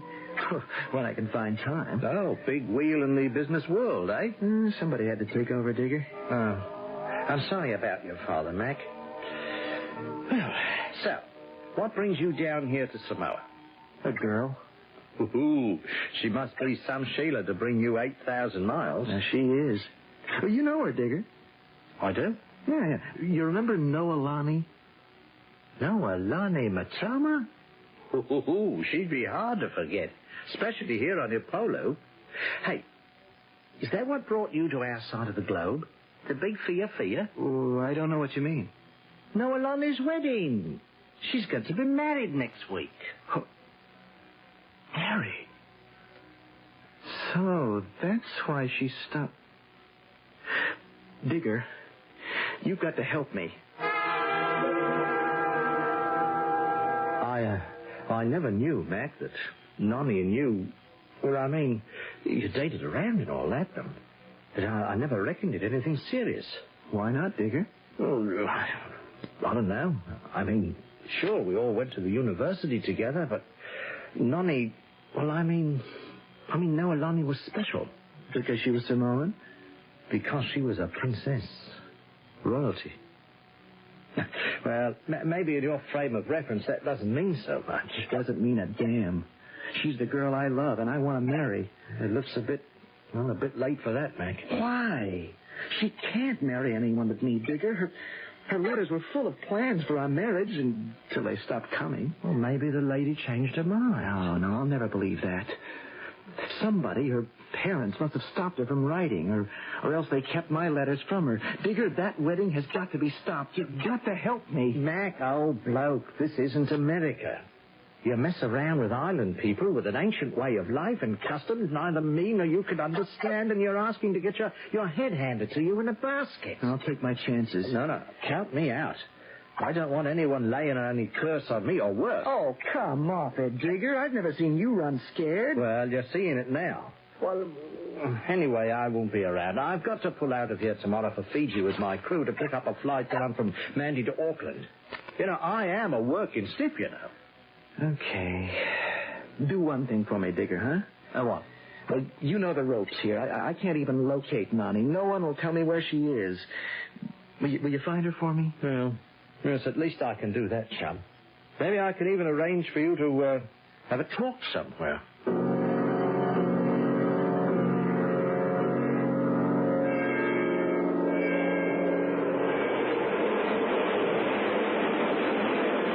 Noelani.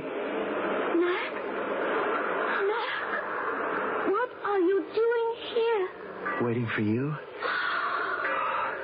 Darling, No, please. It is over between us. Are you kidding? How can you... I am begging you. Try to understand. Understand what?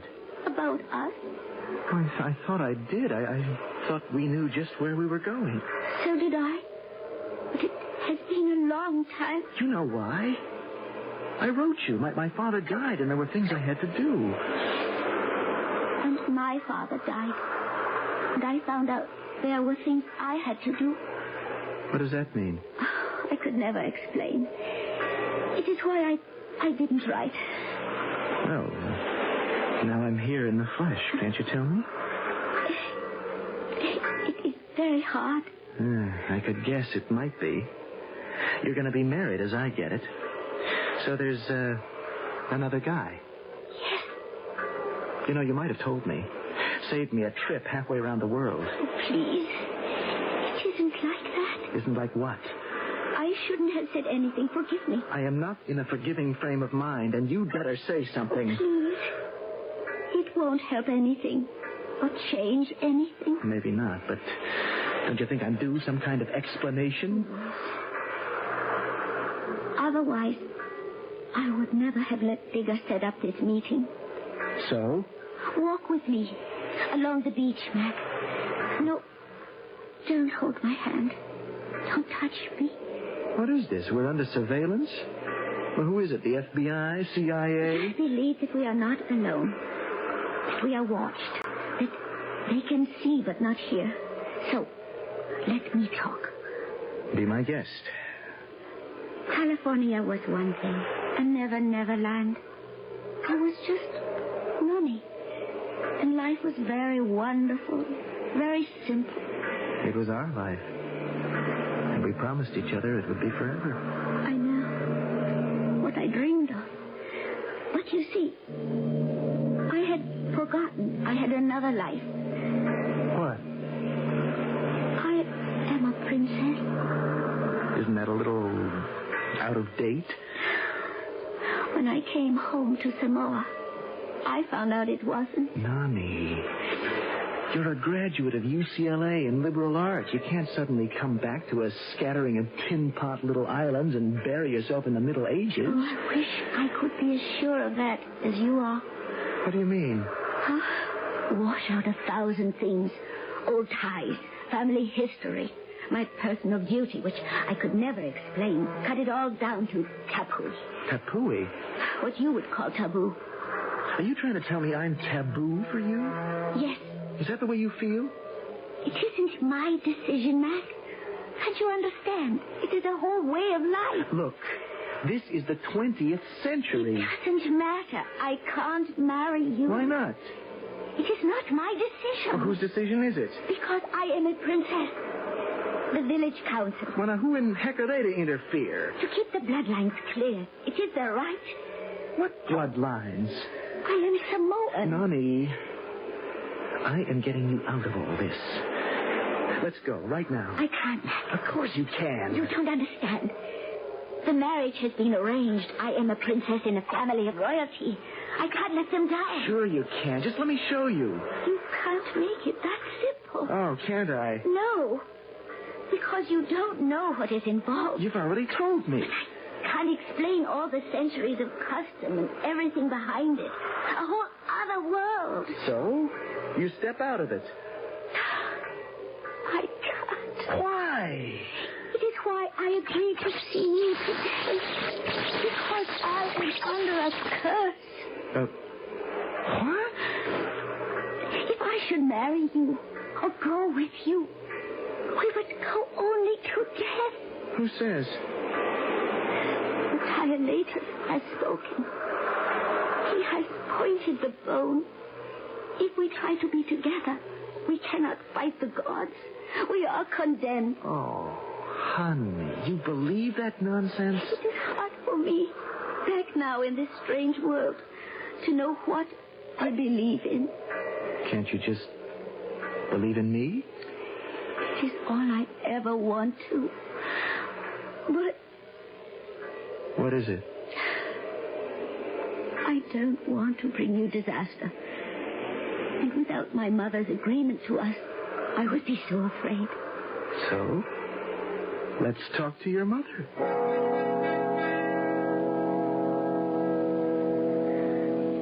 Talofa.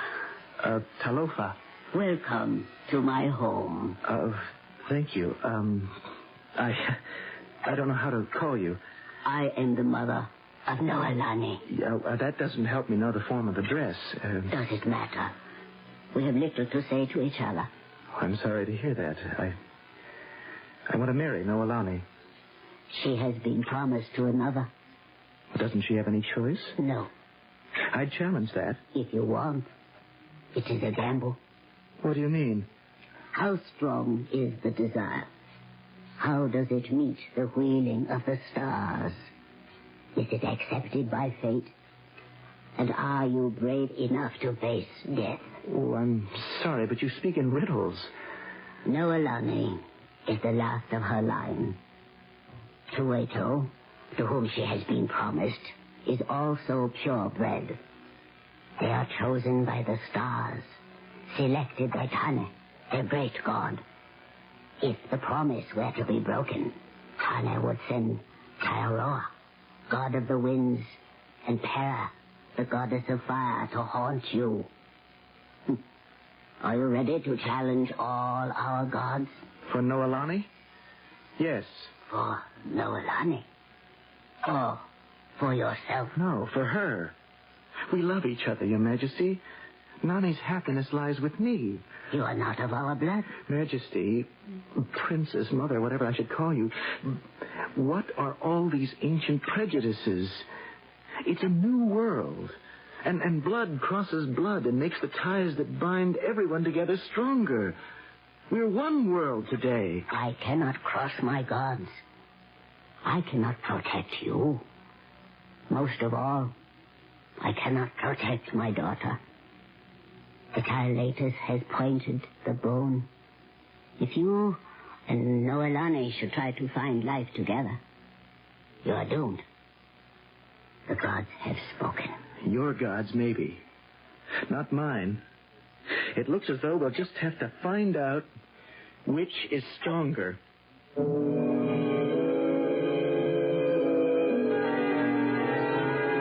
The battle lines are drawn in an age-old conflict. The ways of yesterday against today's.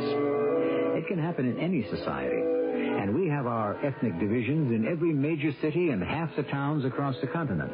But there is one element here that makes it all a little different. A curse, an ancient civilization, and the threat of strange gods beyond our Western comprehension. I shall return shortly with Act Two.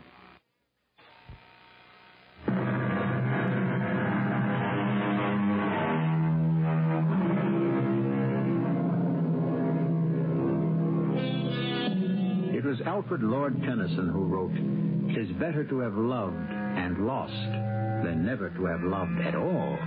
But to be in love and have the reason for losing so antiquated and unreasonable as Mac Calder faces is a very special agony. A determination that under no circumstances will he lose. First, convince Noelani of that, and then find the way. We've got to talk, Noelani. Not here. Now what did my mother say? Well, she's not against us exactly, but look, where can we talk? When? The sooner the better. Tonight? Not at night. That is impossible. This afternoon, I must go to market in Apia. Can you find me there? I don't know. What about the big clock steeple? I could meet you there before sundown. But why, darling? Because by then I'll have a plan for us. A plan? Yeah, to get away. Shake off the past. Find our own future. Isn't that what you want? I want it. But how can it work for us? Now, I could have a cab waiting, and we could duck out and head for the airport. Catch the next plane out wherever it was headed. You think my family, my brothers, would allow me to do that? Or anyone else? You have your passport. It's still valid, isn't it? To anywhere, yes. Well, then? First of all, I have to get away from Samoa. If I want to. That is not so easy. Oh. Because you don't want to. I don't know what I want.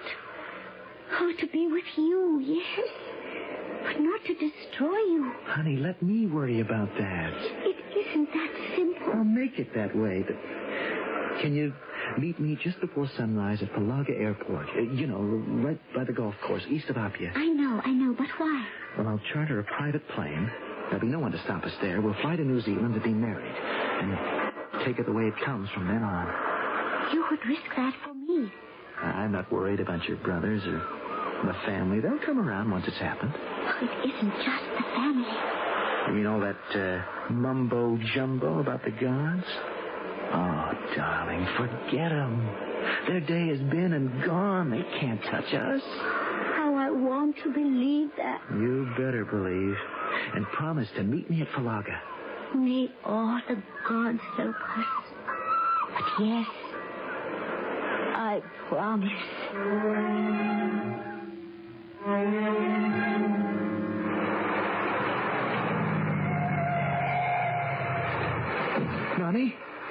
Nani, darling? Oh, Ma, I'm here. Oh, I'd just about given up. I thought you weren't coming. I just about did give up. The weather. It's not a good omen. It's nothing, just some rain and a light cloud cover. We'll be out of it at 5,000 feet, and it's a cinch the rest of the way in. You have a plane? Yeah, a Cessna 172 high wing. There she is, all set and ready to go. That little thing, it can make it all the way to... Where are we going? Auckland, New Zealand. We'll be married there right after we land. And then we'll grab a 747 or DC-10 for the little old USA. I still don't see how a little plane like that... I have extra wing tanks just in case, but it'll be no sweat. Trust me? If I didn't, would I be here? I promise you, Nani, you're never going to regret this. As God is my witness. I want to feel the same way. I just hope my gods will smile on us, too.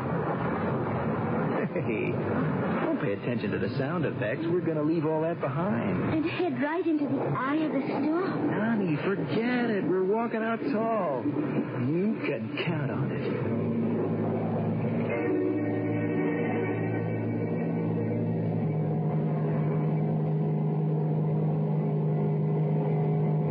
Nani? I think so. I'm a little queasy. We're just hitting a few air pockets. When we get enough altitude, it'll be smooth sailing. Soon? Honey, we're 7,000 break this at 8. Will it be much longer? Well, it takes time to climb. There's nothing else wrong, is there? Don't worry about me, Mac. I started out a little sick at heart. But what upsets me now is my stomach. You're not sorry you came. I would have to be a whole lot sicker than this before that would even occur to me. But I am scared. Of the storm? No. Of what we've done. The best decision we ever made in our lives. Only the brave deserve the fair. Who said that? I don't know. Me, maybe. What's the difference? Isn't it the truth?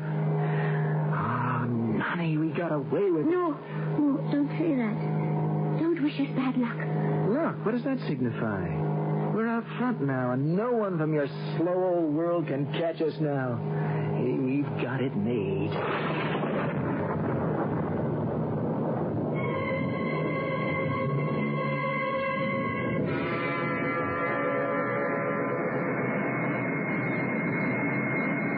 Hello, Stuart. Got all your passengers sorted out? We're flying light if we fly. Do we? Now, what does that mean? The weather? Oh, no sweat. We'll get above it most of the way into Auckland. Still, better keep your passengers belted in. Could be a bit choppy. Well, you better get on up to the flight deck. Your pilot suite.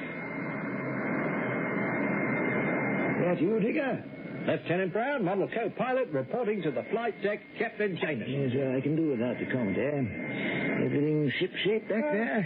Sure. We're flying pretty light. You could shoot possums back there without ever getting near a passenger. If we're flying. What's that mean? Well, did you get clearance from the tower yet? Not yet, but we will. Weather looks a bit rough. Yeah, we'll be out of this by 10,000 and have it clear all the way into Auckland. Well, we still might get a lot of chop on an electrical winger like this. Yeah, we'll leave the seatbelt sign on. There it is. We're cleared. Good old DC Tebs. They can fly through anything. Too right. But I pity any light craft that had to climb over this. It'd take a real beating on the way up. There we go. What's your ETA? Corrected from New Zealand time, unless we run into a wind change, we should hit Auckland about 16:30 hours.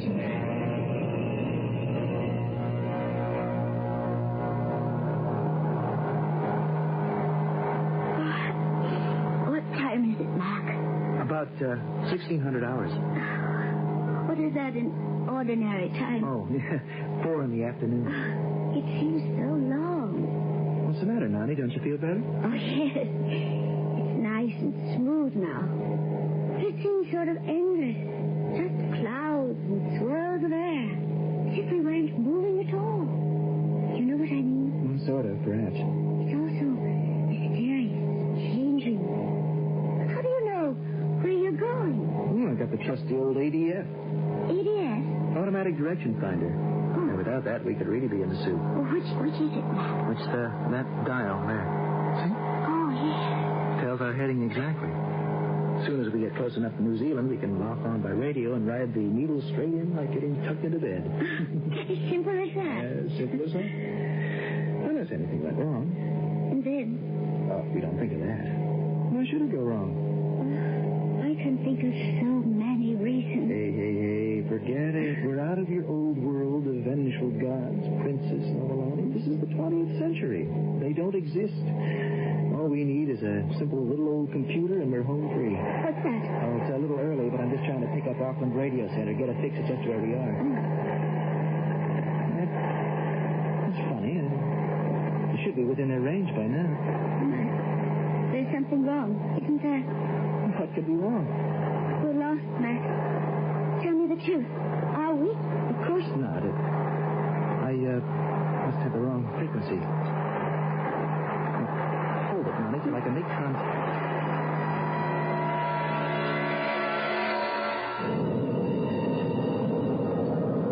2 more years of this, Digger, and I'm up for pension. Oh, where are you? On autopilot, too? I'm sorry. I was thinking about that chum of mine in Samoa. Oh, the one with the royal princess? The one without her. He's better off. He was flirting with trouble.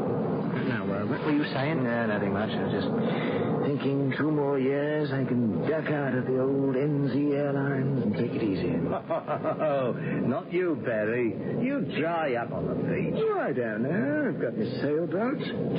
Between my pension and a part-time job, I could get down below there and sail this bloody ocean instead of overflying it. A lot more fun.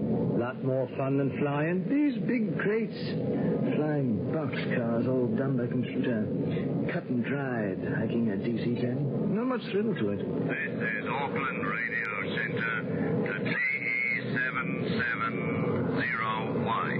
Do you read me?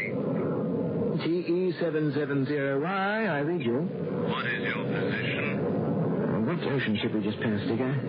Number 3, the Phantom. 50 miles south of Ocean Ship 3. It goes. Easy as you come, right on the front. But we have a spot of trouble. Name it? We have a lost aircraft, light plane, Cessna 172, 2 hours over 2. She might be having trouble with his ATS. Why? Did he report it? No, but unless he's down someplace, why wouldn't he check in? Well, you've got me. What can I do to help? Would you like to try him on emergency and see if we can raise him? Will do. I'll try and have something nice. Some silly joker in a paper dart got himself lost. Now we have to try to raise him. Put up your feet, old timer. Get your rest. I'll handle it. Now, what's the emergency frequency? 2505. This is TE770Y calling in Cessna 172. Do you read me?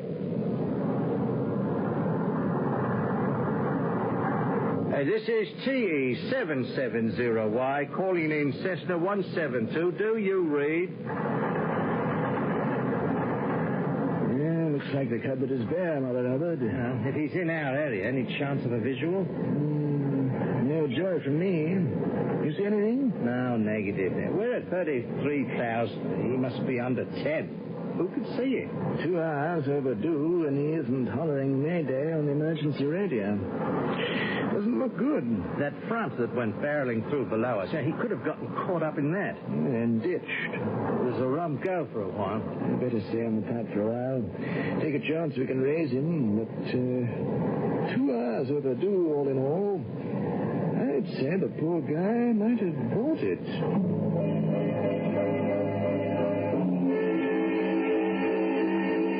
A small plane with limited fuel adrift on the vast expanse of the South Pacific.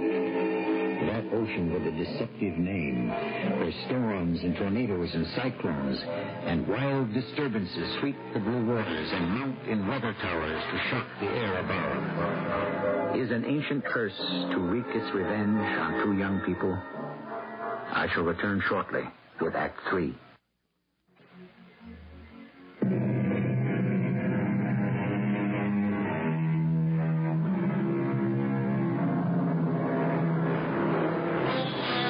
Pacific Ocean, the largest body of water in our world. Some 63,801,500 square miles. The proverbial needle in the haystack would loom as large as the Empire State Building compared to a small plane lost in its vastness. And even Mac is having to admit at last that's what he is. Lost. We might as well face it, Mac. We're lost. No. Darling, we have been. Ever since I decided to challenge the Taproy. Nani, let's cut out that nonsense. It isn't nonsense. I'm just so sorry I did this to you. Look, there's no real sweat yet. I still have a couple of hours gas in the tank, and sooner or later I'll raise someone on the radio and get a fix. Level with me? Sure, how? If the direction finder, or whatever it is out of whack, we don't know where we are. We're hours overdue. We could be heading for the South Pole for all we know. We can't be that far off. I mean, I would have... You mean you don't want me to know the real truth? Darling, I do. It's all right. What does that mean? I never wanted anyone in my life but you. I'm glad I defied those old gods who came with you. Hey, Nani, don't cash us in yet. All of them. They made me feel the gods had set their faces against us. I know it isn't right. But it's how It's a kind of brainwashing. I wasn't strong enough to stand against it alone. It's over. You can forget it. I thought I had. Until what has happened has proved them right. No, Alani. Darling. Now listen to me. Do you believe in those gods more than you do in me? Oh, Mac. What can I say? Would you be here with me now if you did? No, I suppose. I guess not. Then you believe in my God and us.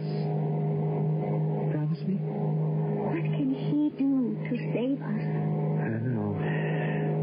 Only that he will. That he'll shatter the old taboo and splinter all those old bigotries and superstitions and bring us home safe. Just believe, darling. That's all I ask. All right, Mac. I believe. I really do. What's that? The radio. Maybe we made a contact. This is T770Y calling in Cessna 172. Do you read? Cessna 172, acknowledge. Who are you? New Zealand, flight from Auckland, DC-10. Are you loose? Yes, I think there's something wrong with the ADF. Do you know your position? Negative. How much fuel do you have left? Maybe 2 hours. Where are you? I could give you coordinates, but I don't think it matters. Do you have us in view? Negative. Hey, you sound kind of familiar. Who are you? Lieutenant Peter Blair, co-pilot DC-10 TE770Y. Digger! This is Mac. Mac Calder. Mac! What's that, you silly son of a flea cook? What are you doing starting up an air police search? Well, you remember the friend of yours who had a Cessna? I borrowed it to sneak Noelani out of the islands. And you got yourself lost, huh?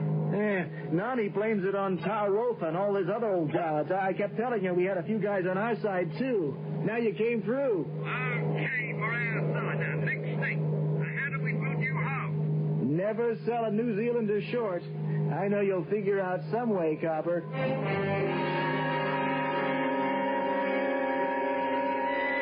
Auckland Radio Center.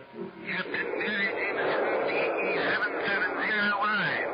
We found you lost circling now. The Cessna 172. Right. Where? That's the question. Do you have him in view? Now, John, we're going to try to box him in. Will you stand by to help us and help at all channels? You have us all the way, but we have no other contact with him but you. How is he for fuel? Thumbs up so far, but it could get sticky. We'll stand by you all the way. Over and out.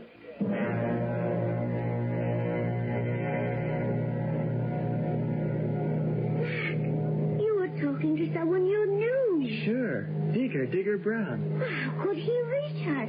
Do you really want to know why, Noelani? Yes. Because there is a good God in heaven. And because these ancient bloody gods and curses are nonsense, and there is a way out of this mess.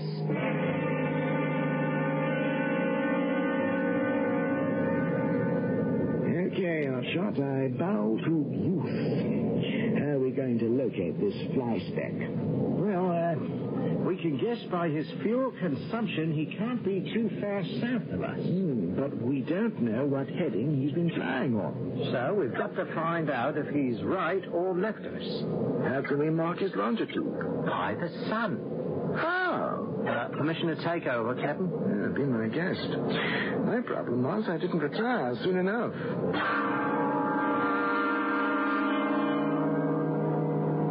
Can you see the sun, Mac? Loud and clear. Okay, now, put your arm in front of you and measure how many fingers the sun is from the horizon. Roger, can do. Great. Now, I'm doing the same here. What do you read? 2.5, 3 fingers. Oh, beautiful. I make it 3. We can't be that far apart. What altitude are you at? 9,500. We're at 33. Can you make us?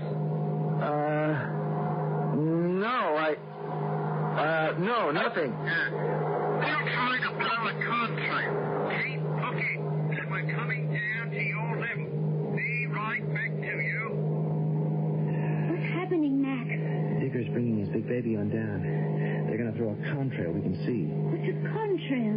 kind of vapor a plane makes going through the atmosphere. Sometimes it crystallizes and makes a smoke trail. Not always. No. And if we can't see what? Yeah, maybe we can see the plane itself. Can you see us? A little plane like this one is a grain of sand on a beach. If the light hit us right, maybe, but 95 chances out of 100, forget it. And how can they find us? Yeah, just trust in God and the good people. Most of the time, we manage to squeak through.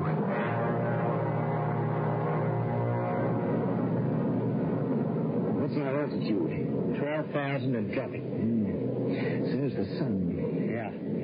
It's going to be dark pretty soon. You better contact your boy again and tell him how tight it is. Will do. Mac, this is Digger again. We know you're in our area, but can't sight you. How's your fuel? Getting mighty low. I suppose you can't see us. No way. There's just me, Nani, this plane, and 80 million miles of empty sea and sky. It is getting dark, chum. You're telling me. We have got to make contact. Now, listen. We're going to dump some fuel. You and Nonny keep your eyes peeled for the trail. Now, we've already come on down to about your altitude, 10,000. Watch for the fuel dump. If you don't see it in the air, you'll see it on the ocean. Roger? Roger. Over and out for now.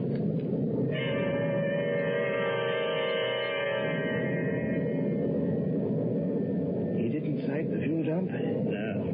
It's too late to try again. The sun's gone. Barry? What, Dick? We can't leave him to ditch. Another hour or so on whatever heading he's on, and he'll run out of fuel and end up in the drink. Yes, I know. There's just one more chance. What? Yeah. Let me talk to him again. Digger here. Do you read me? I read you. Now, I can't dump any more fuel. It's too dark for you to pick up our trail. Now, there's just one more chance. Hey, I'll grab whatever you've got. It's just a hunch. But I have a feeling we're not that far apart. Now, I'm coming down out of the cloud cover. You go down, too. It's almost dark now. As soon as it is, I'm turning up every damn light on this plane till we're glowing like a Christmas tree. Cabin, landing lights, strobes, emergency, everything. So you better be like any one of the three wise men and follow yonder star. Merry Christmas, bloke.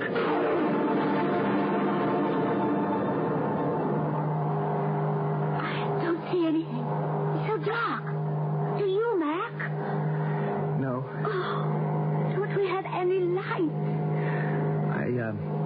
I don't want to turn them on. I want all the visibility I can get. Mac? What? I'm sorry. I should never have let you get into this. I should have listened to the taboo. Forget it, Nani. If you're concerned with fate, just figure this is where you and I were meant to be. Sink or swim. I love you.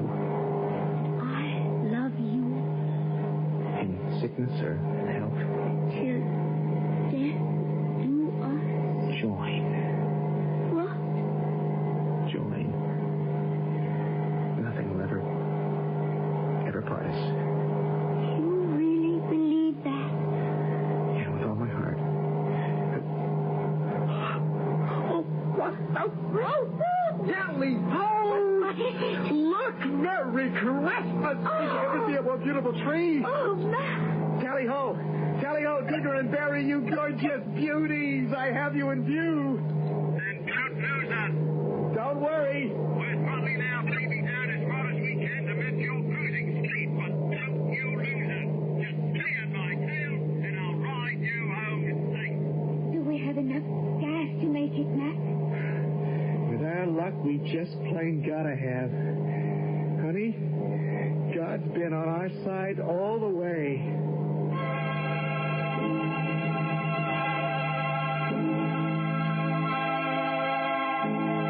I said in the beginning that most of this was a true story. The small plane landed with bone-dry tanks. 5 minutes more, and the engine would have failed. Of course, the pilot was alone, and the rest of the story was imaginary. But wasn't it much more fun to imagine that this was the way it really happened? I'll be back shortly.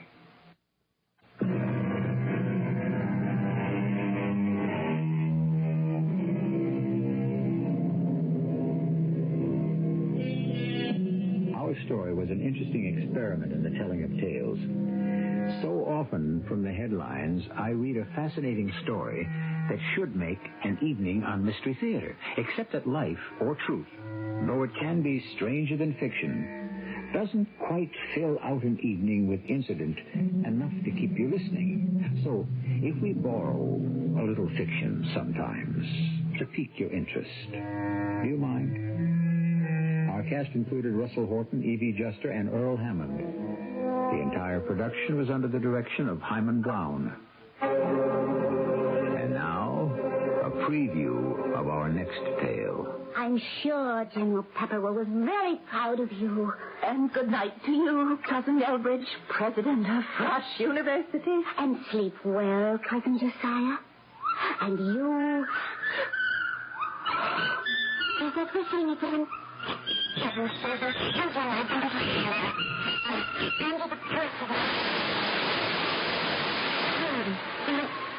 can't tell whether it's the lamplight throwing strange shadows or... Do you see what I see? Tell me what you see. As we saw this afternoon, but with one horrible difference. His body is there. But poor Cousin Husband has no head. Mrs. E.G. Marshall inviting you to return to our Mystery Theater for another adventure in the macabre. Until next time, pleasant dreams.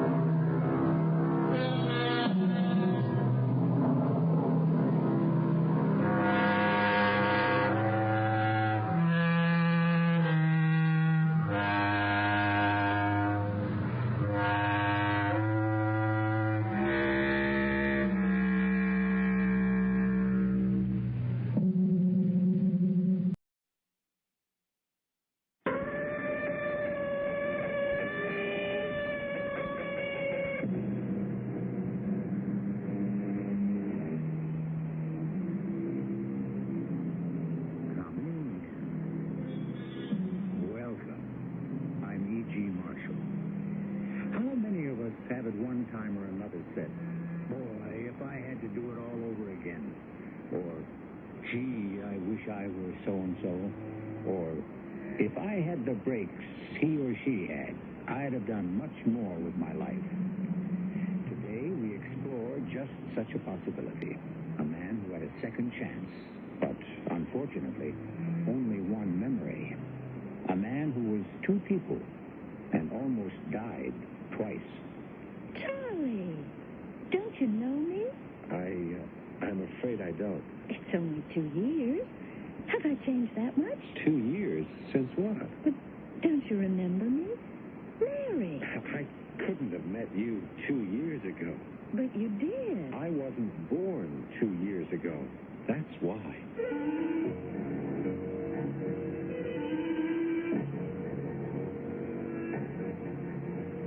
Our mystery drama, Stranger from Nowhere, was written especially for Mystery Theater by James Agate Jr.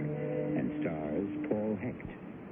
It is sponsored in part by Contact, the 12-hour cold capsule. I'll be back shortly with Act One.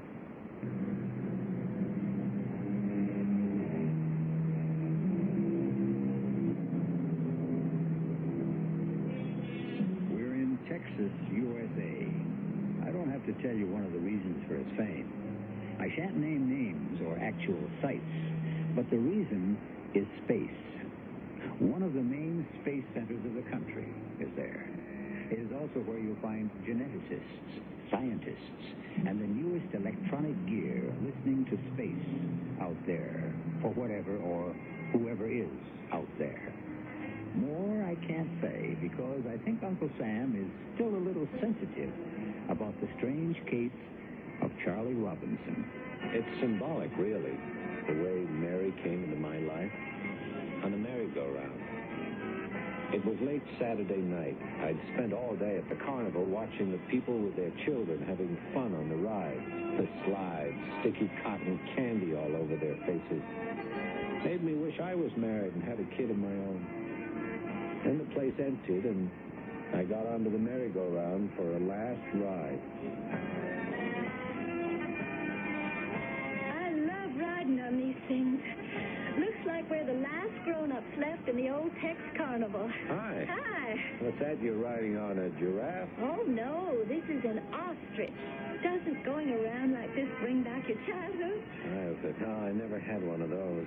Charlie Robinson, it's not you. It couldn't be. How'd you know my name? Oh, typical.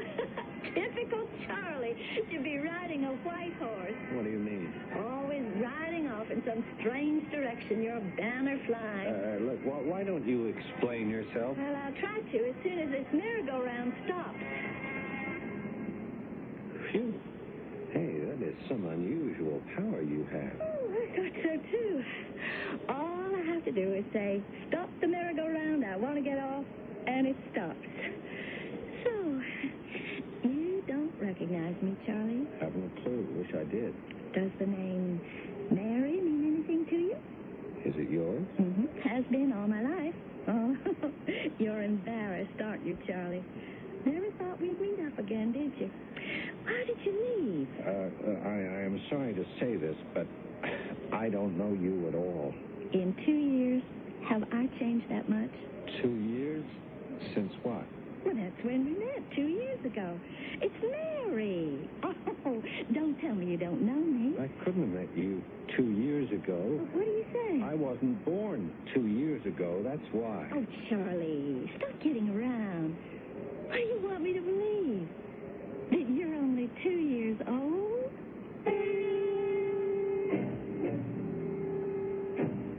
I realized the moment I said 2 years ago, I wasn't on Earth. It was a mistake. But sometimes things slip out before you can stop them. But this girl and that name I couldn't figure. Because Charlie Robinson was a name I was sure I'd made up for my identity on Earth. My real name is Selrah, Selrah. I put a C in front of it, spell it backwards, and it makes Charles. As soon as I got back to my apartment, I unscrewed the silver spheroid and talked to my contact, Jarva. Jarva? Yes, Selrah. What is your report?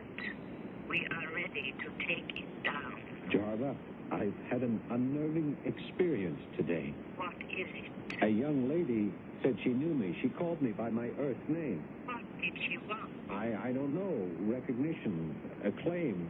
I thought you might help me, Jarva. You have been sent to the planet Earth to observe, not to have warm feeling for Earth females. I will consult and get back to you.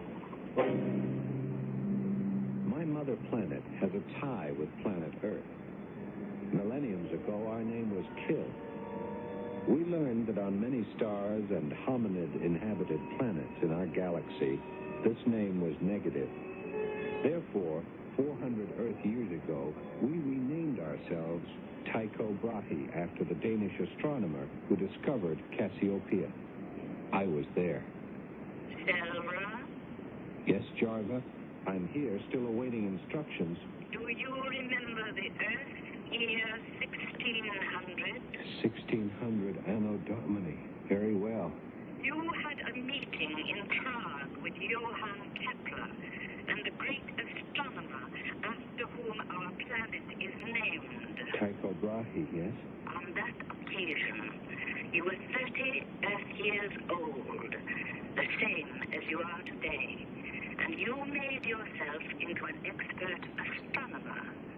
My instructions are, now, make yourself into an expert American from Houston, Texas. Yeah, it's all very well for you to tell me, but what about the Earth female called Mary? If you cannot carry off your disguise and your orders, you will be recalled, but in disgrace. I plead my case, would you? I'd give anything to return to Tycho. I will report your wish, but don't expect much consideration until you have served your time.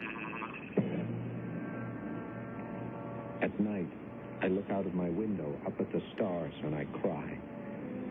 Somewhere out there is my homeland. 1,000 light years afar, or 1,000,000, who knows? I don't. I'm so lonely. I hate the daily pretense to be Charles Robinson, to be always on my guard, to be living a lie. It's almost unbearable.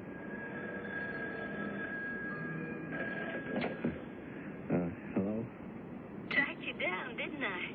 Who is this? Charlie Robinson. Don't give me that who is this routine. It's Mary, and you know it is. Oh, yeah, of course. I was just sitting here. Staring out the window, I bet. How did you know? Because, darling, you always used to. I did? If I didn't know you so well, I'd be insulted. After disappearing as you did, and then our accidental meeting on the merry-go-round, I'd think you'd be full of apologies. Apologies for what? Are you continuing this pretense? I suppose you've forgotten you asked me to marry you. I did. You most certainly did. And did I marry you? Very funny, aren't you? Hello? Hello? I didn't bother to knock. So, this is where you live. Well, don't you think this charade has gone far enough? Mary, I am being honest with you. I don't know what you're talking about. You don't remember marrying me? You don't remember our honeymoon? You don't remember disappearing 2 years ago? Tell me more about myself. There's not that much to tell. What are you trying to make me believe? You have amnesia? Please tell me about myself, whatever you know. Okay. If that's the way you want to play it. You had a good job here in Houston in space research. We went on our honeymoon to the Solar Disturbance Forecast Center in Colorado. We came home. You disappeared. No one ever saw you again. Solar Disturbance Center, huh? I had no idea you all were that far advanced in cosmic investigation. Charlie, how can you look me in the face and say this is all news to you? If that blank expression is your way of avoiding responsibilities, you've got another thing coming. Look, I'm willing to be nice about all this, but you'd better remember real hard that you are married. Jarva? Yes, Sarah. What is the latest you report? I'm married to an Earth woman 2 years ago. Was that necessary for your research? You don't understand. I've been given a body identical to someone called Charles Robinson, who lived on Earth 2 years ago and disappeared. I know. You knew all along and never warned me? We didn't wish to impede your research. Well, what am I going to do? Be friendly, up to a point. You are to make friends with more Earthlings. You have been given a 30-year-old body. Get to know Texas people. Do what a 30-year-old Earthling does.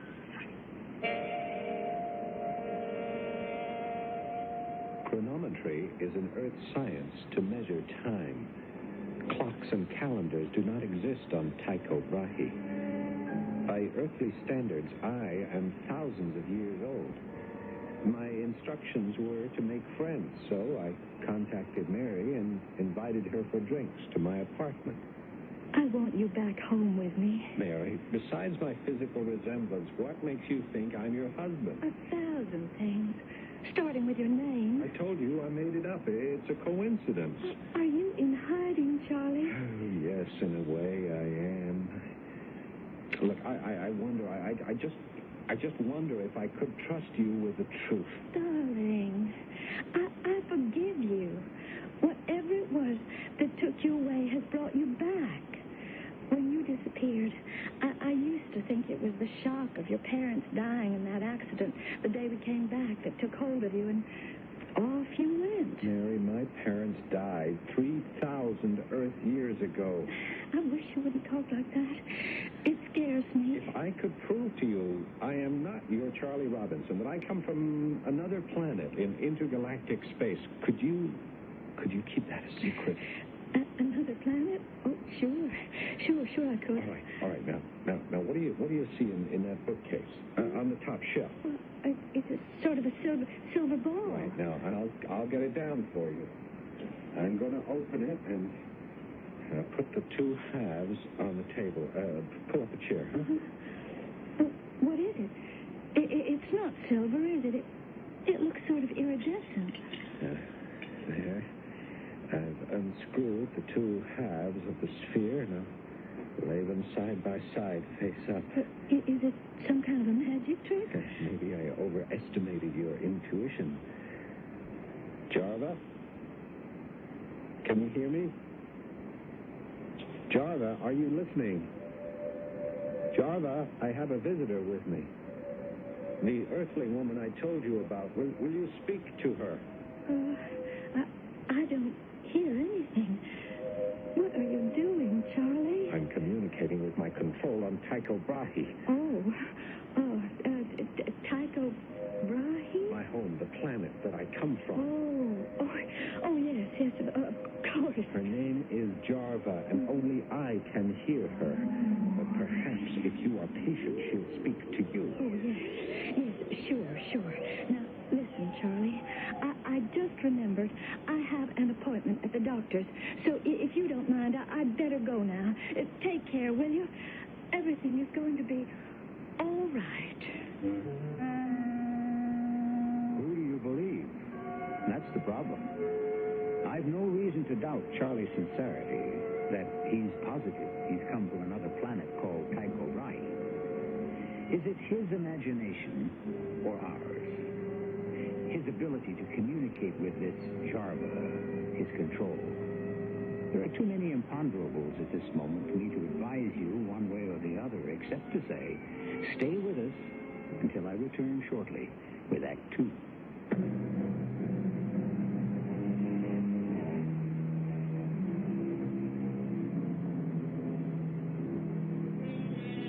A clear case of amnesia? Is that what we have here?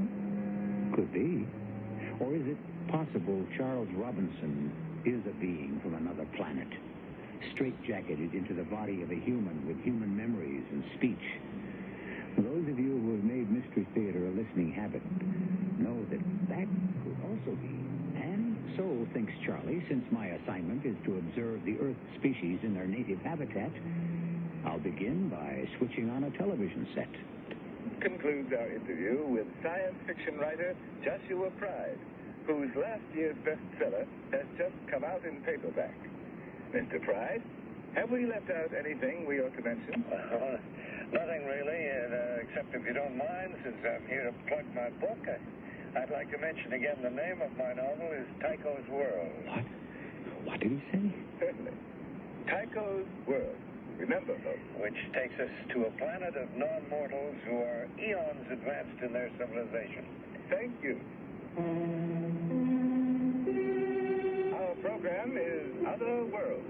Our guest today, author Joshua Pride. Jarva, can you hear me?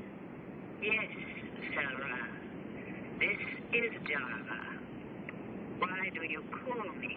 I just turned on a Houston, Texas television channel, and they were interviewing a science fiction writer. Now, this writer has written a book called Tycho's World, supposedly about our world. You must be mistaken, Sarah. Are you certain? I am very sure, but how could he know? What Earthling would have any idea? Well, someone's at the door. Who is it, Jarva? Probably that female Mary. Answer her. Hold on a second, Mary. I'll be right there. What'll I do about this man who calls himself Joshua Pride, this writer? We leave that to you. If he's dangerous to your mission, you'll know what steps to take. Come coming.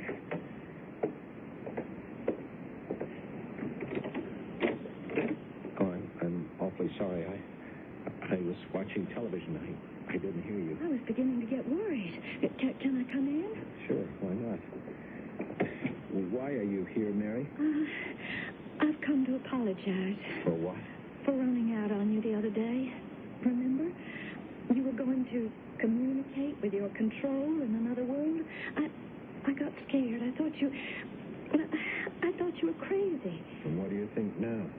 That you need me. Now, look, Mary, something has happened. I just saw something on television, and I need your help. There's somebody I've got to know more about. Of course I'll help. And you can do something for me. For both of us, really. What? Well, I found out today something I never knew. The space project you were working on 2 years ago when you disappeared was headed up by a Dr. Latrobe, a genetic studies project.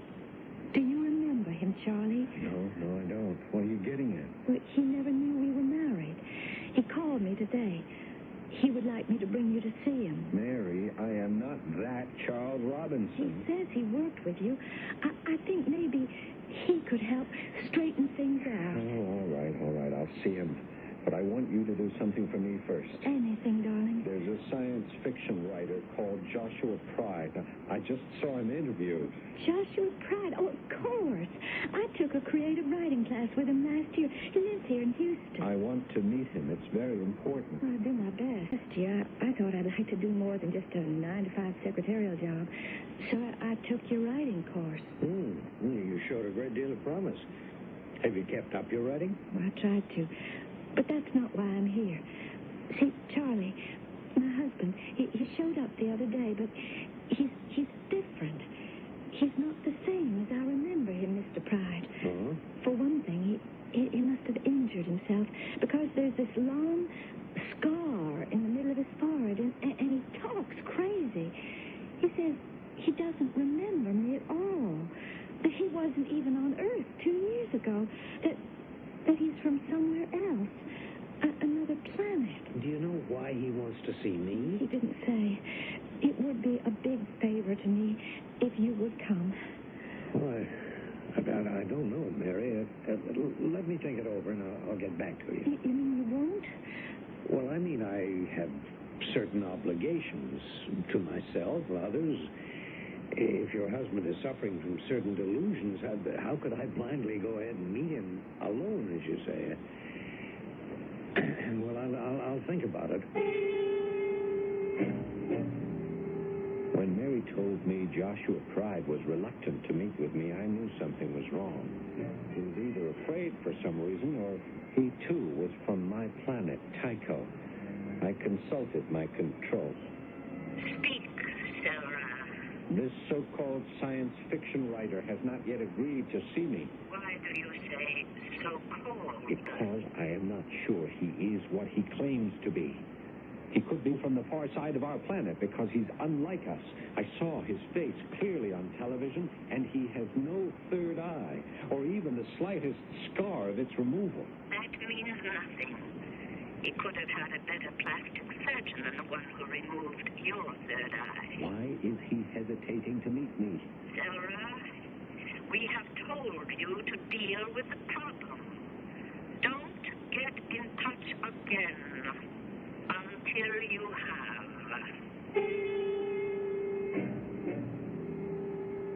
Is this disguised entity from our galaxy, or even the far side of our planet, has been sent to stop my work? He must be disposed of. I purchased a copy of his book, Tycho's World, and a revolver.